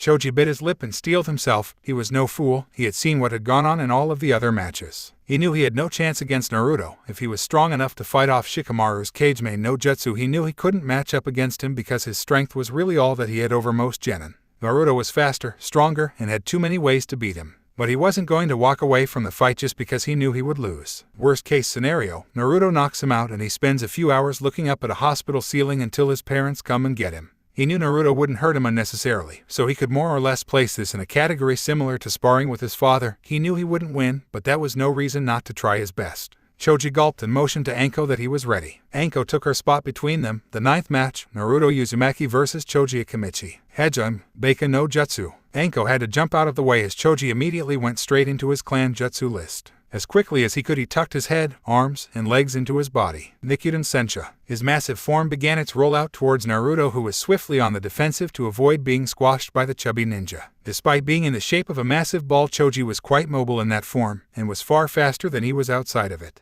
Naruto found that the longer Choji rolled, the more momentum he picked up. Naruto pumped chakra into his legs to gain the necessary distance to warrant turning around to face Choji. Naruto channeled wind chakra to his fists and thrusted them out linked together, Futen, Fujin Seiken. The force of the wind jutsu hitting the meat tank sent the rotund ninja flying backwards until he bounced off of one of the stone walls lining the arena. Choji came rolling right back at Naruto, who simply stood right in his path and waited for him. When he got close enough, Naruto cocked his leg back and gave Choji a chakra-enhanced kick that sent him flying once more, only into the stands this time. Choji released the jutsu to avoid crushing the spectators and ended up crashing into the stairs and rolling down them until he finally came to a stop at the bottom. After a few minutes of him trying to regain his senses, Choji shakily stood up and faced Naruto, wincing with some blood coming from his lips. "You're strong, Naruto. I know I can't win here." Naruto nodded, "But the important thing is that you tried. Do you want to continue?" Choji looked up in the stands to his father. Choji knew what Choji was asking him and sat in contemplation before silently shaking his head. Choji turned back to Naruto and sighed, "I wish I could. But there's only one way that I can even hope to hang with you, and my dad really doesn't want me trying it. It's really dangerous. I surrender." Anko nodded and pointed to Naruto. "Shousa, Naruto Uzumaki." Naruto sighed, "I kind of wanted to see what you could do, Choji. You have some serious potential. I can only imagine what you had up your sleeve, but I understand. Maybe I'll get to see it one day." Choji held his ribs and smiled at Naruto before heading back to the waiting area. Naruto grinned and looked up at the waiting area where the others were watching from. Looking at all of the jounin, he held up all 10 of his fingers and slowly ticked them all down until one thumb was left up before he slowly dragged it across his throat. XXX. Guy was marveling at the sheer raw power that Naruto had just shown against Choji. He stopped him with a kick. "Just a kick, nothing more. That's incredible. I wouldn't even attempt something like that." Tsunade smiled at Naruto and looked back at her subordinates. "Last chance. Sasuke has to win or you all know what will happen." Asuma shrugged. "Yeah, we do, but I still don't see how that could be a punishment for losing a bet." Tsunade chuckled. "Okay, just keep with that line of thought." XXX. Anko noticed the crowd beginning to buzz, mostly over how the last Uchiha would wipe the floor with the demon.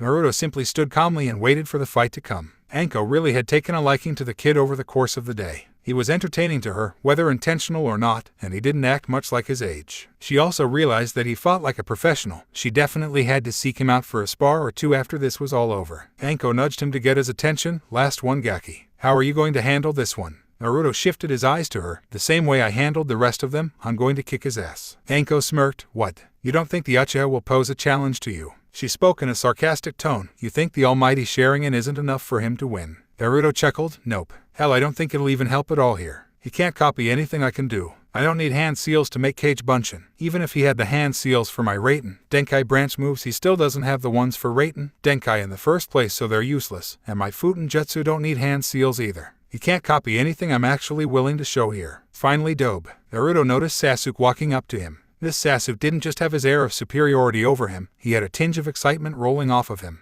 He was spoiling for this fight. "I can finally prove once and for all that I'm better than you. Get ready to lose." Naruto had his arms crossed. "If you were really strong, then you wouldn't have to prove anything to anyone. I'm just doing this for my career. If I don't show all of these idiots that I'm talented, I'll never get a promotion." Naruto looked to Anko, who moved between them. She turned towards the crowd. The 10th and final match. Naruto Uzumaki versus Sasuke Uchiha. The crowd roared for Sasuke as a smug smirk came onto his face. Looking at Naruto, he flashed the famous eyes of the Sharingan, making the crowd roar even louder. Anko rolled her eyes. "Show off." Hedgehog. Sasuke dashed in, remembering how poor Naruto had been at taijutsu all the times that Kakashi had them spar in the past. Apparently he hadn't been paying much attention to the happenings of the day too much. Naruto slapped his initial punch aside and grabbed onto his ankle to pull him forward roughly before hitting him with a vicious clothesline to the throat. Sasuke hit the ground hard, holding his throat and coughing. Naruto walked around him slowly and let him get his breath. "You know, Uchiha, part of me is telling me to just knock you flat on your ass, get my promotion, go home, and sleep until later disturbed." A feral grin spread over his face, however, but it's a whisper compared to the part of me that's screaming to flat out humiliate your ass in front of all these people. So get up, because this is a long-ass trail you're taking, Uchiha, and this is just the first turn, bitch. XXX. The Sand siblings were getting pretty fed up with how the crowd was treating Naruto. The demon just hit the Uchiha. There's no way Uchiha-sama can lose to something like that. It was luck. This entire thing has all been luck. Temari asked a man nearby, "How many fights have there been so far?" The man kept his eyes on the current battle. "There have been 9 so far. The brat beat everyone that was put in front of him. None of them have even been able to touch him." Temari watched Sasuke shakily pick himself up off of the ground. "That isn't the same kid screaming all the time from the exams." King Kuro nodded. "What happened? I wouldn't have even considered him a threat until he ended up beating us in the woods." XXX. Sasuke, just now getting his breathing back to normal, stood and glared at Naruto. "How did you hit me so easily? You were never this good before." Naruto sat back into a ready stance. "Well, this isn't before, is it? You can't hit me fighting the way you do. Trying to beat me with taijutsu would be like you trying to fight Kakashi with taijutsu, except I won't be so nice about it. No gimme shots for you to boost your ego. If you try that again I will be breaking something. Sasuke growled at Naruto. What do you mean gimme shots? Sasuke rushed right back in his Naruto side in response and began defending. Face it, dope. Those other losers couldn't match up to me. Naruto narrowed his eyes and caught Sasuke's fist in his grip before slamming a fist deep into his body. Sasuke dropped to his knees, spitting out blood and coughing once more. Naruto punted him in the ribs and sent him rolling for a few feet. I meant what I said. When Kakashi trained you during the month before the finals, he said he worked on your taijutsu and speed. How hard did he hit you? What was the hardest that Kakashi hit you? Naruto picked up Sasuke by his collar and smashed him in the face once more. Did he ever hit you so hard that he hurt himself? Did he ever hit you so hard you actually lost consciousness for more than a day? If your answer is no, then you're way more under me than I thought. Naruto held him by his collar as Sasuke struggled to get out. Sasuke managed to reel off a shot that hit Naruto in the face, but all it did was force Naruto to turn his head. Naruto quirked his mouth before headbutting Sasuke in the face, sending him falling to the ground holding his now broken nose. Sasuke looked up to Naruto, blood coming through his finger and tears forming in his eyes. Naruto shot a cold gaze downward. You think you're strong, but you're not as good as you think. You've been led to believe that you're Kami's gift to Kanoha, but you're not. You're just another genin with a bloodline, and that doesn't make you special at all. All you had over everyone else was a leg up and an entire village at your back. Sasuke stood back up, glaring with death in his eyes at Naruto, who scoffed at his attempt at killing intent. I'm done talking to you. Let me show you what I mean the hard way. As Naruto finished speaking, Sasuke jumped away, not really wanting to get in close with Naruto again. Sasuke flipped through hand signs and put his fingers to his mouth. Katen, Gaokakyu no Jutsu. The fireball launched at Naruto, who didn't move. The fireball collided with Naruto, much to the approval of the crowd, who up until that point were sitting on their hands. Sasuke smirked at the ruin he had created until the fire cleared and a charred log was left behind, remnants of a kawarami. Sasuke scanned the immediate area swiftly, preparing his body for any response that it could take. He turned his head as he saw Naruto emerge from the tree in the arena, rushing at him. As he turned to react, he took a sharp blow in one of his blind spots, revealing another Naruto that was currently pummeling him. The first Naruto who had gotten his notice had dispelled while the other Naruto attacked. Sasuke was reeling from the pummeling that was taking place. The Sharingan was once again proven useless against an opponent that was far faster than he was. It actually made it worse, seeing a punch coming and not being able to defend it chipped away at Sasuke's confidence, but in this case he was seeing entire combinations coming and still ended up taking them. The dull thump of Sasuke hitting the ground again rang out as Naruto burst into smoke. Another Naruto revealed itself standing on top of the walls, shaking his right hand out with amusement on his face. Good job, Sasuke team. You technically beat my Kage Bunshin, though he dispelled because he broke his hand on your face, but hey, who's keeping score here? XXX. The Jounin were at the end of their rope. This was just too much. Guy was hunched over the rail, his head arched out towards the battle, a Kage Bunshin. He was doing that kind of damage with just one Kage Bunshin. Tsunade had a stone face on as she watched her genin fight. Now do you see? Did him running through all of your teams get the point across, or do you need more evidence to support his promotion? She faced the Jounin seriously. The next time I personally endorse the promotion of one particular ninja, you damn sure better believe without question that there is a damn good reason for it. Kakashi was frozen in place before something ticked in his brain. I need to stop this before this goes too far. Hiranai shook her head at Kakashi. It's a little late for that, isn't it? Kakashi made a move to leave but was blocked by Asuma and Guy. What are you two doing? This can't go on any longer. Asuma sighed in a disinterested fashion. We all watched our own kids get their asses kicked, so you're staying to watch one of yours beat the crap out of the other one. Guy nodded. We all knew the stakes coming into this test, my eternal rival. Take solace in the fact that this isn't a death match. Tsunade raised her voice. Kakashi, stand down.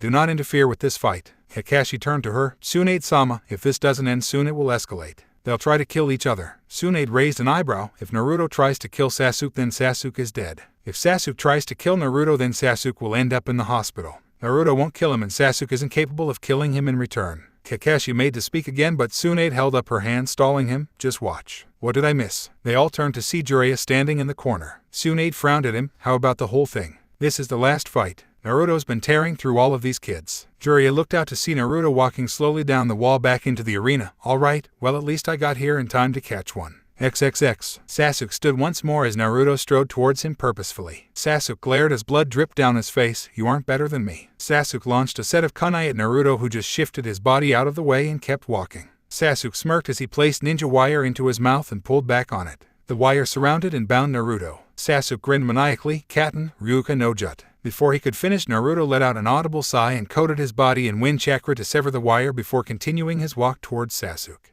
The Uchiha in question was utterly shocked as his wire dropped limply from his mouth, his opponent still striding over casually. A faint burning on the back of his shoulder was the least of his concerns right now. He had a juggernaut that he couldn't stop coming right for him. Naruto was whistling a jaunty tune with no expression on his face, further unnerving his dark-haired adversary. He was utterly ignoring the look of fear on Sasuke's face on the outside, but on the inside he and the Kyuubi were freaking out in laughter. Keep going, kid. Just a little bit more, I swear he's about to piss his pants. Naruto kept his poker face on. I know, but what else can I do to fuck with him? I already made 2 of his best jutsu look worthless and beat the piss out of him. Unless he's stupid enough to try Chidori, I don't think there's any more to do to him. Oh well, time to knock him out. Naruto's footsteps might as well have been thudding off of the ground for all the good it was doing Sasuke to see him coming. His fight or flight mechanism kicked in with a vengeance. What is he? This can't be the same Naruto. Fight him, Sasuke. What? He's been overwhelming me from the start. He's stronger. You have more power than him. Let it out. Show them all your strength.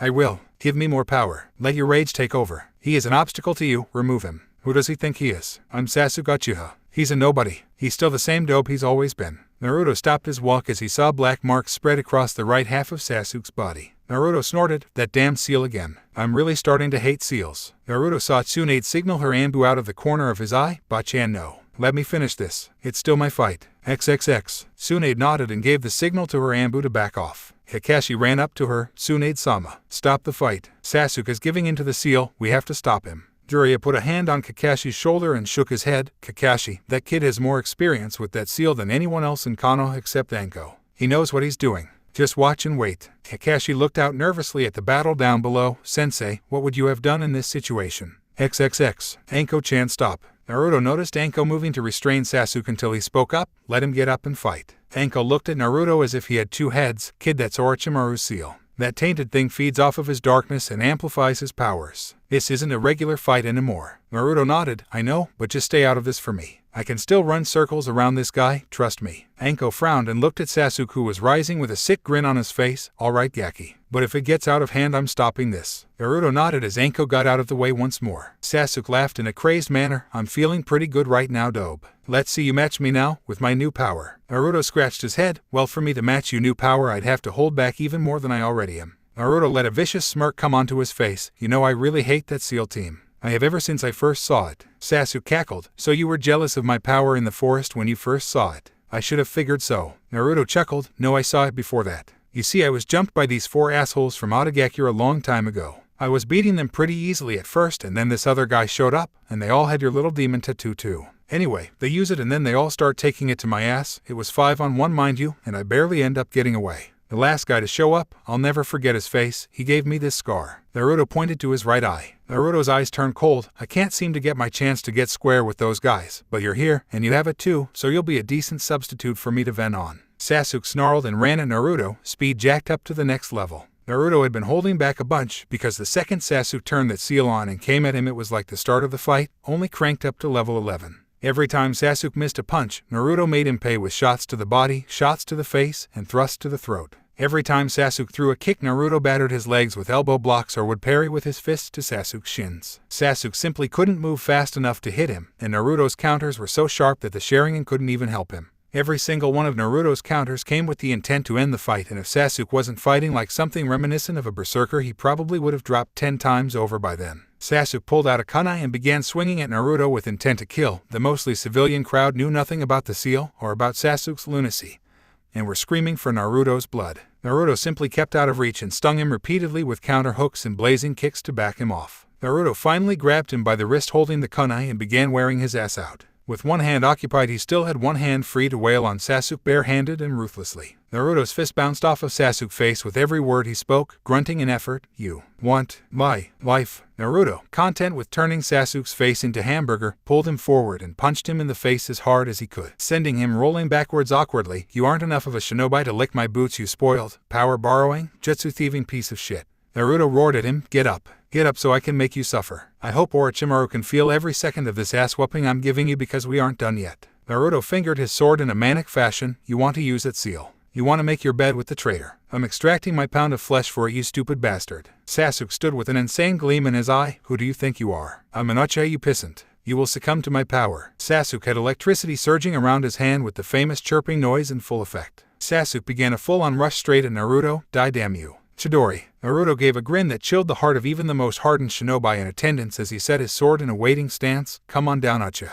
I've got a little friend that wants to meet you, no jutsu necessary my friend. Sasuke rushed Naruto down and thrusted his arm, a bursting flash of sparks indicating that he made contact, before coming to a stop on the other side of the whiskered blonde, a smirk on his lips. A short wind rolled through the arena as everyone was standing at attention. Naruto stood straight up and swung his sword to the side as he walked away. Sasuke stood still until blood bursted from his right arm like a sprinkler. He fell to the ground clutching the arm that had been turned into cold cuts, seemingly by Naruto's sword. Anko blocked out his wails of anguish and agony as he writhed on the ground. Anko pointed to Naruto for the final time, Shausa, Naruto Uzumaki. The crowd remained silent as the only sounds going through the stadium were the billowing wind and Sasuke's cries. The medics hustled out double time to stanch the bleeding from what was remaining of Sasuke's arm and carry him to get emergency treatment. Anko caught up to him and saw an uncaring look on his face as he went to sit under the tree.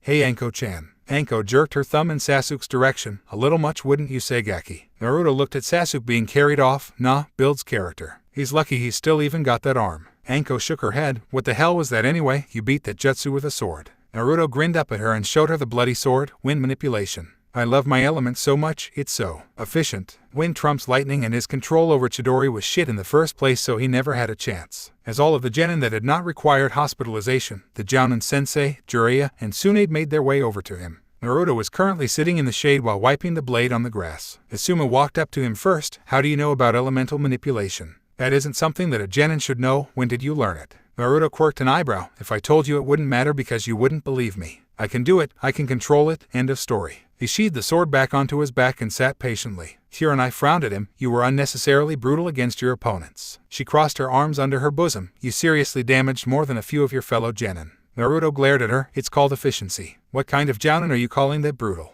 I was going easy on them, I could have killed all of them, Sasuke concluded. As a matter of fact, with the exception of Sasuke and maybe Kiba I didn't even hurt any of them that badly so what are you on about? She glared at him and he gave her one right back, unflinching. He stood up and tried to get around them, if you're all just going to bitch about how I fought today then save it. I won, they lost, I owned them all. He turned to the kids close by, no offense, but come on, you've got to admit it. Kakashi stepped forward, Naruto, what you did to Sasuke. Naruto was about to open his mouth to bitch Kakashi out until he finished his sentence, I completely understand. Naruto's eyes widened in surprise as Kakashi put his hand on his head, Chidori is a killing technique. I'm sorry, I made him promise to never use it against a comrade and he tried it against you, you did what you had to in order to defend and win. The fact that you left him alive in the first place shows me you value comrades. Naruto shrugged, I don't really consider Sasuke a friend or anything, but as long as we have the same headband I have a duty to keep him alive. What about the cursed seal? Kakashi's eye widened this time, you know what it is. Naruto nodded, I've had a run-in or two with Orochimaru to remember. He didn't need Kakashi knowing he stole information directly from Oto's base in his years prior. Jiraiya walked up, I need to do some more research on it. I still don't know how to remove it yet, maybe if I study Sasuke's I can get some new information? Sorry Anko. Anko nodded sadly as Kunai rubbed her shoulder. By now the crowd was filing out, grumbling disappointedly about how the demon brat destroyed the competition. Naruto snorted, bastards, they could have at least stayed to hear the results. Tsunade walked over and ruffled Naruto's hair, much to his chagrin, good job Gaki, you've earned your promotion. I'm sorry, but you can't make the jump straight to Jounin right from Genin. You need experience as a Chunin doing higher grade missions first. Naruto would have complained but he needed to keep his cover. No one needed to know he had experience with elite missions and he couldn't just use that as a bargaining chip for an unnecessary promotion. He was a Chunin now, and that was good enough for now, I understand. So I guess I'll get my vest later. Tsunade smiled at him. Good work Gaki, I knew sticking my neck out like that for you was a good bet. Naruto grinned and began walking away from everyone to leave. If you'll excuse me, I haven't been home in a week and I need to get reacquainted with my lumpy ass mattress. If you need me you know where I'll be. Later, all of the genin that were still conscious shouted words of congratulations to Naruto, who simply waved over his shoulder and shunshined away. Asuma shook his head. Okay, I'm a believer, that kid is scary good. He turned to Tsunade. Okay Tsunade-sama, what are the terms of this agreement you wanted Kakashi for? Tsunade smirked. Follow me to the Hokage Tower and we'll discuss the terms. If it all come, you might find it interesting to say the least. It had been roughly 3 days since Naruto's performance at the stadium against all of the genin. Tsunade let him be for the time being because he deserved the rest. That was one reason. The other reason was that she wouldn't have him doing any more D-rank missions with Team 7. And they couldn't go on them anyway seeing as how Naruto had put Sasuke Uchiha on the shelf with the butchering job he had done on Sasuke's arm. This was part of the arrangement made between Tsunade and Kakashi. Naruto was no longer considered a member of Team 7. It was a good idea, with Naruto having just destroyed Sasuke and Sakura in combat almost effortlessly. The team dynamics, what little there were in the first place, would have been screwed. She proposed to have him go solo and float between teams, either more experienced teams of Chunin and Jonin to get field experience, or the younger Genin teams to give him some experience in leading teams. This actually kind of worked out in Naruto's favor. For all of his want to get promoted, the fact was that while he was in Ni, he was used primarily for solo missions, things that only had him worrying about his own back and what he had to do to survive. This would allow him to learn how to fight in conjunction with others. He needed to learn how to work in a team and how to keep his comrades alive when they were with him. He couldn't argue that he wasn't ready to lead a squad of ninja as a Jounin yet, he knew that. So on the morning that our story picks up from, Naruto ambled his way through the streets of Kanoha on his way to the Hokage Tower to get himself a mission.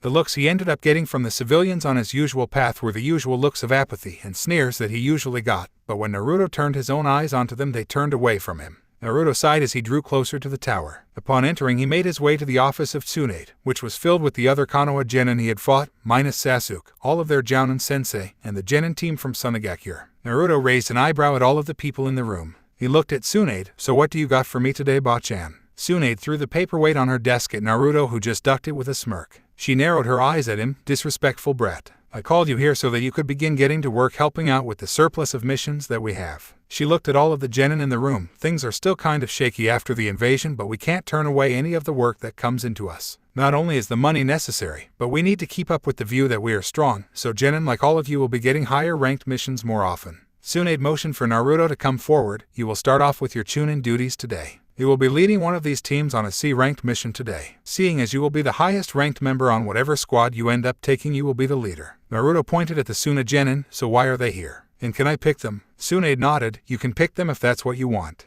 Though they aren't really a team for a mission, more like they are the mission." Naruto thought to himself for a moment. "Okay, I'll go with the Suna kids. I don't really feel like fighting bandits or something right now anyway, so whatever I'm doing with them, I'll take that one." He turned to face them and motioned for them to follow him closer to the desk before he stopped in front of Tsunade. "So what's the mission?" Tsunade handed them a scroll from the C-ranked pile. "The main reason that the Kasuke's children have been in Konoha for so long has been mostly as some sort of collateral while we begin talks for the treaty between our villages. Negotiations are firmly underway, so we are returning them to their village. You will escort them there and wait for Suna to finalize the treaty on their own side before you return with a scroll from them." He looked at her in confusion. "This is C-ranked. Are you serious? It should at least be BO. Well, whatever." Naruto scratched his head. "So do I get a team for this or what?" Tsunade shook her head. "Naruto, they are a team. You plus them should be a match for pretty much anything that could attack you between here and there." Tsunade tossed Naruto a scroll that he caught wordlessly. "Flying solo. Okay, I guess." Naruto pocketed the scroll and turned to his selected team. "All right, do you guys have everything you need for the mission, or do we need to square away some time to get you restocked before we leave?" His siblings traded looks as Temari spoke up. "We're ready to go whenever you are." "When do we go, Naruto-san?" Naruto cringed when she said his name. Just Naruto is fine, Temari. I'm not much for the honorifics." He scratched his head nervously. "All right, if you guys are all ready to go, then let's head on out. No sense in wasting time. I'm sure you're all sick of staying here." As the other teams lined up to get their own assignments, Naruto led the Suna contingent out of the office and out towards the street. XXX. On their way out of the village, Naruto found that while the civilians didn't particularly like him due to his thorough dissection of the entire slew of genin the other day, the ninja higher in rank gave him some respect for it. As he walked towards the target gate, he got nods of acknowledgement from the Chunin he found out on patrol, the Jounin out with their genin teams, or just some of the ninja out in general. As he made his way to the western gate, the perennial gatekeepers, Izumo and Kotsu, got grins on their faces upon seeing Naruto and company make their way to the gate. Naruto walked up and revealed the mission scroll given to him by Tsunade. Chunin Naruto Uzumaki with a mission to Sunagakure alongside the Kasuke's children. Kotsu nodded and marked it down on the traffic ledger. The bandage-nosed shinobi chidingly elbowed Naruto. "Hey kid, good stuff the other day at the stadium. You pretty much sleepwalked through all of those kids." Naruto shrugged as he wrote down his own signature on the page. "Well, we couldn't use killing force on each other. I guess they were all holding back too, but they shouldn't have. Kami knows Sasuke didn't. For all of the good it did him." Naruto handed the papers back to the two Chunin and called for the Suna genin to leave with him. As the two Chunin watched him walk away from the village, Izumo chuckled. "That kid's going to get promoted before us at this rate." Kotsu yawned as he went back inside their booth. "I don't really mind too much. Let a kid with some ambition move up in rank. I'll be fine right here." Izumo's sweat dropped in response to his partner's comment. "So does that mean that you want to watch a gate for the rest of your career? You are one lazy bastard." Kotsu gave a small smirk. "Hey, it beats actually working for a living, doesn't it?" XXX. Due to the fact that everyone here was an active ninja, they took to jumping through the trees as their method of travel. Naruto, being bored as all get out, decided to make some small talk as they made their way out of the country. "So how'd Kanoha treat you guys?" You all look fine if you ask me. Kankuro grumbled somewhat. We wouldn't have had to stay at all if someone didn't jump us after the fight with Gaara. Naruto let a smirk play on his lips. Well, I told you all exactly what I was going to do. You weren't going to just leave, so I had to knock you all out. It's not my fault that you didn't watch your backs. Kankuro still kept his eyes narrowed at him. I still can't believe we lost so easily. You just clubbed us over the back of the head without us even noticing. Grinning back at the paint-wearing ninja, Naruto responded, I am very sneaky, sir. He dropped the grin from his face. How far is it to Suna? I've never been before. This was a lie. He had been to Suna before, but he really wanted to cover up the stuff he did in knee around the people that didn't need to know about it unless the knowledge was necessary. Temari moved closer in their formation to speak to him. From Konoha, Suna is about 3 days away if we keep at this speed. Naruto nodded and turned to face them. All right, we'll go for as long as you can all stand to travel. Don't worry about me, just yourselves. I might be capable of getting all the way to Suna without sleep myself. Kankuro and Temari blinked blankly at that. Gaara didn't have energy to burn like that. Though this kid did beat Gaara in his full transformation after all. It couldn't really be that far-fetched. Kankuro glanced back at Gaara and whispered to Naruto, Hey, Gaara says that you're like him. What exactly does that mean? Naruto looked back at him in a nonchalant manner. Oh, that. I have a biju sealed inside of me like him. Naruto took note of the looks of shock on their faces, minus Gaara. What? Did he not elaborate on what he meant when he said that? The two stunned siblings shook their heads. Temari looked back at Gaara, who nodded in affirmation. She looked up at Naruto in confusion. Wait, why don't you have any powers or transformations like Gaara? We probably wouldn't have even known if you two hadn't said anything. The blonde boy shrugged. I don't know. I can do some stuff with its chakra, but I don't really have any transformations or anything really scary like Gaara does to my knowledge. He then added under his breath, unless you count the trigger. Kankuro put his nerves behind him. This kid isn't like Gaara. He won't flat out kill us for no reason. Stop being so scared of him. He's just like me or Temari. So, which one do you have if I could ask? You know that Gaara has the Ikabai no Shukaku. Oh, I have the Kyuubi no Yoko in me. Naruto grinned at them all cheekily, but you shouldn't go around spreading that.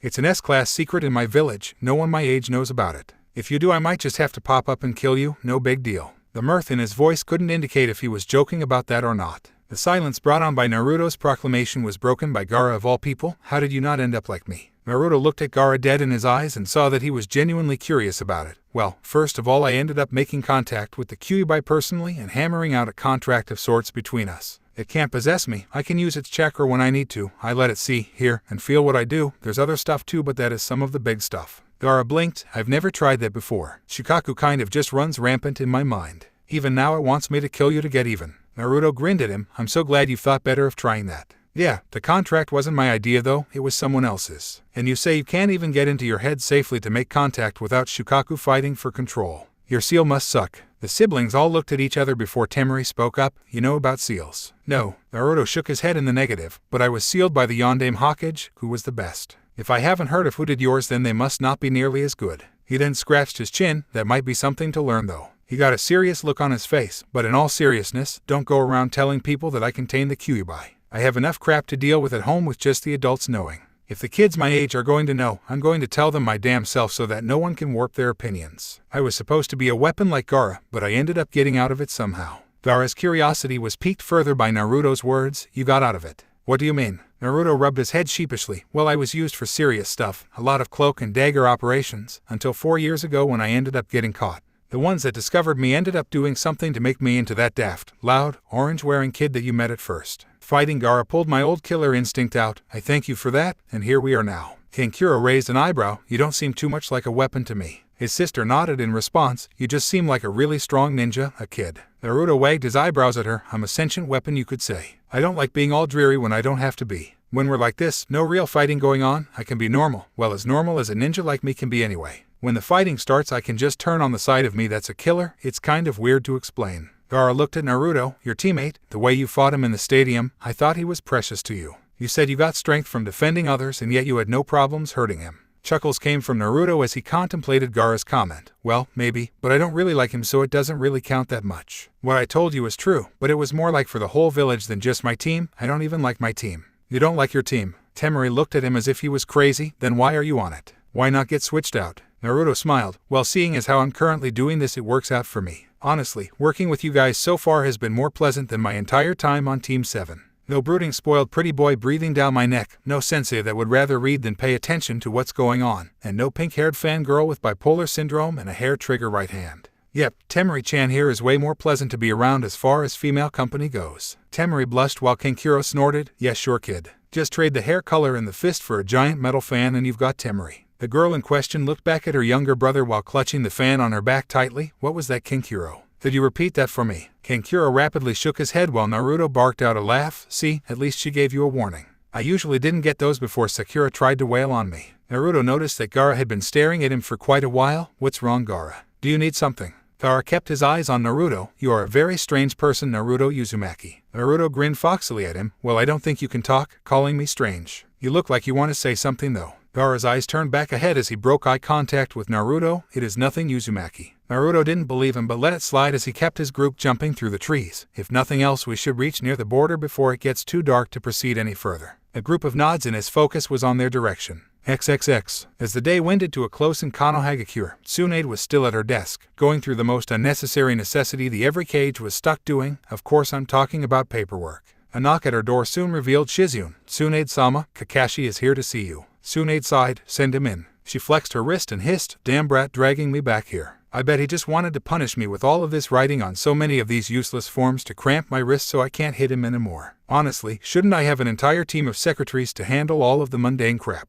I am the Hokage after all. Shizune blinked. Note to self, find out if I actually should be looking for secretaries for things like that. A yell of her name from Tsunade brought the black-haired girl back to earth. Oh, I'm sending Kakashi and now okay. Tsunade motioned with her hand and Shizune disappeared from the door, Kakashi appearing in her stead, with Sakura in tow. As they entered the room, Kakashi stood in front of Tsunade's desk. Hokage-sama, you wanted to speak to me personally about Team 7. Tsunade nodded. Yes, due to Naruto's promotion and as a part of the arrangement made in case he won the entire series of bouts against the Genin, I'm taking him off of Team 7 effective immediately. Kakashi's visible eye went wide. Hokage-sama, I'm aware that Naruto needs to work with others because of his new rank and everything, but why take him off of Team 7 completely? Tsunade shook her head. It's nothing that you've done, Kakashi. It's more along the lines of the team itself. She placed her chin on her hands. Do you really think that after the little show that Naruto and the Uchiha put on in the stadium, things will ever be civil again? The look on Kakashi's face showed his faith in the matter. Naruto has shown growth in maturity and leaps and bounds ever since the Chunin exam. I honestly believe that he can coexist with Sasuke and Sakura. A smirk appeared on the face of the buxom Hokage. Kakashi, you worded that like it was Naruto who got smacked around the stadium.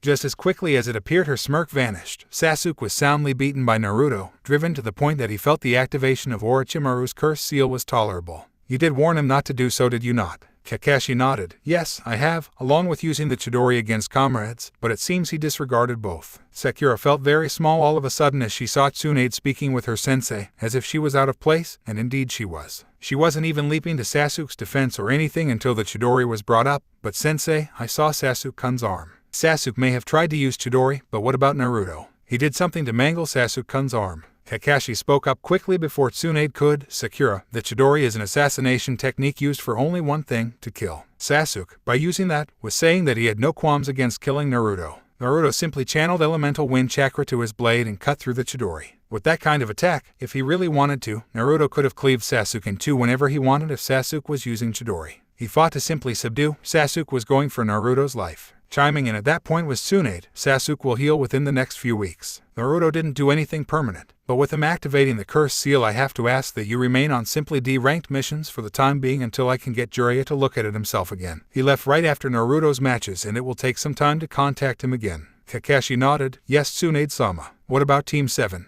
Tsunade sighed and turned towards the window. Well, with what has happened, I can't in good mind allow Naruto back onto your squad, at least not so soon. I'll find you a replacement in the meantime, and by the time Jiraiya gets here you should have someone for your team. Kakashi nodded. Of course. That was all I wished to speak about, Tsunade-sama. Come on, Sakura. The masked Jounin led his female student out of the office. As they walked out of the tower, Sakura spoke up. What about Naruto, Kakashi-sensei? He isn't on the team anymore. Kakashi looked at the setting sun. No, I'm afraid he isn't. If he was, then he would be the superior officer to you and Sasuke would never accept that.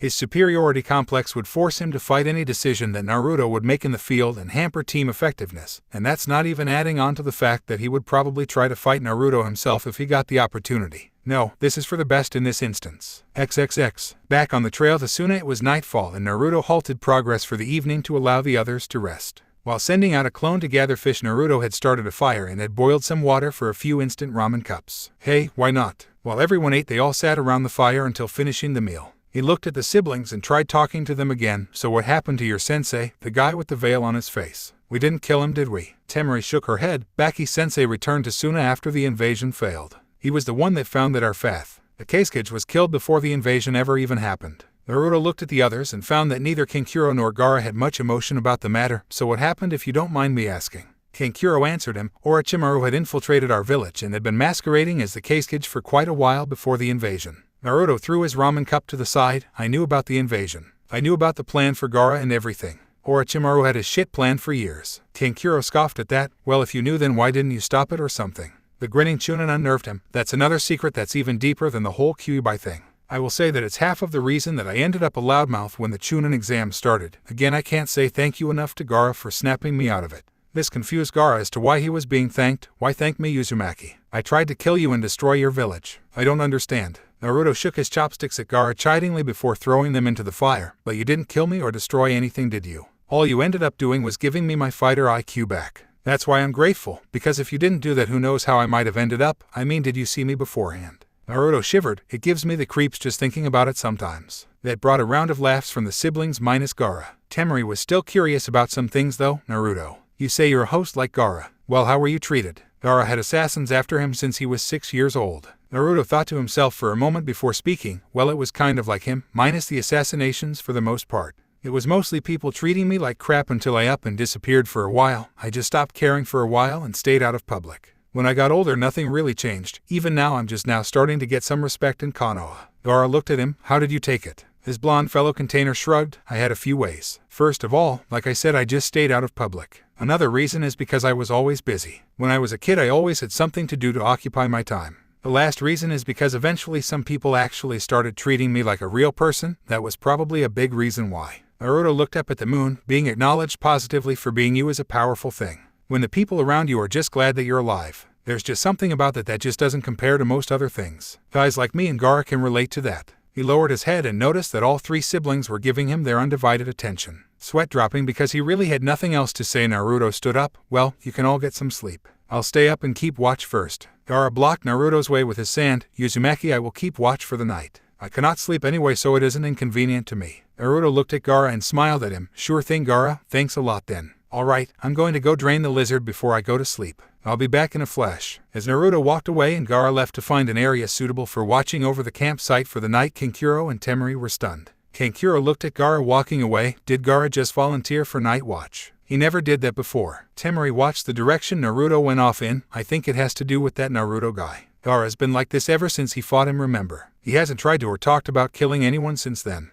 As she watched him return to camp and pull out his sleeping things, she was more curious about the blonde Kanoha ninja that had somehow calmed Gaara. XXX. The next couple of days found the group traveling from the woods to the desert with almost alarming transfer of landscape. The trip was pretty uneventful, with the exception of some dumb bandits that thought it would be a good idea to attack a group of ninjas. They took this opportunity to let Gaara let off some steam in the form of eradicating the lot of them in a wave of sand. Poor bastards never had a chance. As they traveled, they kept up the same routine as usual, with Naruto trying to engage them in conversations to get to know them better. With Kankuro, he pretty much let slide their introduction back before the Chunin exams and started off fresh. It didn't really take long for them to start hitting it off. Kankuro had a strange sense of humor, and when coupled with Naruto's dry wit and penchant for picking with people like Gaara, usually ending up with him getting thrown by an arm of sand by Gaara, much to Kankuro and strangely Gaara's amusement. Naruto took the time traveling with them to also flirt shamelessly with Temari. At first, he simply took to answering her questions about how he lived and what he was used to doing as a ninja and asking her the same in turn. But that soon turned to him sidling up to her during breaks and randomly commenting on her good looks and how he'd like to take her to some place called Ikaraku whenever she came back to Konoha during their travels. She didn't use her fan to brain him for two reasons: because he did beat Gaara and then still had enough energy to capture them and jump into the fray of the invasion, so she didn't really feel like trying to incur his wrath. The other reason was because on the occasions she did try to swing at him, he dodged and then made comments on how he liked strong girls. Kankuro got a few laughs off of that.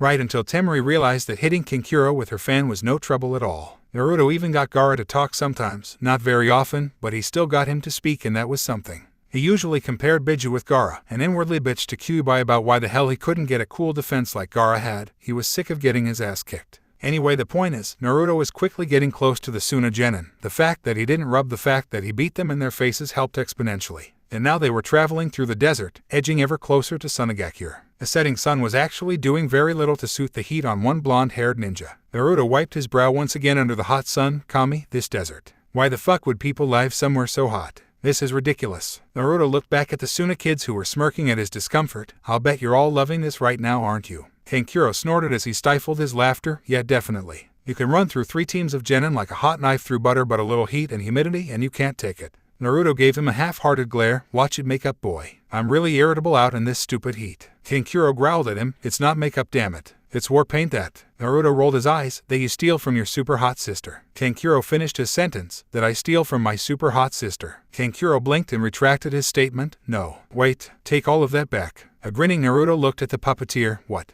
The you steal makeup part or the your sister is super hot part? Both. My sister isn't hot. Kankuro felt a glare from behind him from Temari and deadpanned a look at Naruto. Ugh. Damn you, kid. Naruto chuckled and decided to save Kankuro from his fate. Yo, Temari-chan, how close to Suna are we? I'm kind of on blind autopilot up here. Temari lowered her ill intent towards Kankuro and looked over at the leader of the makeshift squad. We should be right on top of the village any minute now. Right on cue, as they reached the top of a dune, a massive dome-esque structure came into view, and here we are. Naruto let the others take the lead from this point on, as fighting a slew of pissed-off foreign ninja due to a misunderstanding didn't really appeal to him at the moment. As they arrived at the opening, he noticed the faint glares from the guards and rolled his eyes. Woohoo. Trading one village's glares for another, and I can't even kick anyone's ass here or I'll start a war. They made their way into the city, leading Naruto along. Kankuro turned to get his attention. Hey, the first thing we should do is let Baki-sensei know we made it back. I'll go find him. You can go with Temari and Gaara to our house until I get sensei. Naruto shrugged, as the fact that there currently was no Kasuke meant that he couldn't really go straight to his office and give him the information on the tree, and the council wasn't just going to be called at the drop of a hat for something that wasn't an emergency. He decided that waiting was cool. The blonde foreigner nodded and followed Gaara and Temari as they made their way through Sunagakure to their home. Naruto eventually ignored the reaction that the citizens of Suna were having towards a Konoha shinobi in their village and took to a pastime that could draw his attention for the remainder of the trip, the watch Temari walk and not get caught game. He had to admit, Jiraiya did teach him something useful besides racing and on their search for Tsunade. The ever-useful advice from the super pervert was, when caught peeking at a girl in the street, do not look away as if you weren't looking at her, make eye contact instead. Usually guys like Naruto and himself would end up staring at girls that were Konoha, a side effect of living in a ninja village, and they could sense when they were being watched. Lying like you weren't looking makes it worse, but letting her know you were looking, just not letting her know what exactly you were looking at, is a very good way to get your looks in, and Naruto, being an old hand in espionage under Danzo, had a killer poker face. Temari could tell he was looking at her, but the fact that whenever she looked back at him to call him a pervert he was already looking into her eyes ended up silencing her and making her quite flustered at his serious gaze. Naruto wasn't a pervert. He just had a healthy respect for the female condition.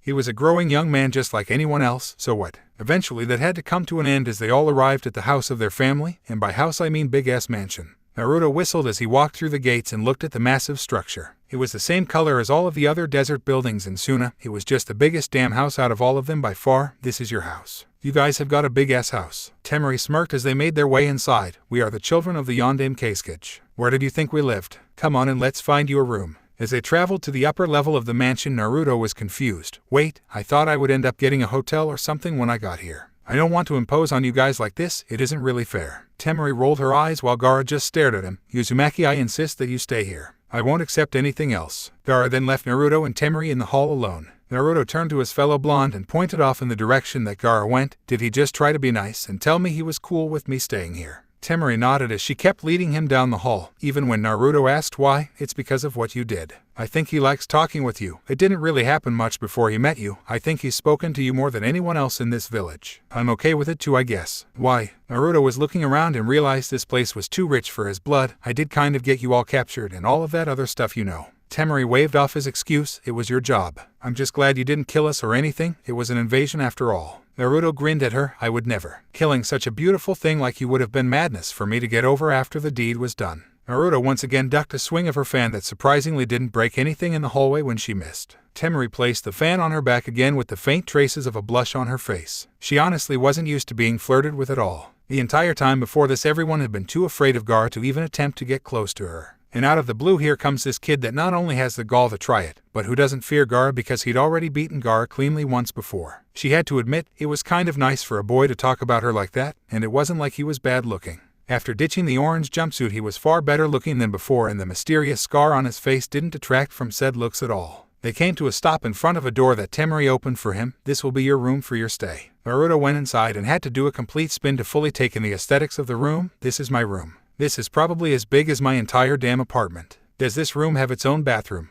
What the hell do you guys do with all of this space? Temari had a humored smile on her lips. We're rich, so anything we want would be the correct answer to your question. Naruto chuckled and began setting his things by the bed. The rest of us are down the hall. If you need something, our rooms aren't that hard to find. Naruto nodded. Okay, I guess I'll just go to sleep tonight and worry about other stuff in the morning, like the scroll and all of that. No one will probably even get into gear about this until then anyway. Okay, Kankuro, or I will help you with that tomorrow. She watched as he walked into the bathroom and began splashing his face with water from the sink. Good night then, Naruto. He heard her and yelled out from the bathroom, good night, Temari-chan. As the sounds of her shutting the door rang out through the room, Naruto sighed and shut off the water before returning to flop on the bed. As Temari walked through the hall to reach her own room, she had to giggle when a familiar voice rang out shortly after she shut his door. Okami, even their beds crap all over mine. This mission is awesome. XXX. The next day, Naruto met up with the Suna council that, surprisingly, showed him more respect than he had received anywhere prior to this. However, he chalked it up more to the fact that he was something of an ambassador in this case. After that meeting, which mostly consisted of him sitting and listening to the old men bicker over how this should be taken back, he assured him he wouldn't have to sit through something like that for the rest of his time in Suna, which brought a laugh from the boy. He and Baki eventually met up with Temari, Kankuro, and Gaara at a training ground and found Temari obliterating the desertscape. It was then that he was blindsided with a request from the fan-wielding girl. Naruto blinked incredulously. You want me to what? Temari leaned against her fan, staring Naruto down. I want to fight you, so come on. Naruto kept blinking at her. You against me? Really? Why would you want to fight me? She huffed at him and began to walk up on him to poke him in the chest. I saw you using wind chakra and Futen jutsu back in Konoha. I use them too, and I want to see who is better, me or you. Naruto looked to the others for help but only saw Baki and Kankuro looking anywhere but at them. Temari-chan, I'm not much for the casual sparring. When I spar, people get hurt, and my jutsu aren't really the probing type. I only have 2 jutsu right now that don't have the potential to kill you. Temari glared at him. So you think I can't take it? Alright, now we're definitely fighting. Get ready, Naruto. Naruto sighed and backed up to sit down in a stance. Someone call this. Baki walked forward. The fight will end when I say or when one of you surrenders. Ready? He got nods from both Naruto and Temari. Hajime. Temari wasted no time and whipped her fan out to send a massive gust at Naruto. Naruto immediately went on the move and tried closing the distance, but was forced to go serpentine in his movements so that he wasn't lifted clear off of the ground. Naruto drew closer and saw Temari swing her fan at him in an effort to end the fight. Naruto brandished his sword and blocked, sliding slightly through the sand until he gained some footing. As she pushed against his sword, she realized that he wasn't budging. Why are you so strong? Naruto grinned at her. Because it's more useful than being weak. Naruto pulled his sword away and caught her fan in one hand while sheathing his sword in the other. Temari was marveling at the raw strength it took to hold her back. This moment of awe came back to bite her as Naruto swiftly disarmed her by grabbing onto her fan with both hands and swinging away with it to throw her off. As she slid through the sand and regained a standing position, she saw Naruto holding onto her fan, looking at her blankly. You want to give up? I'm really not in a fighting mood right now. Temari gritted her teeth in anger. Stop underestimating me. She then charged in and tried her hand up close against him. Naruto sighed and threw the fan aside as the sandy blonde girl got ever closer. Temari threw a series of punches that Naruto swiftly swatted aside. However, he didn't want to counter and injure her, so he stayed on the strictly defensive. Temari was getting progressively angrier at her inability to injure Naruto. Apparently the guy that had been hitting on her for 3 days and the guy that she was currently in conflict with actually did exist in the same body at the same time. Seeing that during their short skirmish she had gotten her back to her fan, she broke off and picked it up, unfurling it with a smirk. Now what are you going to do? Naruto pointed at her fan. You're going to be dead in like 5 seconds, just so you know. She looked at her fan to see a slow-burning explosive note attached to it and hurriedly threw it away just in time to see a small puff go off on her fan. As she turned back to Naruto, she had no time to react before she was on her back looking up at the sky with a kunai at her throat. She blinked and realized Naruto was pinning her down with a kunai at her throat, but... What? Naruto looked at Baki, who announced his victory, and he helped her up. She dusted herself off and went to retrieve her fan. It was a dud. Naruto nodded. Well, yeah, did you really think I was going to blow you and your fan up just for a spar? He took her fan and dusted off the soot from his note before handing it back. Temari snatched it back heatedly and placed it on her back. You completely destroyed me. I never had a chance. She clenched her fists. I'm weaker than I thought I was. Naruto shook his head as they met back up with the others. It's not that you're weak, it's that I'm not a genin. Hell, I shouldn't even be a chunin. You're chunin level from what I saw during the exams, but I'm a hard guy to fight. Kankuro patted Temari on the shoulder. I told you it wouldn't have been a good idea to fight him. Why do you think I didn't? Temari glared at him. Because you're a lazy bastard, maybe. Kankuro frowned. No. This guy beat Gaara. We didn't have a chance against him, not yet anyway. I want to try, but I know that I'll lose if I do, so there's no need. Naruto scratched his head and tried to walk away. This is why I didn't want to spar. No matter how I handled it, I was going to hurt your feelings, and I didn't want to do that. He turned back momentarily. I like hanging out with you guys. The idea of me doing nothing but spending time with Jounin and other adults just because I can fight doesn't really work for me. So I don't want to squash everyone in my age group and make them feel inferior, but it's the only way I know how to train or fight, full blast. He gestured to the training ground. Even when I hold back it ends up like that. Turning back towards town he waved back. I'll get my stuff out tonight and get a room somewhere. My business here should be done within the week. He shunshined away, leaving Team Becky out on the training grounds in his wake. XXX. Roughly 30 minutes later, Naruto shut the door to the mansion to leave just in time for Temari to grab him and drag him back inside by the back of his shirt. Kankuro and Becky sweat dropped at her display and went about their business. Temari dragged Naruto up the stairs and back into his guest room before finally dropping him. Naruto stood up and shook himself off. Any particular reason you just dragged me through your house like I was your battle fan? Temari crossed her arms and sat on his bed. You're not leaving like that. Not because of a simple spar. A quirked eyebrow from Naruto let her know his mindset on it. You were just pissed off at me about the fight and you still want me here. Temari rolled her eyes. Duh, Naruto.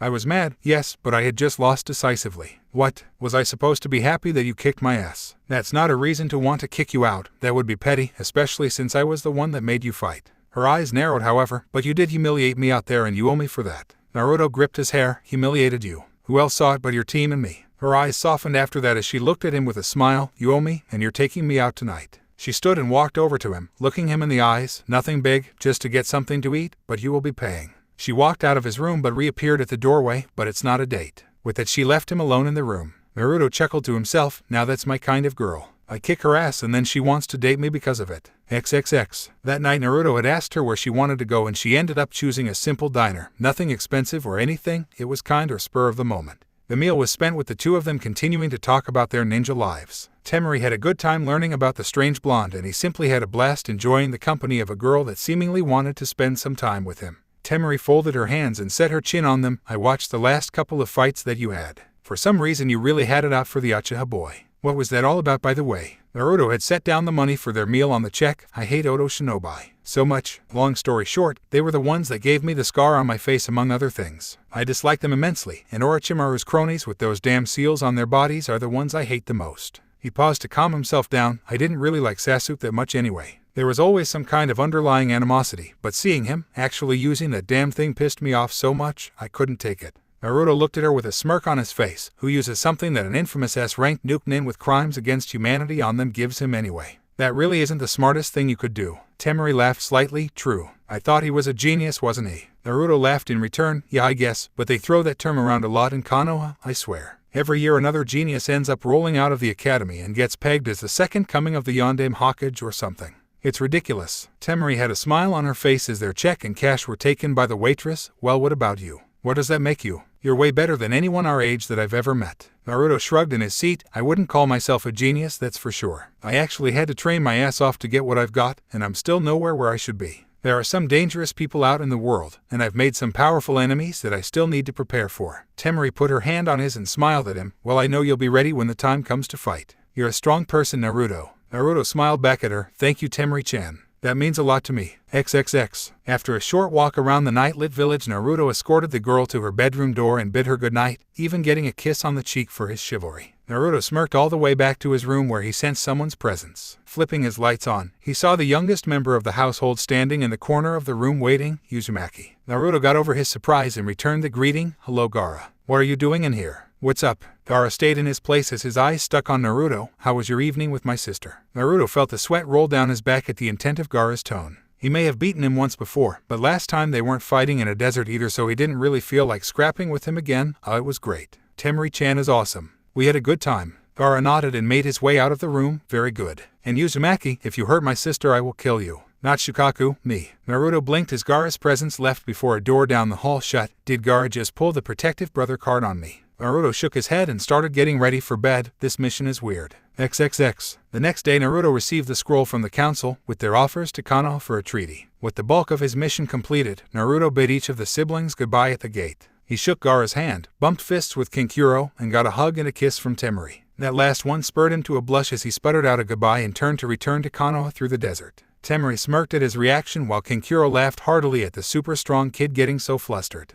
Naruto took off through the dunes to return to Konoha for his next assignment. Little did he know how important this next one would be to him personally. Naruto had cut a hellacious pace through the desert and was out of K's no Kuni in one day. A trip through the forests of High no Kuni were much easier for him, thus his pace picked up and he stopped for the night only a few hours away from Konoha. The next morning he barreled into the village, dodging civilians, and took to the rooftops to arrive at the Hokage tower swiftly so he could rest or get another mission before it got to be the afternoon. As he got close to the door he saw Shizune running all about the tower with a frantic look on her face. Raising an eyebrow at her behavior he tried to get her attention. Shizune-chan, you're moving kind of fast this morning, aren't you? He noticed that she looked somewhat fatigued. Is there something wrong? You look like you barely slept if you even did it all last night. Shizune stopped and looked at him, eyes widening when she saw it was him. Naruto-kun, thank goodness you're here. You got done fast. Whatever, Tsunade-sama needs you now. Shizune grabbed and shoved Naruto into her office and shut the door before he could even speak. He rubbed his arm. Damn Shizune-chan. Grip. Naruto looked at Tsunade's desk to see her drinking sake and looking down at some kind of papers. Naruto fished in his pocket and walked up to her desk to place the scroll from Suna down. Tsunade's head snapped up as she had just noticed Naruto right then and her eyes lit up. Naruto. This once again confused him. Yes, me. Are you and Shizune feeling okay, Ba-chan?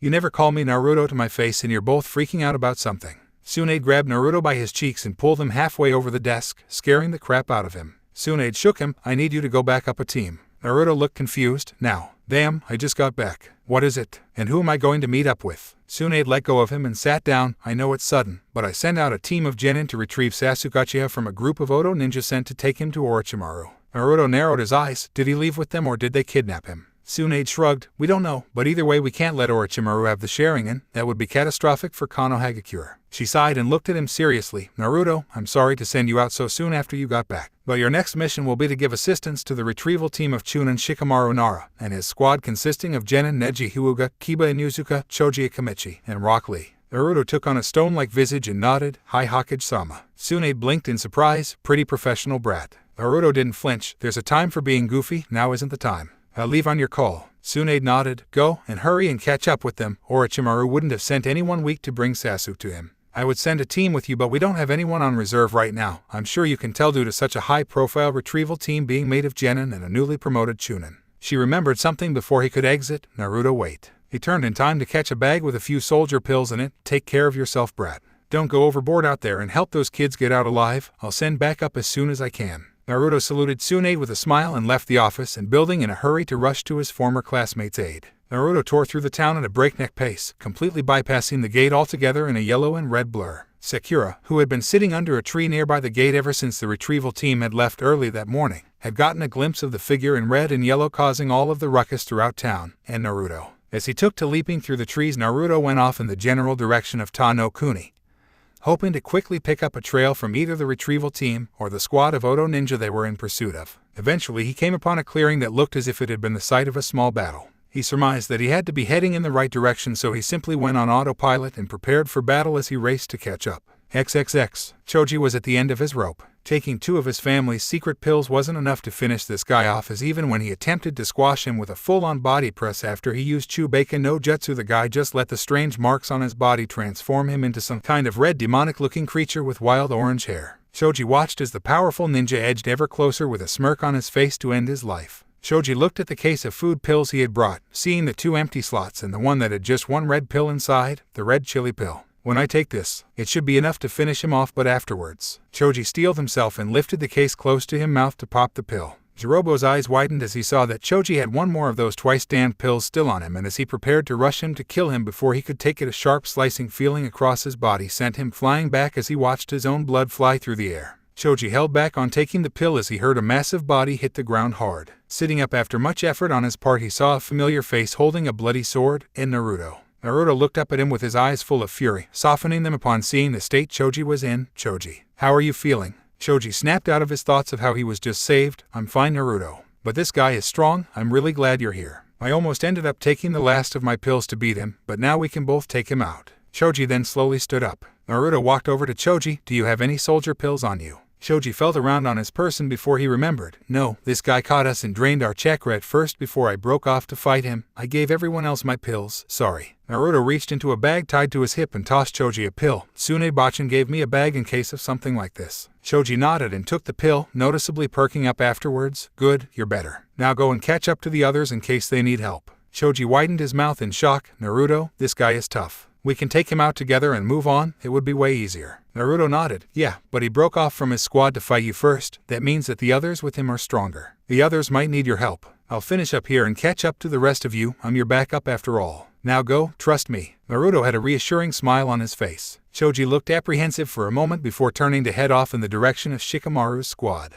Naruto turned back to Jirobo, smile utterly vanishing from his face as he was hit with a wave of deja vu. Jirobo angrily stood up and wiped the blood dripping from the wound on his chest, glaring murder at Naruto. You pathetic trash. You think just because you replaced the fat one that you can make a difference. You're all going to die. Naruto stayed staring at Jirobo. There was something that just wasn't hitting him at the moment. I wouldn't be calling anyone fat if I were you chubs. But there's something about you that is picking at my brain. Jirobo began slowly stalking Naruto down. All of you brats are going to die. The moment I activated Orochimaru-sama's curse seal, your life was forfeit. Naruto's eyes slowly widened. Curse seal, curse seal, curse seal kit. It's one of them. Kyuubi was buzzing with bloodlust at one of the orchestrators of Naruto's lost years. Naruto's eyes blazed with anger at Jirobo. Curse seal. You're one of those 5 sons of bitches that cut me all up in Tano Kuni 4 years ago. Jirobo looked at Naruto as if trying to remember a blonde kid with a scar on his face until finally realization hit.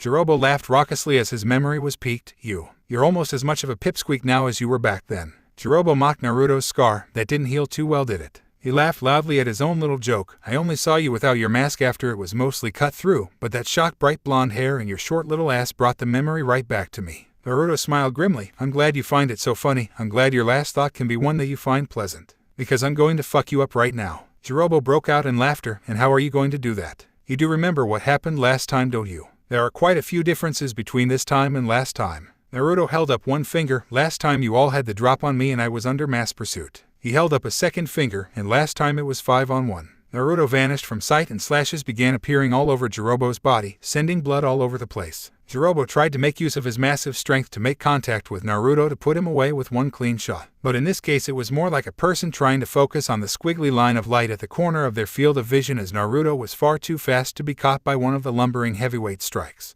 After getting kicked in the ribs and feeling what was left of his wind leave his body, Jirobo was huffing and puffing hard. This guy. Orochimaru-sama said, with this seal I would be unbeatable against ninja like this leaf trash. Naruto had a mental smirk going as he drew closer to Jirobo. I'm glad Choji softened this guy up so well. At this rate I won't even need to use any jutsu to win. How embarrassing. Oh well, payback is a motherfucker. Jirobo had a fire relit under him as Naruto strode closer and put everything he had in one punch. That Naruto ended up cutting straight through with his wind-enhanced sword right up to the elbow, splitting the arm like a peeled banana. Jirobo howled in agony as Naruto continued to dice him up, cutting both of his Achilles tendons, sending the large boy to the ground in a bloody mess. Jirobo willed his one good limb to move before Naruto drove a sword through it, pinning it to the ground as he stomped on his chest hard, sending Jirobo sitting up somewhat. But this was just so Naruto could plant a nasty punt right under his chin that should have decapitated him or disconnected his neck from his spine had he not been curse seal enhanced. Jirobo coughed up a glob of blood and hacked painfully as Naruto pulled his sword out of Jirobo's arm and poised himself to deliver the final strike. Naruto stood over him and looked down with cold eyes. Any last words before I send you to get boned by the devil in hell? Jirobo had a cocky look on his face, even through all of the blood and dirt covering him. He spit blood out to the side and looked up at Naruto. Yeah,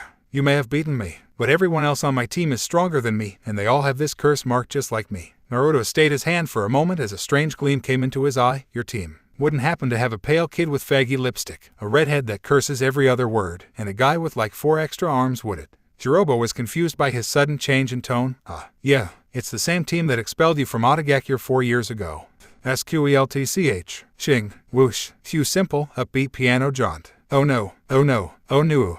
Naruto rushed rapidly through the trees to catch up with the retrieval team post-haste. As he leapt through the branches a devilish smirk played on his lips and a manic gleam lay in his eyes as his fingers twitched excitedly to catch up with them again. Oh no you didn't. Sucker tried to play me, but you never paid me, never. Oh no you didn't. Payback is a-coming. You will be running forever. Naruto's thoughts drifted to how the base of Orochimaru was in an uproar after Jiraiya's exit and how he was eventually discovered before he could make his own escape. Oh no you didn't. Until I get my vengeance, I will never end this mayhem. Oh no you didn't. I'm a leaf shinobi. You ain't got a prayer you owe me. Oh no you didn't. He remembered the dogged pursuit by 4 different ninja dressed in Orochimaru look-alike purple belts and how eventually he was forced to stop and fight them. Despite their unique skill sets, he still had the upper hand easily over them all. Oh no you didn't. Oh no you didn't. Oh no you didn't. Oh no you didn't. Didn't you? Oh no, you didn't pay me what you owe me. So now it's over for you. Naruto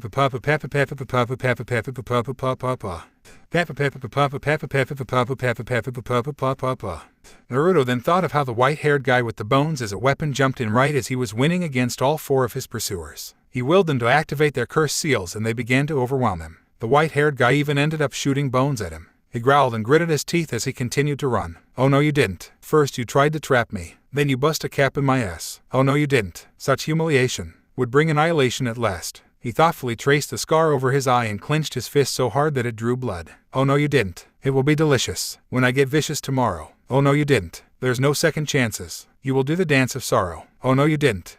Oh no you didn't. Oh no you didn't. Oh no you didn't. Oh no you didn't. Didn't you? Oh no. You didn't pay me what you owe me. So now it's over for you. Oh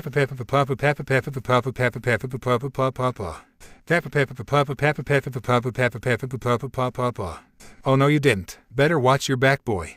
Keep running. This ain't just a game. I'll never stop coming. I got my arsenal. I put out the call, and when I finish y'all, you'll be a rag doll. Naruto remembered a desperate retreat to Tano Kuni's borders that had him perpetually plagued by assaults from any combination of the 5 powered-up Oto ninja, the last of which almost ended up getting at least his right eye when the guy with the bones pulled out a blade from his body and slashed Naruto across the face deeply during the fight, only ending with him escaping due to a well-timed explosive tag. A lot of luck, and pumping the Kyuubi's chakra to his legs for hours until he collapsed in a pool of his own blood after crossing the border a decent distance, conveniently being the last cognizant thought he had as a member of Ni. Fool tried to diss me. Now you're gonna wish you were dead. Oh no you didn't. After I deliver, your blood will be a river of red. Oh no you didn't. Better beware. When no one's there to defend you. Oh no you didn't. So many ways to kill. It's gonna be a thrill to end Yawu. Naruto shivered in anticipation as he sensed multiple signatures up ahead and saw a lot of white webbing. Oh no you didn't.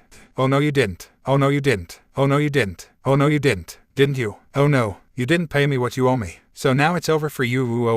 Oh no. Oh no. Oh no. Oh no you di. Kyuubi chill the fuck out. I'm trying to get my mind right before I start fighting again. Naruto had his hands on his head trying to shake out the song. Kyuubi sheepishly stopped singing within Naruto's mindscape. Sorry kid, but I've wanted this just as badly as you have for just as long. How lucky you are that this ended up being conveniently dropped into your lap. You need to give that old hag a kiss or a bottle of her blasted alcohol when you get back to Kanoha for this one. Naruto saw Neji and his opponent up above him in the trees, conveniently being the guy with 6 arms. Neji retreated to the ground where he began to throw gold-colored weapons at Neji, who was using chitin to defend against them. As Neji rotated and avoided the weapons, Naruto snuck around the battlefield. Neji is fine. As long as this guy is messing with him with his little punk-ass throwing knives, then I can just kill him and be done with it.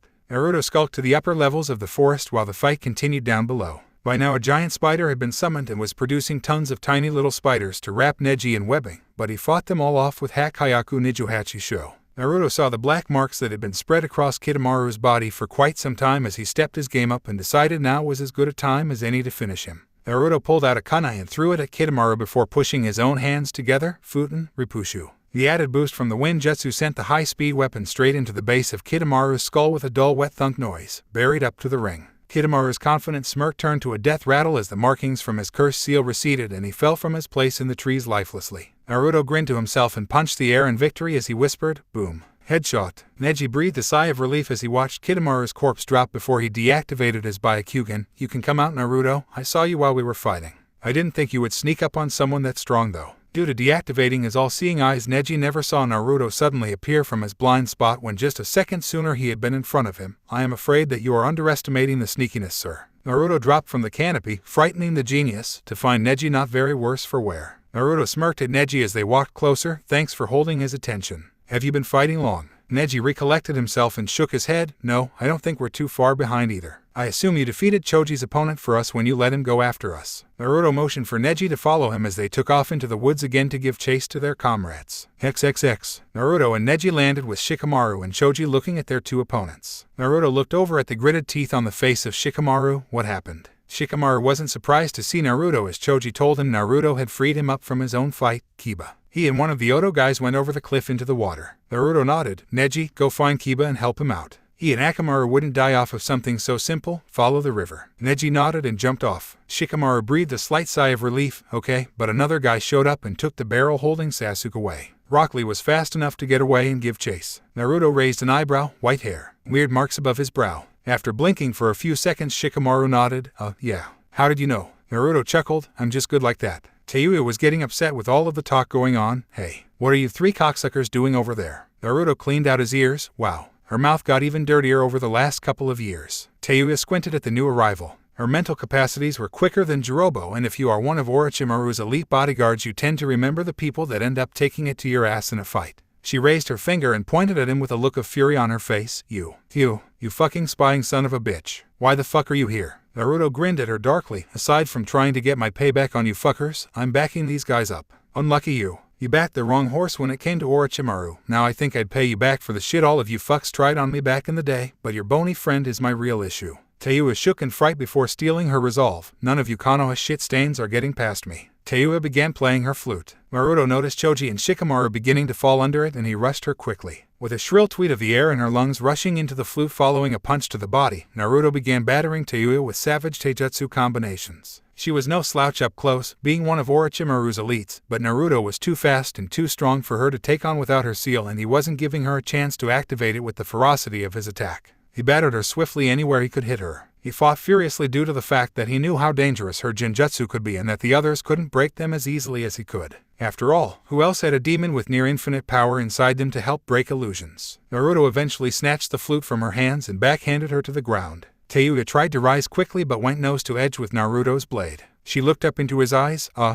If I even feel your chakra start to spike to use that fucking seal, I'm gonna start cutting stuff off. Chill out. Tayuya glared up at him. Does this make you feel like a man, you dickless blonde-haired fuck? Do you like what you're doing to us? A slightly chilling glance from Naruto made her subconsciously shiver. Well, considering the events that preceded it, I would think that sweet vengeance would be necessary. Luckily for you, I need something from your team, and you're lucky enough to be the one chosen for it. Naruto grinned mischievously at her. Prisoner says what? Tayuya looked confused. Wah. Naruto slapped her hard across the back of her head with the blunt side of his sword and pulled out some ninja wire. He quickly hogtied her tightly and turned to Shikamaru and Choji. Take her back to Kanoha and get her locked up. I'll keep going and get Rock Lee out of his situation. The guy he's chasing is stronger than all of these other guys combined. Naruto then stopped and looked at him sheepishly. Sorry. I'm kind of running your show here. You're the leader of this squad and everything. Shikamaru and Choji walked over with Choji hoisting Tayuya's unconscious body over his shoulder. Shikamaru chuckled. Well, you do technically have seniority over me, even if it is only by like a week or two, and you're the strongest out of all of us. You go and finish the mission. Neji will find Kiba and help him, and we'll take her back to Konoha. Naruto saluted Shikamaru and jumped off, heading towards the border of Hai no Kuni and Ta no Kuni once more. XXX. Naruto stopped in a clearing in the forest where he saw Lee doing pretty well against Kimimaro until Kimimaro started shredding him with his rib bones. As Kimimaro moved in to finish off Lee, he was forced to jump back after a slash from Naruto. Naruto stood protectively in front of Rock Lee with his sword drawn. It looks like you're still the best one out of all of them. The rest of them didn't dodge my first attacks. Kimimaro scoffed at Naruto. Don't compare me to the trash that preceded you. I am Orochimaru-sama's former choice for a vessel. Naruto snickered. Former choice. What happened? Did he come a little too hard for you and rupture your rectal cavity one night or something? Kimimaro's eye twitched as Rock Lee stood back up. It is good to see you, Naruto-kun. This opponent is most vexing to combat. Naruto looked behind him and smiled slightly. Hey, fuzzy eyebrows. Good to see you up and about again. Naruto noticed a broken barrel at the edge of the field. Lee. Where is Sasuke? Lee frowned at Naruto's last sentence. That is what I find truly strange, Naruto-kun. Sasuke-kun emerged from the barrel not too long ago and then started laughing most unyouthfully. When I thought he would turn back to Konoha, he just kept going out towards the border. That's just great, Naruto. Well, even if Sasuke pulls that stupid seal out, Rock Lee can beat him, I'm sure of it. Naruto palmed his forehead and slid his hand down his face. Fuck. Rock Lee, go get Sasuke. I'll fight this guy. He and I have a bone to pick with each other anyway. No pun intended. Go stop Sasuke by any means necessary. Go. Asu. Rock Lee saluted Naruto and took off into the forest. Naruto turned back to Kimimaro, who looked at Naruto in recollection. I remember you. You are the vermin from Konoha that was discovered trespassing in Orochimaru-sama's lair years ago. I will now rectify my mistake of not finishing you off as my last act for Orochimaru-sama before my life is over. Naruto looked at him thoughtfully. You're dying. And killing me is the last thing that you want to do before you go. So be it. I owe you for what you did to my face and my body 4 years ago. I killed 2 of the others, captured 1, and the other is probably being killed by the others as we speak. I still wish I could take a swing at that cross-dressing piece of crap. Kimimaro pulled a bone sword from his arm and held it out in a stance. You think that I care that you could kill those other useless pawns? Orochimaru-sama has no need for weak tools. Naruto drew his own sword and had to get one last jibe in before the fight started. Well, then I guess he won't be missing you too much, because if losing to me makes you weak, then you're going to be considered a weak pawn soon enough. Kimimaro narrowed his eyes and rushed in, showing Naruto his speed for the first time in years, coming in with sudden thrusts and slashes. The two traded blade strikes, with Kimimaro's being faster and more precise and jabbing, and Naruto's being flowing, moving from swing to a block, dodge, or parry like water. Kimimaro simply slipped out of the way of Naruto's blade and came back with his own attacks. The two couldn't seem to cut the other in the fracas of their movements. Kimimaro gripped his sword tightly. He's still just as fluid with his sword as he was back then. He looked at his weapon of choice. I hope Tsubaki no Mai is enough to defeat him. Naruto shifted his own sword around in his hands to loosen up. Quickly sheathing his sword, he forms a massive cage bunshin that then draw their swords. The original Naruto draws his own and points it at Kimimaro. I'm trying to shy away from the strategy of just swarming my enemies with cage bunshin. But for you, I'll go with the old strategy. In my mind there is no such thing as overkill.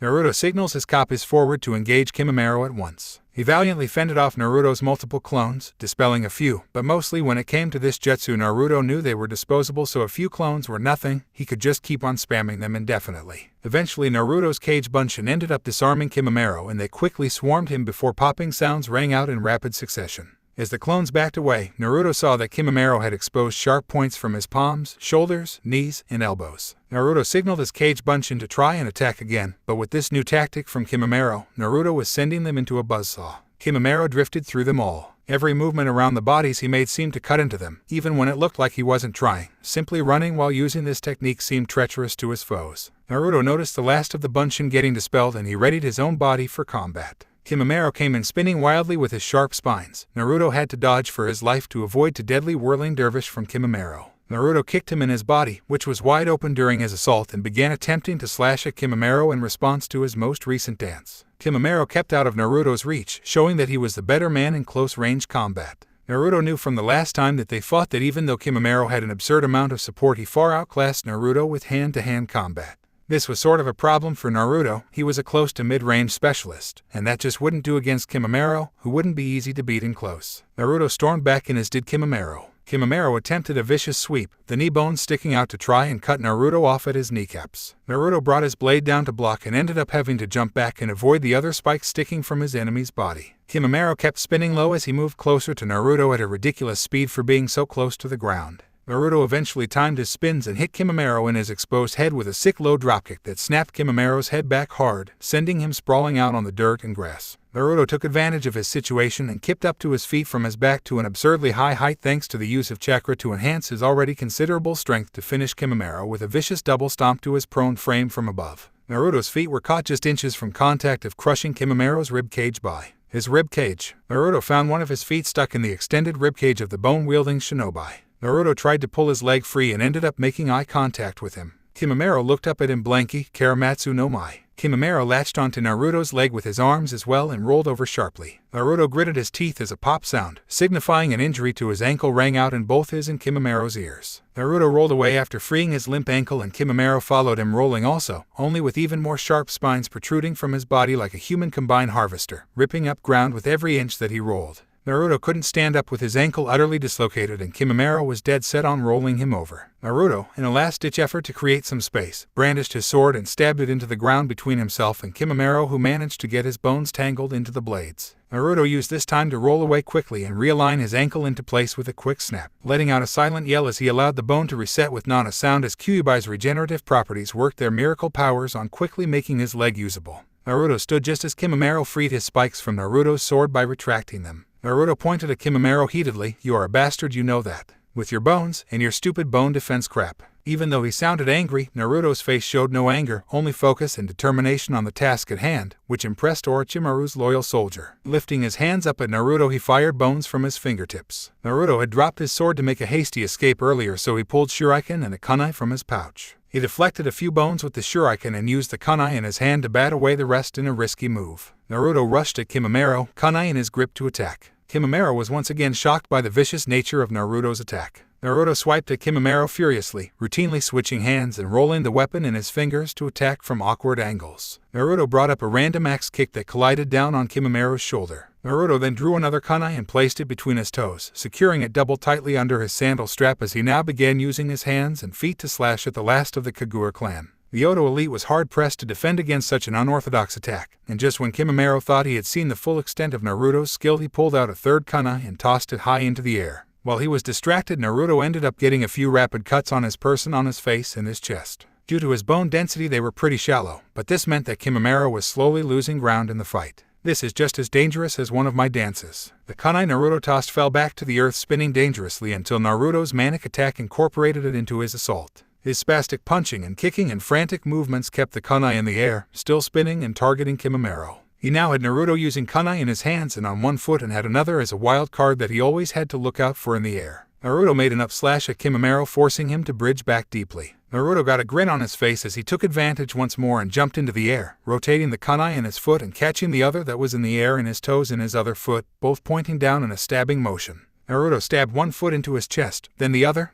Soon Naruto was literally stomping a mud hole in Kimimaro's chest. Eventually, believing he had done enough with that attack, Naruto jumped off of his chest and reholstered the bloody kunai in his hand and between his feet. Looking over at Kimimaro, who was still standing, albeit bridged backwards, but standing regardless. Kimimaro leaned back up to reveal that Naruto had carved up his chest ruthlessly, with the majority of the puncture wounds and gashes going straight through to his ribs. That was a very deadly attack you used. I dare say if it was anyone but myself that you used it on, this fight would be over, but my Kekkei Genkai allows me to harden my bones, as you can tell, among other things, and you didn't slip any attacks under my ribs. Kimimaro let the black marks from his curse seal on his collarbone spread all along his body. However, I'm just getting started, Konoha trash. I haven't even begun to reveal my true power. Naruto chuckled lightly as he let a red aura envelop him. You know, Bone Guy, I honestly have wanted to fight you all and possibly kill you ever since I got my memory back, you in particular. Ever since I realized that you and those other teams were the main catalyst to how my life and skills went straight down the toilet almost forever. If you had never injured me so heavily upon my retreat from Oto, who knows how I'd be living right now. But that is not the point right now. Naruto allowed a shroud to envelop his body, forming a fox outline as his features became more feral. You, whether you know it or not, are a loose end to my past life that needs to be tied up. And I can think of no better way than to fight you and kill you myself. Naruto crouched down in a low mantis stance, showing his claws on his extended two fingers prominently. Come on, albino boy, show me what you've got, and don't underestimate me. It might be the death of you. He finished with a feral grin, baring his fangs. In the woods, miles away from the river he had fallen into, Kiba was sitting under a tree trying to take cover from his pursuing opponents. As he cradled Akamaru's injured and unconscious body, he growled to himself, if only I'd been stronger. Akamaru would have never gotten hurt if I had been. I can't beat anyone I face, not any real shinobi anyway. I lost to Naruto twice, and now this guy. What am I doing with myself? He grabbed the wound on his stomach where he stabbed himself to injure one of his enemies when they attempted a parasitic jutsu to kill him. He couldn't run any further. He knew he wouldn't have gotten much distance anyway. So you finally stopped running. Kiba saw that the connected brothers, Saken and Yukin, coming closer to him. You were pretty bothersome to try to take down.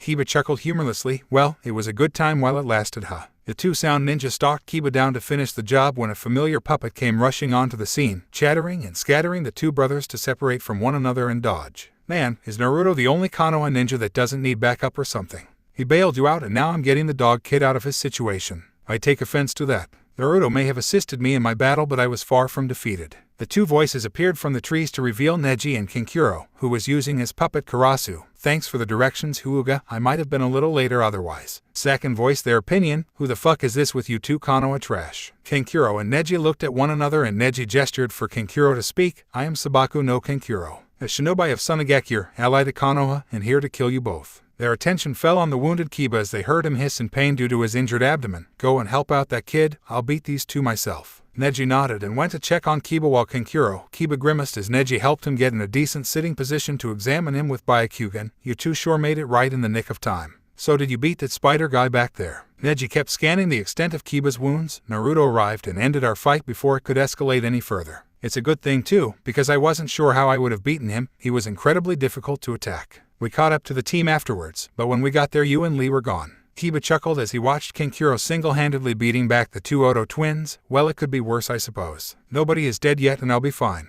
He looked up at Neji hopefully. Right. Neji smirked. Yes, nothing too vital was hit within your wound. It's just enough to inflict decent internal trauma. Kiba looked over to see a second puppet full of blades that used to be part of Karasu. Kiba turned green as he could surmise what had happened, and poor Neji didn't even turn around as he pretty much saw the entire thing happen in its entirety because he had been looking inside of Kiba. Near 360 degrees of vision and X-ray capabilities. Kiba voiced the opinion of both boys. Okay. Oh, nice finish I guess. Kankuro watched the blood oozing out of the bottom of his puppet Kyuri and turned back to them with a smirk. Thanks. This puppet combination is one of my favorites. He walked over to Kiba and looked him over. So how is he? Neji deactivated his Byakugan to get the picture of the brothers being impaled and stuffed inside of a puppet out of his orbital sockets. Kiba will be fine for now, but we need to get him back to Konoha for treatment. Him and Akamaru. Carrying him might pose a problem and cause heavier blood loss, however. Kankuro grinned at them. No problem. He went over to Kyuri and knocked on it once to open it as the two corpses rolled out onto the ground. Kiba held back a dry heave and Neji's eye twitched. Kankuro looked inside his puppet. Yeah, this should be just fine. We can put him in this and carry him that way. He won't be at risk at all. Kiba got a tick mark on his head. Like hell I'm getting in that thing. You just killed 2 people in it. There's still pieces of them inside. And I think they released their bowels when you killed them too because I smell shit. Kankuro sighed and moved his puppets along like a kid that was told to get up and go do his chores. Fine. I'll go wash it out in the river, alright. Kiba growled. Fuck that shit. You better have some disinfectant on you, goddammit. XXX. As 2 figures flew through the woods back towards Konoha, the only sound coming from them was actually coming from the thing that one of them was carrying. Teiuya had woken up on Choji's shoulder about an hour after Naruto knocked her out and wouldn't shut the hell up. From calling them pubeless rapists to needle-dick transsexuals, she just kept bitching them out. Eventually Shikamaru ripped her hat off of her head and stuffed it into her mouth as a makeshift gag to get some peace and quiet, and now he and Choji were basking in the relative silence of their momentary victory. I say relative silence because she was still mumbling nasty curses through the gag. Shikamaru was currently thinking, this mission went straight to hell faster than I could have ever assumed it could have. My formation was useless when we were discovered and we had to break off into one-on-one fights. If Naruto hadn't shown up we could have been in some serious trouble. Those guys were way stronger than us. The thought came to a close as they heard leaves rustling nearby. Choji set Teiuya down and prepared to fight, as did Shikamaru when Temari landed on an adjacent branch. Phew, I finally caught up with you guys. I see you had a little scrape of trouble. Seeing Teiuya all tied up and cursing, she smirked. Looks like you didn't need backup after all. Choji sweated and chuckled. Oh,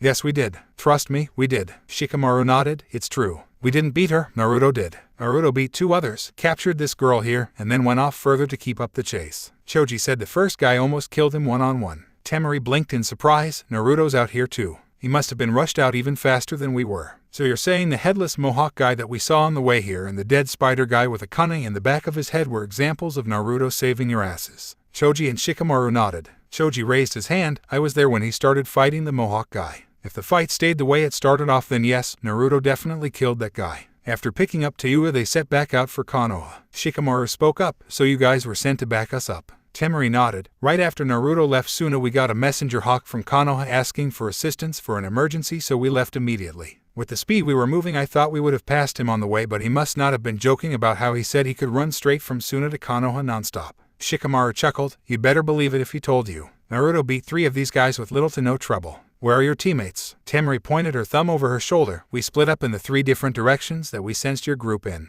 They probably found the rest of your group by now. Shikamaru sighed in relief. That's good. This troublesome mission finally has a silver lining around a gray cloud. Let's get back to Konoha and wait for the others. XXX. Naruto and Kimimaro stood facing off, Kimimaro using his Curse Seal Level 1 form, Naruto activating the Kyuubi Shroud. The two stood still while the wind blew across the field. Kimimaro pulled the bones out of both of his arms to dual-wield swords. Let us begin. A short quirk of Naruto's lips was all the indication to start that either needed as they moved as blurs across the battlefield. Naruto was dodging Kimimaro's double-handed strikes and attempting to counter with his claws. Naruto ducked a dual slash at his head but ended up getting kicked back by Kimimaro. Naruto ducked down low and rushed at Kimimaro's legs, shooting for his knees with the takedown attempts, sweeps, and swiping at his legs and lower torso with his claws while simultaneously avoiding low stabbing attempts from Kimimaro. Kimimaro was the best all-around close-range fighter in pretty much all of Hokage, and a good fighter can tell things about their opponent's style from watching them attack. Kimimaro saw that what Naruto gave up in poise and precise movements due to his influx of power he gained in terms of his bloodlust and ways to cause injury to his enemies. If Kimimaro didn't up his own power himself, then the attack would have began to overwhelm him.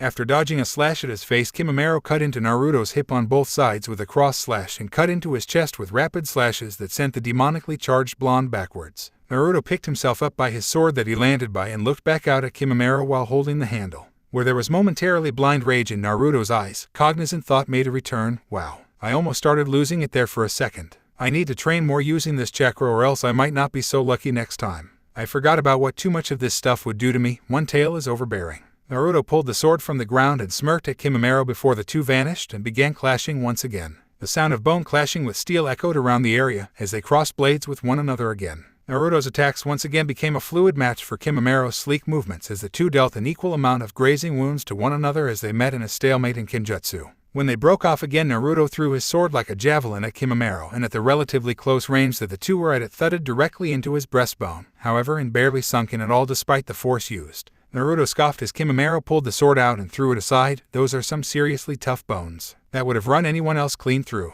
Naruto backed away and rushed in again, this time forming a cage bunshin as a feint to engage with his hands while the original leapt over Kimimura to end up behind him. Naruto quickly molded wind chakra around his fists and held his fists together before shooting them out to utilize Fujin Seiken. Kimimura looked back when he felt the influx of chakra, but this allowed the clone of Naruto to kick him off of their physical clash hard, sending him into the crushing force of the wind jutsu. As the attack hit Kimimura and began pushing him forward at the clone, he was kicked by the clone in question, formed the exact same jutsu, and shot it off at the incoming Kimimura. The two attacks smashed into one another with Kimimura in between them. For the time that the jutsu held up, Naruto could see that Kimimura's entire frame visibly compressed under the crushing pressure of the powerful attack. Kimimura landed on his feet, panting heavily from the intensity of Naruto's jutsu. Naruto audibly sucked his teeth as he and his clone fired off the attacks once more, smashing Kimimura between them with even more force this time. Naruto hit him so hard with the attack that he clearly heard the sound of bones cracking on Kimimura's figure. Naruto's eyes slightly twitched. Tough bones or not,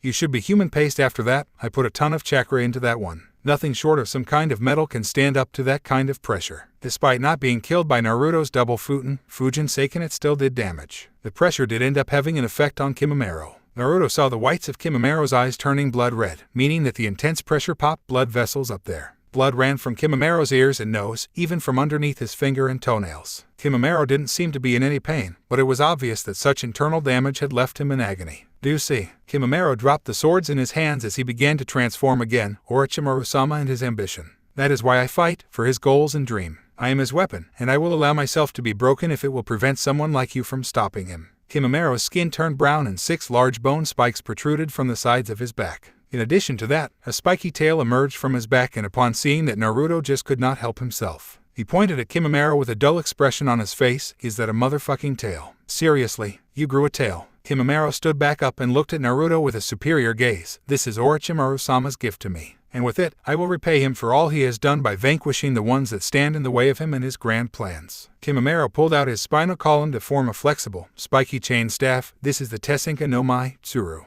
You are quite skilled to push me this far, but you will not win. Orochimaru-sama has plans for Sasuke Uchiha. It is most unfortunate for you that you will not live to see them come to fruition. Naruto drew his sword once again. Well, in order to make that happen, you're going to have to come over here and fight me, unless you think you can kill me by talking me to death. Kimimura snapped his new weapon in a test of sorts. For the future of Otagakure and Orochimaru-sama, you will die today. Naruto set his sword in a ready stance and gazed out at Kimimura coldly. For someone that seems to have a fetish for saying that they're going to kill me, you sure do a lot of talking. Kimimura began whipping his chain staff at Naruto, who found that Kimimura was far faster in this form than before. It looks like this transformation of his isn't just for show. Naruto took a lash on his shoulder that ripped into his flesh deeply. Kimimura then hit Naruto with the whip and had it wrap around Naruto's right arm and pull him forward to sink a kick deep into his ribs that freed him from the weapon at the cost of flesh and blood being shredded from his arm. Naruto held the injured limb and watched his blood drip off of his body and onto the ground before he heard hissing, signifying that he was healing somewhat. Naruto growled as he stood back up, keeping his eyes locked on Kimimura.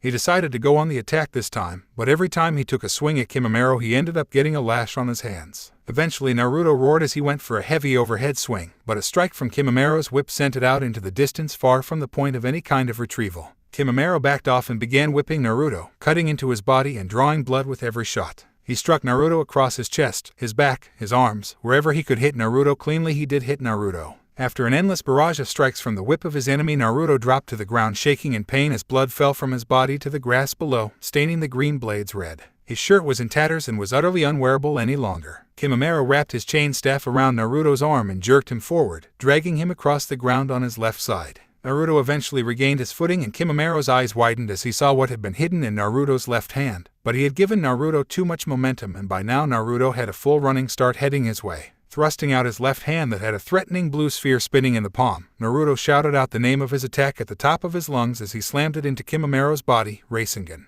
Die, you son of a bitch. As the jutsu drilled into Kimimura's body, flesh visibly flew from the point of contact. The force from the attack sent Shikamaru flying away at a high velocity, pulling the whip with him as it pulled itself from Naruto's arm, taking yet another bite out of Naruto's already heavily wounded body. Naruto fell to the ground clutching his bloody arm before he started crawling towards the direction that Shikamaru flew in, trying to confirm his kill. What an incredibly destructive ninjutsu. If I had not grown a layer of bone underneath my skin, that most certainly would have ended our battle. Naruto saw Shikamaru standing and walking over to him from the far distance that he had been sent. Where Naruto hit him in the body, there was the area where Naruto ripped through his skin. A spherical circle of brown, and within there was a visible film of white with a spiral groove carved deeply into it with blood slightly seeping through the cracks that the mark formed, the bone he had been talking about. Naruto punched the ground hard with his injured arm and stood up again. Just fucking die already, goddammit. I should have killed you 4 times already and you're fucking standing like a goddamn zombie. I hit you dead on. I heard it, I felt it. I heard and felt the fucking racing and grinding into you. That was a kill shot. You should be split in half. Fuck a Keke Genkai, that shit isn't right. Naruto was using as much of the Kyuubi's chakra as he safely could, and Shikamaru was outclassing him. It wasn't that Naruto didn't have what it took to go up against him in his second level form. It was the fact that Shikamaru seemingly had 9 lives or something, because the Shiketsumiyaku kept Shikamaru from taking the brunt of Naruto's attack damage. He couldn't cut through his bones, he couldn't slip a weapon through the ribs for a stab at his organs. Hell, he couldn't even crush him with enough pressure to bend iron, because Shikamaru could just manipulate his skeletal frame to protect his vital points. Naruto sighed and picked up a taijutsu stance once again to attack. How the fuck can I kill him? He just keeps coming. I know I'm hurting him, I have to be. Every attack I'm landing would leave anyone else in critical condition, if not kill them outright. Naruto didn't have time to ponder too much as Shikamaru brought his whip back out and began attacking again. Naruto did his best to avoid getting anywhere near the bony barbs of the weapon, but Shikamaru kept picking up the pace of his attacks and hit Naruto in his legs, sending him to his knees. Shikamaru slung the weapon out once more to wrap it around Naruto's body. It was stopped by a burst of sand that squeezed between the whip and protected Naruto from further harm. Even more sand then appeared and came at Shikamaru, who jumped back and put distance between himself and Naruto. A smile broke out onto Naruto's face as he felt the familiar presence of his desert friend. Hey Gaara, what's up? Gaara slowly walked up to Naruto, who was still on his knees, and stared out at Shikamaru. Nothing. Gaara was suddenly surprised by a bloody Naruto wrapping Gaara in a hug. I'm glad to see you. I thought I wouldn't get a chance to go after Sasuke. What are you doing here anyway? He shrugged Naruto off of him after a moment. My siblings and I were requested by your Hokage to assist a retrieval team for Sasuke.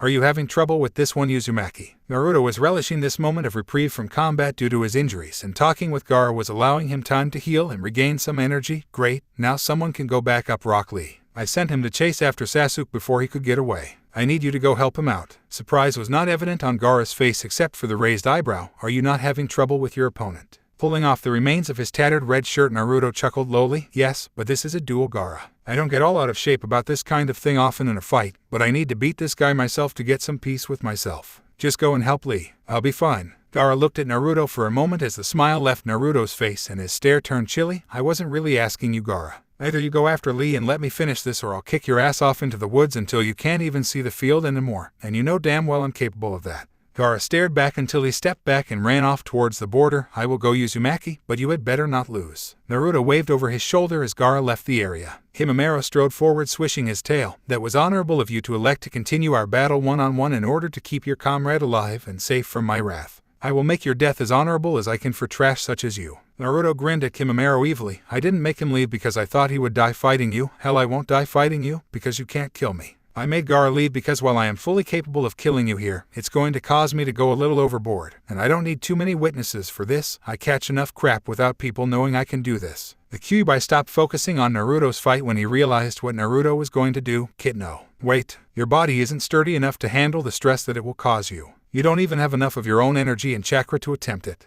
Naruto didn't answer, instead choosing to undo the bag on his waist and empty its contents into his hand, grin still in place. In the palm of his blood-stained hand were 3 soldier pills. Naruto looked at Shikamaru defiantly and popped all 3 at once. After a second, Naruto began to twitch as the veins on his head began to pulsate. Shikamaru was curious as to what Naruto was doing at this moment. All of those pills would require an immediate outlet for his chakra, or else he would die within less than 5 minutes. Naruto expelled as much of his chakra as he could, enveloping his body in an aura of blue. He then channeled as much of the Kyuubi's chakra as his body could handle, generating at one moment. The red glow from his body raised up high into the sky. As suddenly as it was all expelled, it was all sucked right back into Naruto's body. It didn't dissipate, it didn't fade away as if he had just stopped using it, no. He sucked it back into his body. You could literally see the chakra entering through his pores, turning his skin the color of an angry red, as if his entire body was irritated greatly. Naruto fell to his knees as he began scratching at his skin and screaming in pain as a vulpine snout began extending from his face while he gritted his teeth, now becoming fangs. Naruto's ears retracted into his head and reappeared on top as his hair turned red. His pores, which were still wide from absorbing so much chakra, began to quickly sprout red hair from them, covering his body in fur. Naruto's muscle mass increased to an added 1/2 of what it already was, pumping him up considerably. His claws extended even more than they already were. Naruto's spine pushed downward out of his pants and skin and split into two before muscle and skin grew over both segments, followed by more fur to make bushy, white-tipped foxtails. In the end he looked like a werewolf, only as a fox instead of a wolf. Naruto was kneeled over on the ground panting heavily following the violent transformation. He slowly rose to his feet, looking at Shikamaru with pupil-less glowing red eyes with one black slit in the middle. Naruto chuckled painfully in a warped voice, "Wow. Ugh, I didn't think it would hurt that much. I guess Kyuubi was right, my body can't take this transformation yet. I'm glad I didn't try the real one, just the bastardized version." Shikamaru tried to make heads or tails of what he had just seen. It looked like a level 2 cursed seal transformation only. It looked natural. The transformations of the cursed seal were entirely generated by the dark, tainted and pure enzymes that the seal always had pumping throughout the user's body. Going with the feelings and suggestions that the enzymes would invariably provide you with made you mentally weak, but it was like a drug. Fighting what the seal gave you however could hurt you, as Anko Mitarashi could definitely attest to.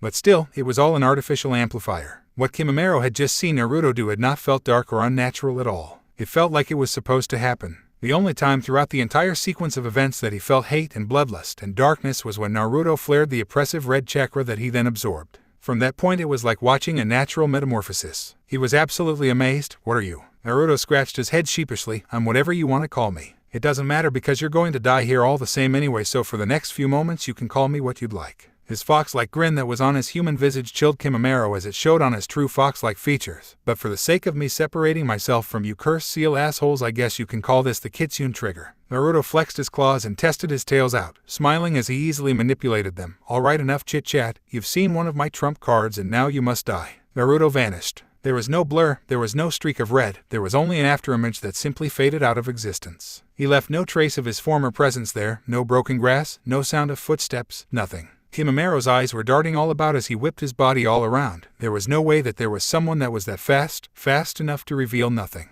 Well, he kept that theory right until he ended up taking slashes across his body that cut through the skin and muscle straight to his bones. He recoiled from his deep cuts and ended up getting cracked directly in the face, and Shikamaru couldn't even tell you what had just hit him. A fist, a shin, a knee, an elbow. What? The impact of the attack sent Shikamaru rolling back like a rag doll. He stood and spun around rapidly with his arms out. As he gained speed, he let off an endless amount of bullets from his fingers. All around him the field was littered with misfired bones that he was letting off like shells from a mounted machine gun. Shikamaru was stopped when his legs were taken out from under him, sending him head over heels to the ground. He jumped back up to his feet. "What the hell are you?" "Your executioner." Shikamaru didn't have time to turn and face the voice in his ear before his arms were grabbed from behind and jerked out of the socket as Naruto had just jumped over him from behind while holding his arms and landing in front of. Naruto leaned far forward, using Shikamaru's weight to keep him grounded, and started smashing savage single-leg mule kicks into Shikamaru's torso, as if he were trying to rip his arms off of his body. Naruto then jumped off of the ground and planted a vicious twin-legged double mule kick to Shikamaru's face, letting go of his arms at the same time, sending him flying off backwards. Naruto looked at Shikamaru, whose arms were backwards at his sides. "Fix that, you bitch." Shikamaru simply rotated his arms with a sick crackling noise until they were back in place. Naruto's sweat dropped. "I didn't really mean to it."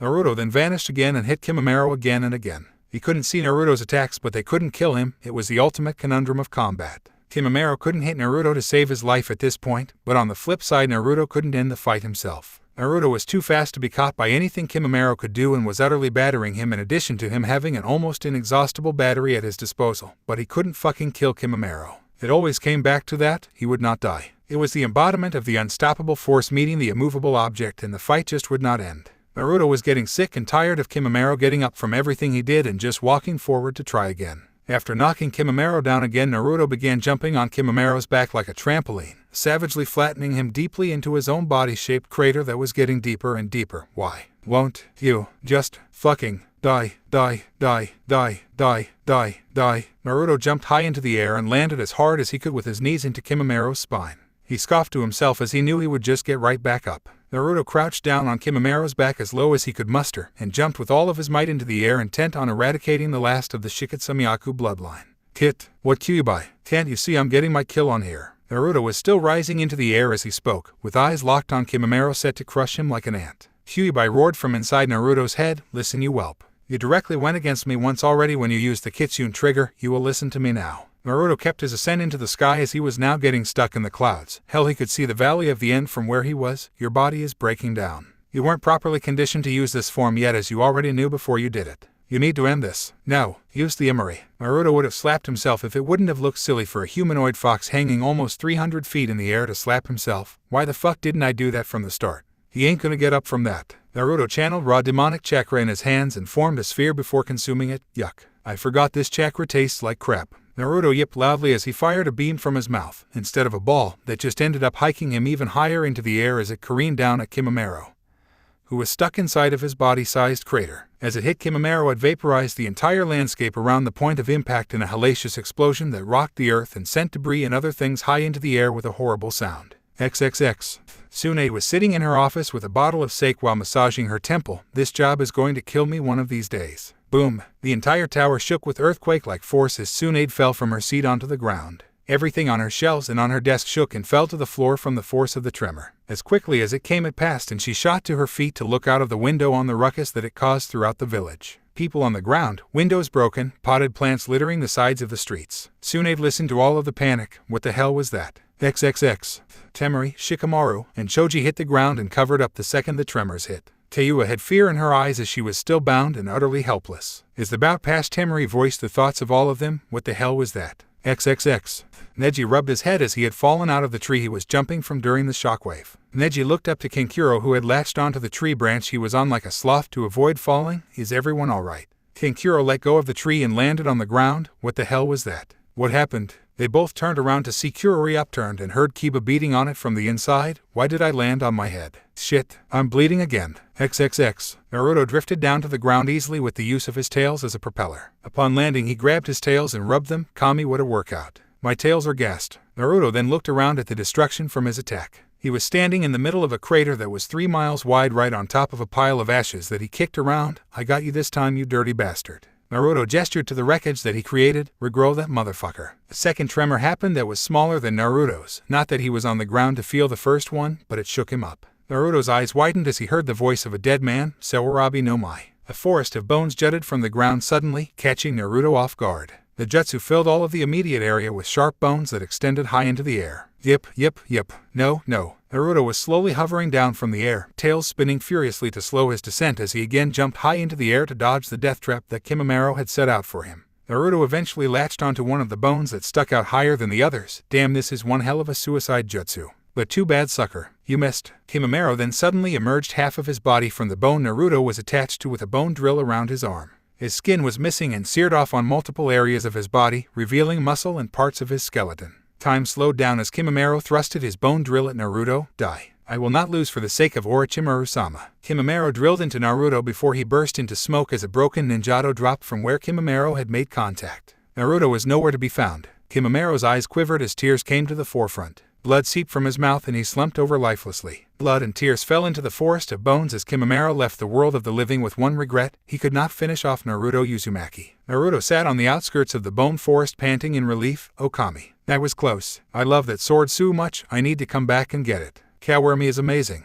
Naruto sighed and let his were fox features from Kitsune trigger recede. Naruto began to walk away before he collapsed to the ground in pain. "Gah. What happened? Why am I in pain?" His questions were answered by the Kyuubi. "I told you that your body wasn't ready to use the trigger again, and this is the result of your ignorance. Prolonged use of the Kitsune trigger has cracked every single bone in your entire body. That's what you get for using a technique you weren't ready to utilize. That, and you pretty much almost overdosed on soldier pills." Naruto laid out on the ground, twitching occasionally from the pain of his entire body. "I'm aware of that now. And I have to say, after considering everything that just happened." A smile came on his face. "It was totally worth it." Uzumaki. Naruto's vision was filled with a red-headed Jinchuriki standing over him. "Did you win?" Naruto gave him a dry look. "Does it look like I lost? Or does the graveyard of bones with the motionless body of the team I was fighting stuck inside one of them signify that he kicked my ass and killed me?" A mouthful of sand was given to Naruto as a reply, who painfully rolled over and spit it all out. "Gross. You fucking crush people with that shit." Naruto noticed Rock Lee's body held by Gaara's sand. "Is he?" "No." Gaara used his sand to help Naruto stand up to get a better look. Lee had scrapes and bruises on his face. His spandex suit had holes in it around his shoulder that had sealed itself up from the Chidori. He was still breathing clearly though, he is still very alive. The Uchiha defeated him, but not without a massive fight from the looks of where they did battle.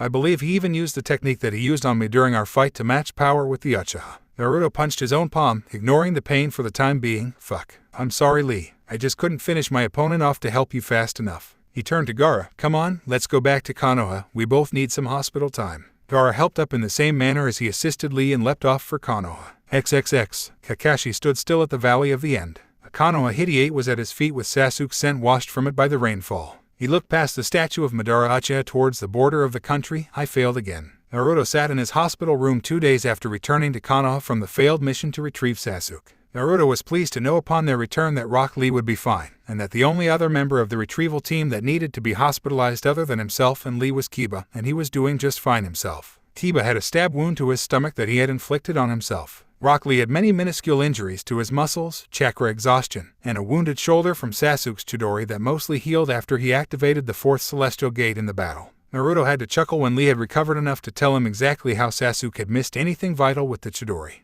Sasuke stood across from Lee, the black marks of the cursed seal spread out across his body like fire. He had a cruel smirk on his face as he looked at Lee, who was set in his Gauken stance with a determined look on his face. Just come back with us, Sasuke-kun. I do not want to fight you, not like this. Sasuke chuckled darkly, but Lee, I want to fight you, ever since you first defeated me during the exams. Didn't you say you wanted to prove yourself against a genius? Well, this is your chance. Very well, Sasuke-kun. If this is what it will take, then I will defeat you if I must to bring you home. Lee launched himself at Sasuke to begin engaging. Rock Lee, however, was not as healthy and ready for combat as he had led most to believe. He had lost a considerable amount of his speed and mobility from the time he had off due to his injury, and Sasuke with the use of his cursed seal was too much for Lee to handle in his state, even after opening the first gate and attempting the Amot wrench. The toll it took on his already battered body left Lee a mess and a sitting duck for Sasuke's Chidori. Sasuke's hand was charged with electric chakra as the chirping of Chidori signified his next actions. Lee tried to will his body to prepare a counter or just dodge, but he knew Sasuke would track his considerably slower movements and adjust. Either way, he was taking the brunt of the attack somewhere vital. Sasuke charged at Lee, intent on ending his life and moving along to Otagakure. This is the end, Lee. Chidori. Somehow both boys were able to ignore the streak of red soaring to the earth from the sky. Boom! A loud explosion shook the entire valley, crumbling chunks of the cliff and sending them into the water below. The ground where Lee and Sasuke were fighting was ripped asunder by the force of the following tremor coming from whatever caused the explosion. Sasuke, who was charging at Lee, intent on ending his life, slipped on his suspect footing as the ground began to crack and crumble. The combination of Sasuke's broken concentration and his face-forward trip made sure that not only would his aim be off, but the attack would not penetrate too deeply. Lee shouted in pain as Sasuke's electric fist forced itself into his shoulder, but he was still alive. Alive and still able to fight, as Sasuke would soon find out. Lee proceeded to activate the necessary gates to utilize the Yura Renge on Sasuke, but Lee still lacked the necessary force to aptly send Sasuke towards the ground hard enough for the finish. For when Sasuke activated level 2 of his seal, he used his wings to taper out his fall and skid along the ground until he came to a stop. By the end of Lee's barrage, he could no longer move and Sasuke simply left him there. Lee blacked out and was found by Gaara, who could not track Sasuke's trail in the downpouring rain that had fallen in the valley, and carried him to where Naruto's battle had taken place before carrying them both back to Konoha. Which brings us to Naruto sitting in his bed at the hospital. Naruto's entire skeletal frame had cracked due to the stress that activating the Kitsune trigger placed on his body. Tsunade had to do the analysis version of a double take when she went over his injuries at the hospital. She stated that Naruto had to be in excruciating pain due to the extent of his injuries that he neglected to mention were self-inflicted in a way. After the first day, he had attempted to leave, feeling well enough to walk without falling down in agony, but was blocked by Shizune, who stated that he was to stay put until released. That was 2 days ago, and now he was beginning to go stir-crazy. But a little bit of boredom was nothing compared to what Tsunade claimed he would have to do on this day. You mind repeating that? I think I had something crazy in my ear. Naruto was giving Tsunade a deadpan look. A sigh came from the ample-bosomed woman as she looked at the bedridden boy apologetically. You heard me, brat. The council wants to hear from you about the mission. They got the information from Mayambu, who investigated the battles after it was all over. They know of the reports from Shikamaru on the matter. He listed how it was you that took down 3 of the ones that took Sasuke. Naruto looked up at the ceiling blankly. I'm guessing that there's more to this than me just beating a few Oto Japanese. Right, kid? Tsunade sat by his bedside. They also got wind of the fact that the epicenter of the little earthquake that hit the surrounding area came from a crater with a forest of bone, a place where your scent is thick. It didn't help that there are faint traces of demonic aura in the area as well. They might try to reason that the Kyuubi could be escaping. Naruto looked at her in a stunned fashion. What do you think they'll want from me? Tsunade shrugged. Who knows for now? All you can do is head over to the council chambers tomorrow and we'll find out then. Naruto scoffed and looked out the window. Well, excuse the hell out of me for being a Jinchuriki trying to use his Biju. Kami, everywhere else expects their own Jinchuriki to do so. This place is ass backwards, Ba-chan, I swear. Tsunade patted his hand and stood to leave. You can check out tomorrow for the meeting and then you can go on home. If you're well enough to get chewed out, then you're well enough to sleep in your own bed. XXX. Naruto arrived at the doors in front of the council chambers to find the bare-masked Anbu standing out front. Uzumaki-san, the council is inside waiting. Hokage-sama said to wait as long as you need to in order to prepare for their questions. Naruto waved it off. No need, Kuma-san. I do my best when I'm on the spot. I just want to get the gripe fest inside over with so I can go home and watch my shitty closed-circuit TV. A snort came from another corner of the hall as Kuma moved and allowed Naruto entrance into the council chambers. As he walked inside, he noticed the conversation drop off and most of the focus fell on him. There were almost unanimous glares from the civilian council, and when he turned to bid them a jaunty hello, he almost broke down in laughter as they tried their hand at their pathetic excuse for killing intent. Naruto saw that all of the clan heads were looking at him, and he could read their expressions as he made his way to the table he was to remain at. The Akamichi, Yamanaka, and Nara clan heads were pretty objective. The Nara and Akamichi clan heads were actually giving him looks of acknowledgement, obviously being told by their sons about his actions during the mission. The Inuzuka matriarch was smirking at him with mirth evident on her face, a smirk that he readily returned. The Hyuga clan head was just looking at him. He couldn't tell what was going on behind those white eyes. Damn, Hyugas have a great poker face, likewise for the Aburame clan. Naruto saw the council elder advisors and saw Danzo, but let his face betray nothing, as did Danzo. Naruto knew they would never openly get a chance to speak, not for a long time, and if Danzo found that opening, he would find Naruto if he really needed to. There was no need for Naruto to act like a lost puppy right now. Taking his seat at the table, he looked at the elders as if to state, "Can we start yet?" Tsunade then cleared her throat to speak. "Chuna Naruto Uzumaki, you have been brought here at the behest of Konoha no Sato's village council for your details on the mission to retrieve Sasuke." She turned to the elders. "Those of you that have questions on what happened, you may ask." Naruto turned his attention to the elders themselves, who opened the floor with questioning. Koharu Udatain chose to go first. "Uzumaki-san, if you could, would you give us a verbal description of your experiences during the mission?" Naruto nodded. "I set out from the village during the morning to catch up to the retrieval team in order to provide adequate assistance to them in case they wound up being outclassed by their opposition. After picking up a trail within the first half hour, I proceeded to give pursuit for about 3 hours before catching up to Choji Akamichi, who was engaged in battle against, now identified, Jirobo of the South. Choji was on the verge of taking the third of the secret Akamichi pills in order to combat his foe when I stepped in and sent him to go catch up with the rest of the team. I then proceeded to swiftly dispatch Jirobo and follow suit in catching up to the team." The old man next to Koharu, Himura Mitokado, nodded. This much was revealed by young Choji's report and by the Anbu that found Jirobo's corpse following the mission. "You may proceed." Naruto rolled his eyes. "Then why did you fucking ask me then?" Ignoring that voice in his head, he continued. "I then found Neji Hyuga in the middle of fighting Shikamaru of the East. He seemed to be doing fine on his own. It was an even deadlock, but Shikamaru had yet to unlock the second stage of his curse seal, so I decided to intervene.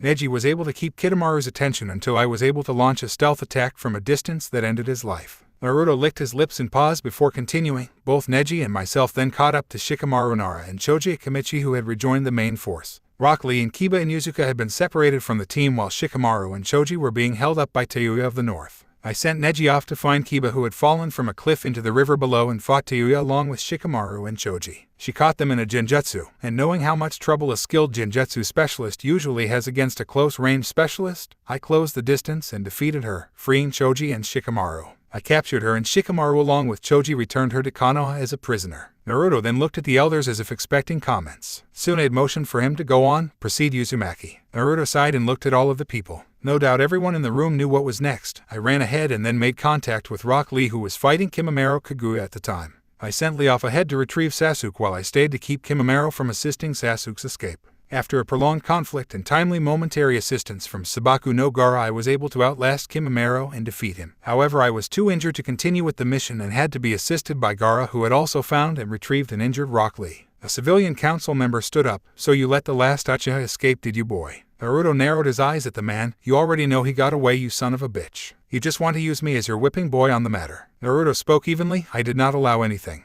He may have gotten beyond the border, but the team and myself did everything we could to prevent that from happening." Another council member stood and pointed at him. "But you already defeated the Uchiha in combat. If you had just left the battle with the Kaguya to that Rock Lee person, then you could have personally stopped Sasuke yourself." Naruto bristled at the insinuation. "Listen, Shikamaru Kaguya was far beyond any of their levels. He was sick, he was weak, and it still took everything I had to put him down. Nothing that Rock Lee is capable of would have beaten him. No one else on the retrieval squad or the relief team from Suna could have fought and defeated him. He might have even found a way to overwhelm me had he not used the last of his chakra on his final technique, or does a giant forest of bones not register as potentially hazardous to a team comprised of genin? The civilians sat down seething at Naruto's explanation when Hayashi Hyuga's firm voice was heard. The forest of bones was also inside of a massive crater. The crater was the epicenter for the tremors that struck Kanoha. What can you tell us about that? Naruto knew there was no need to lie at this point. Yes, I did it. It was necessary to keep up with Kimimaro Kaguya after he activated the next level of his seal. It's a high price to pay to use that much power, however. The force of my technique cracks my entire skeletal frame. Inoichi Yamanaka was curious as to the nature of Naruto's maneuver. Would you mind showing the technique to us? Naruto raised an eyebrow. Yes. Yes, I would, actually. Not only is it something that really shouldn't be used outside of combat, it's not something that I want people to know about, let alone actually see. You all have your own clan secrets and all of that. Well, consider this something that none of you have any right to coerce out of me. Another arrogant civilian stood. We are the council boy. You are a ninja of this village and therefore your secrets are ours to know. Naruto gave him a look as if to say, are you serious? He looked up at Tsunade. I work for you, not some petty merchant with a superiority complex. Keep him out of shinobi business. He turned to the council. The only ones that have even the slightest amount of authority over me are the clan heads, and that's because they're all jounin. Outside of the field, the only person here that can tell me to do anything is Hokage-sama. Do any of you have the title of Hokage-sama? He got a unanimous shaking of heads. Do any of you have that kick-ass pointy hat? Another round of no's. Well, then you can all respectfully stuff it. My techniques are my own. You don't need to know them. You couldn't perform them anyway, so the knowledge would be useless. The civilians broke into an uproar while the clan heads started looking at Naruto with amused respect.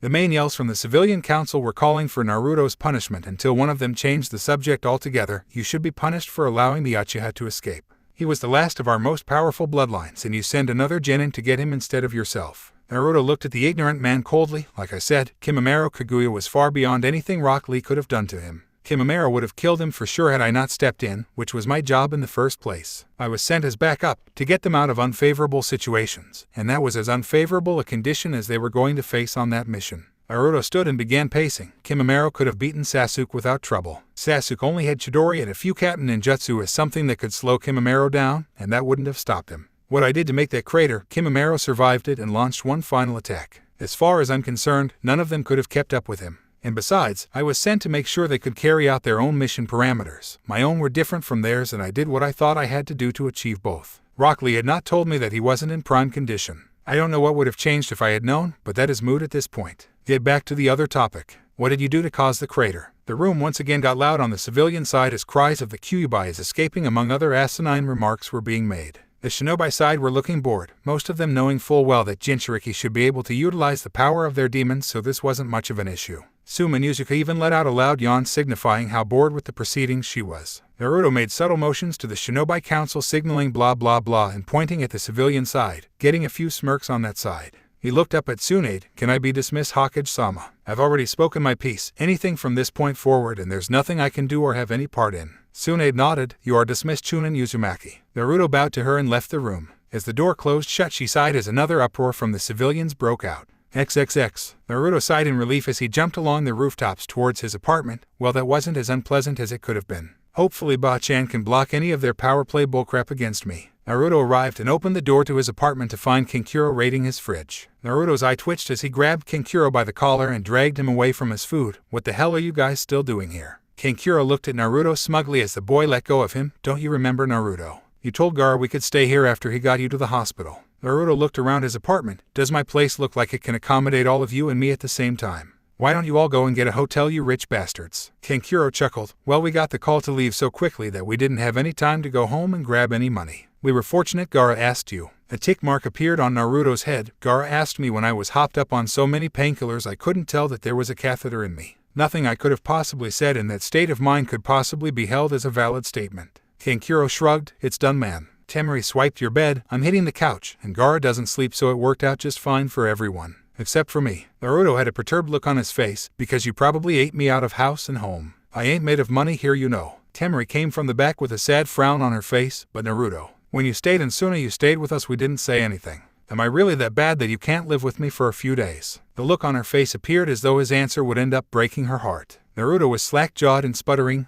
But, you guys, my food. He eventually threw his hands in the air in exasperation and went to grab his wallet. Fine, whatever, I'm out of here. Don't eat all of my food. A grumbling Naruto turned to leave the apartment, shutting the door roughly behind him. Kankuro smirked at his sister. That was messed up, Temari. Playing with the kid like that. You shouldn't mess with his head like that, he might think you like him or something. Temari shrugged and walked back to Naruto's room. Maybe I do. I'm going to take a nap for a few hours. Kankuro sat blinking in place for a moment. Wait, Temari, are you serious? Temari said nothing as she shut the door to Naruto's room. Temari. XXX. Naruto grumbled as he left his apartment. I can't believe this crap. What the hell is going on around here? Can I get a little me time? Naruto decided that since he wasn't going to get any alone time, he might as well get some food in him. Going to the place that he was most accustomed to going for his meals, Naruto ended up taking a seat at Ikaraku Ramen. As he plopped down in his usual seat, Naruto sighed. Can I get some ramen, you guys? I really need some relaxation food right about now. I.M. giggled as she came over with a pen to write his order. Ramen is a strange food to relax with, Naruto-kun, even for you. So what do you want? Naruto pulled out a full wallet with a wide grin. Give me one of everything to start. Let's say I have money to blow today. I.M. nodded and wrote out his order before noticing the look on Naruto's face. What's the matter? You look terrible. Naruto chuckled slightly before looking up at her with a tired grin. I'm tired, I.M. Nichin. Damn tired.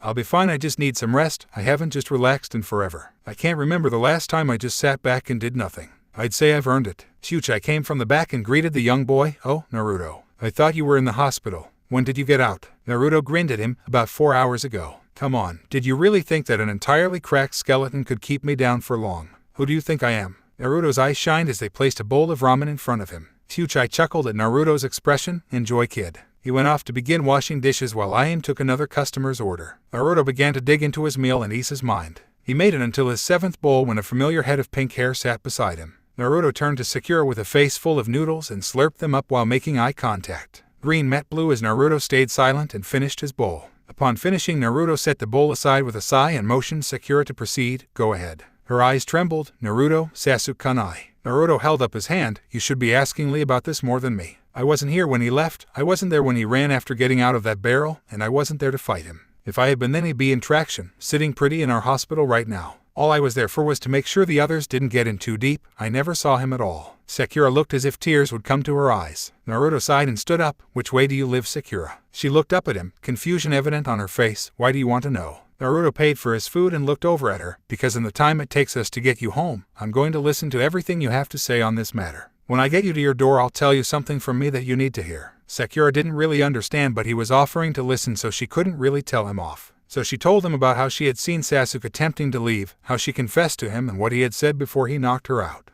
Naruto walked and kept his mouth shut, much to Sakura's surprise, as she had still yet to adjust to the new Naruto. The walk to Sakura's house took 30 minutes at the pace that they were moving. Throughout the walk, Naruto's face betrayed none of his thoughts. Sakura thought he wasn't listening until at one point when she stopped, he instructed her to carry on. He reassured her that he was indeed paying full attention and was working out what he would say when they arrived at her home, so she kept going. Sakura's throat was dry and she was slightly out of breath because of the amount of talking that she had done, but she had put it all out there. Now she was simply waiting for Naruto to speak, as was their agreement. He stood in front of her for a moment, saying nothing as he finished thinking about his dialogue. Finally, believing that he had worked it out enough, he began. You really love him? Seriously? No bullshit. She nodded and looked in his eyes without falter. Naruto smiled slightly at her. That's a pretty big claim for someone as young as us to say, Sakura. Are you sure? Things can change over time, you know. You might not feel this way tomorrow, next month, hell, 3 years from now you might not. I am not flighty about things like this, Naruto. I made this commitment a long time ago that I did love Sasuke, and I would prove it to him. She looked away. I really would have left with him that night, Naruto.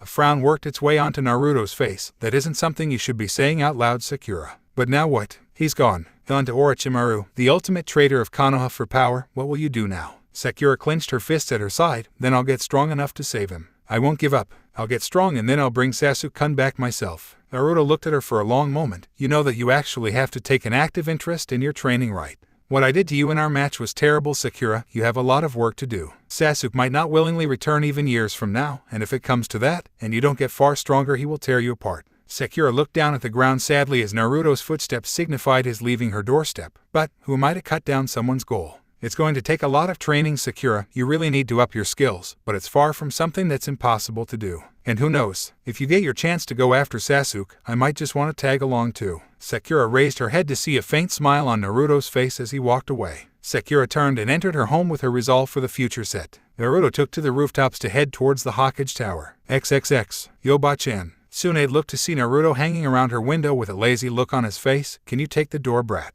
I already have Jiraiya jumping on the sill every time he comes by, I don't need you doing it too. Naruto shrugged and hopped inside of the office. It's easier than the door. A smirk came onto his face. Unless you like it when I kick it open because I personally love it. I would have no problems with doing that for you. Tsunade's eye twitched as Naruto flopped on a chair in the office. So what are you doing here, brat? Other than trying to get me to put you through the wall. Naruto's jovial face fell as he got businesslike. How do you feel about starting up a program for combat medics? Tsunade's eyes widened before she went to normal. I proposed that idea years ago during the last war, but Sarutobi-sensei shot it down. He said there just weren't enough resources to go around then for it. A grin came onto Naruto's face. Well, why not do it now? You're the Hokage, aren't you? Or is that pointy hat something I can buy somewhere for myself? Set it up, and I have someone you should look up first. She doesn't have much going for her except chakra control. Tsunade laid her face in her palm. Then why would I want her in the program, brat? A grin never slipped from his face. Yes, she's pretty raw. But that's the beauty of it. If there is one thing that I know from personal experience, it's that a blank slate is probably the best thing for a ninja to be when they go into any kind of training.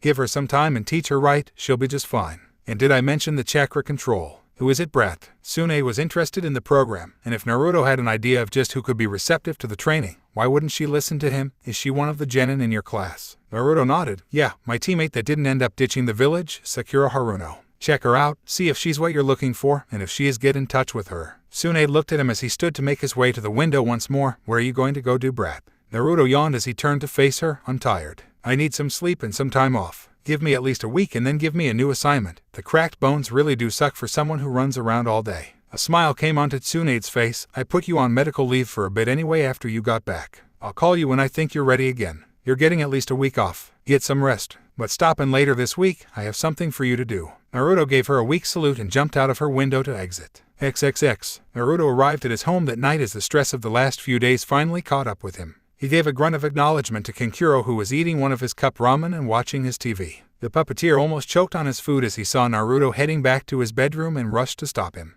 As he stood in front of Naruto, he could feel the killing intent radiating off of the haggard blonde. You better have a damn good reason for blocking my way, or my foot will have a damn good reason for sticking itself up your ass. Kankuro pointed back towards his room. I told you Temari took your bed. Well, she's in there right now sleeping. If you value your testicles, kid, I wouldn't go in there. Naruto looked at Kankuro, then to the room, then back to Kankuro, who was shaking his head. He shrugged and moved Kankuro aside. I'll take my chances. I'll be damned if I'm sleeping on the floor in my own damn house. Kankuro went wide-eyed as he watched Naruto enter the room and shut the door before running back to the couch, planning to feign ignorance when the fireworks went off. Naruto took a look around his room to find it far less cluttered. Well, she picked my crap up while I was gone, I suppose. Turning his attention to his bed, he found his fellow blonde from Suna sleeping soundly on his bed. How can she sleep so well on my piece of crap mattress? I thought she would have been spoiled by their expensive, comfortable beds at home. As he edged closer to the bed, Naruto's thoughts were telling him that it would be a damn shame to potentially disrupt the sleep of this girl. Temari looked way too peaceful for him to normally awaken. Too bad he was too tired to pay attention to his logical thoughts. Naruto edged her to one side of his bed, which she actually did in her sleep quite easily. She must have been a pretty heavy sleeper. He took off his shirt and slid in next to her, turning away, and quickly fell victim to the comfort of sleep.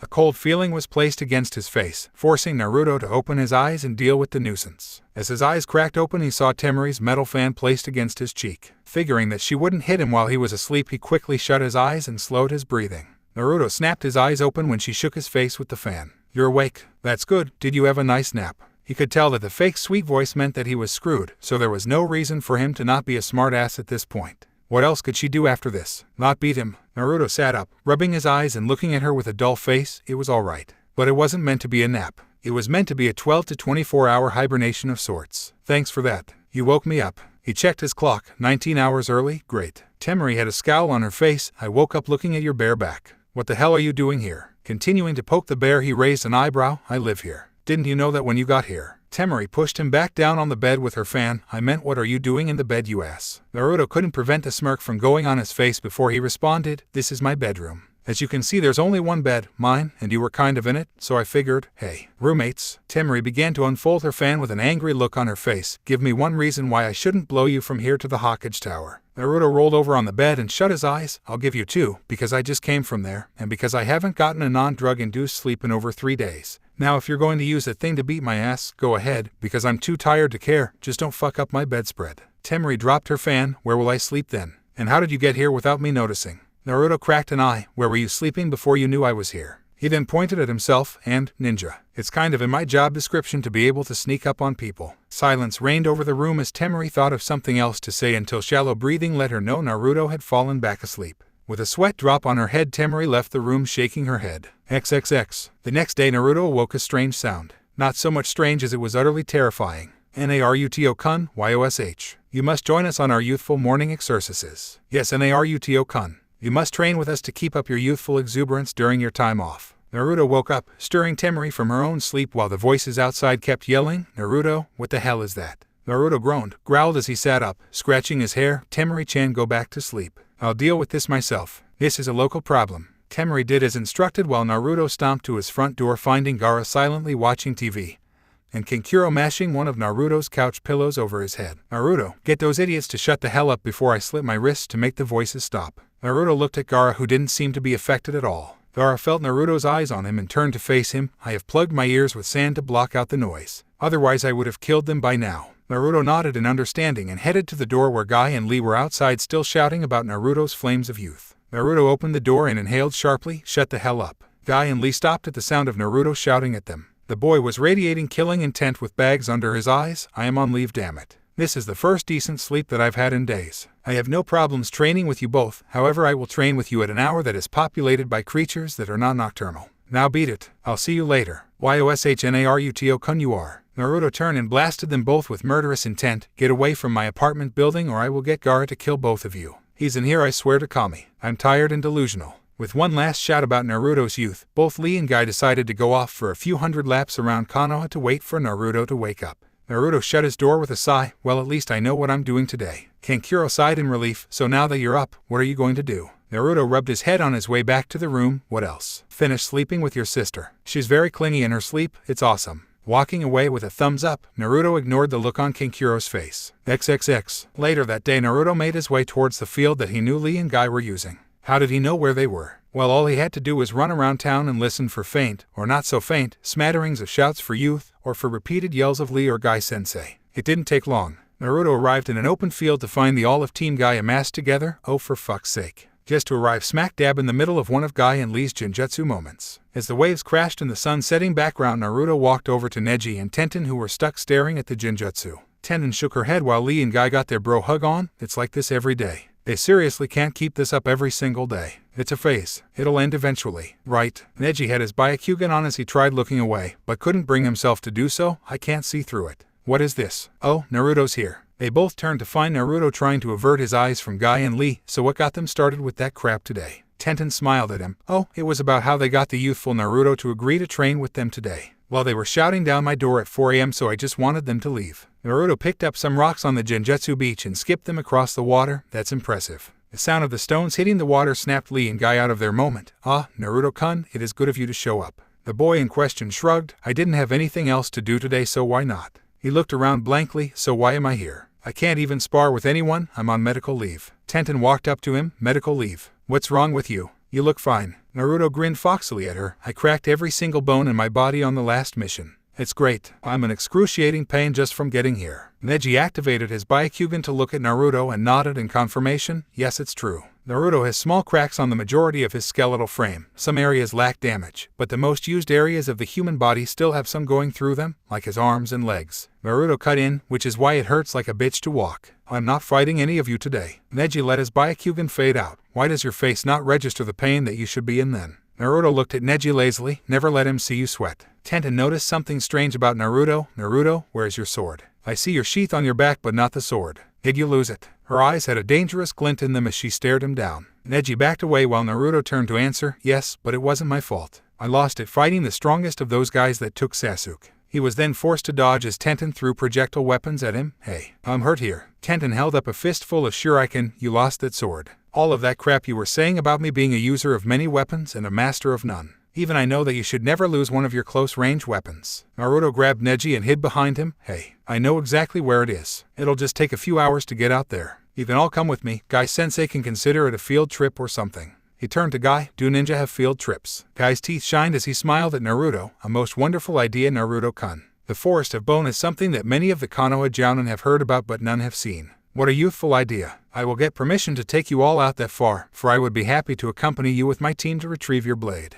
XXX. Guy got them out of the village and headed off in the direction of Naruto's battle with Shikamaru. Throughout the trip, Lee, Neji, and Naruto told them the stories of their battles during the mission. Lee told Naruto how he wished he could have tested himself against Shikamaru the way he did and that it would have been better for everyone if Naruto had gone after Sasuke and left him. Naruto almost fell from the trees they were jumping through in laughter. After he calmed down, all of Team Guy asked him what was so funny. Naruto replied with, "You'll see." Upon arrival, Tenten tried to push through the last of the brush to reach the clearing. Naruto told them the fight took place and when he grabbed her around the waist. Tenten blushed heavily. What are you doing, Naruto? Naruto smiled at her. Watch your step. Naruto then pushed through the foliage to reveal the massive barren crater that he had caused during the duel with Shikamaru. Naruto helped Tenten slide into the pit while the men all jumped down themselves. Tenten got Naruto to let her go when they landed, blush still intact on her face. "I could have gotten down here myself." Naruto looked at her with a grin. "I know, but I'm a chivalrous bastard sometimes." He looked around and shook his head. "I thought it was bigger during the fight. Maybe it was just the smoke playing tricks on me." He looked back at Lee. "Still think it would have been better to stay behind."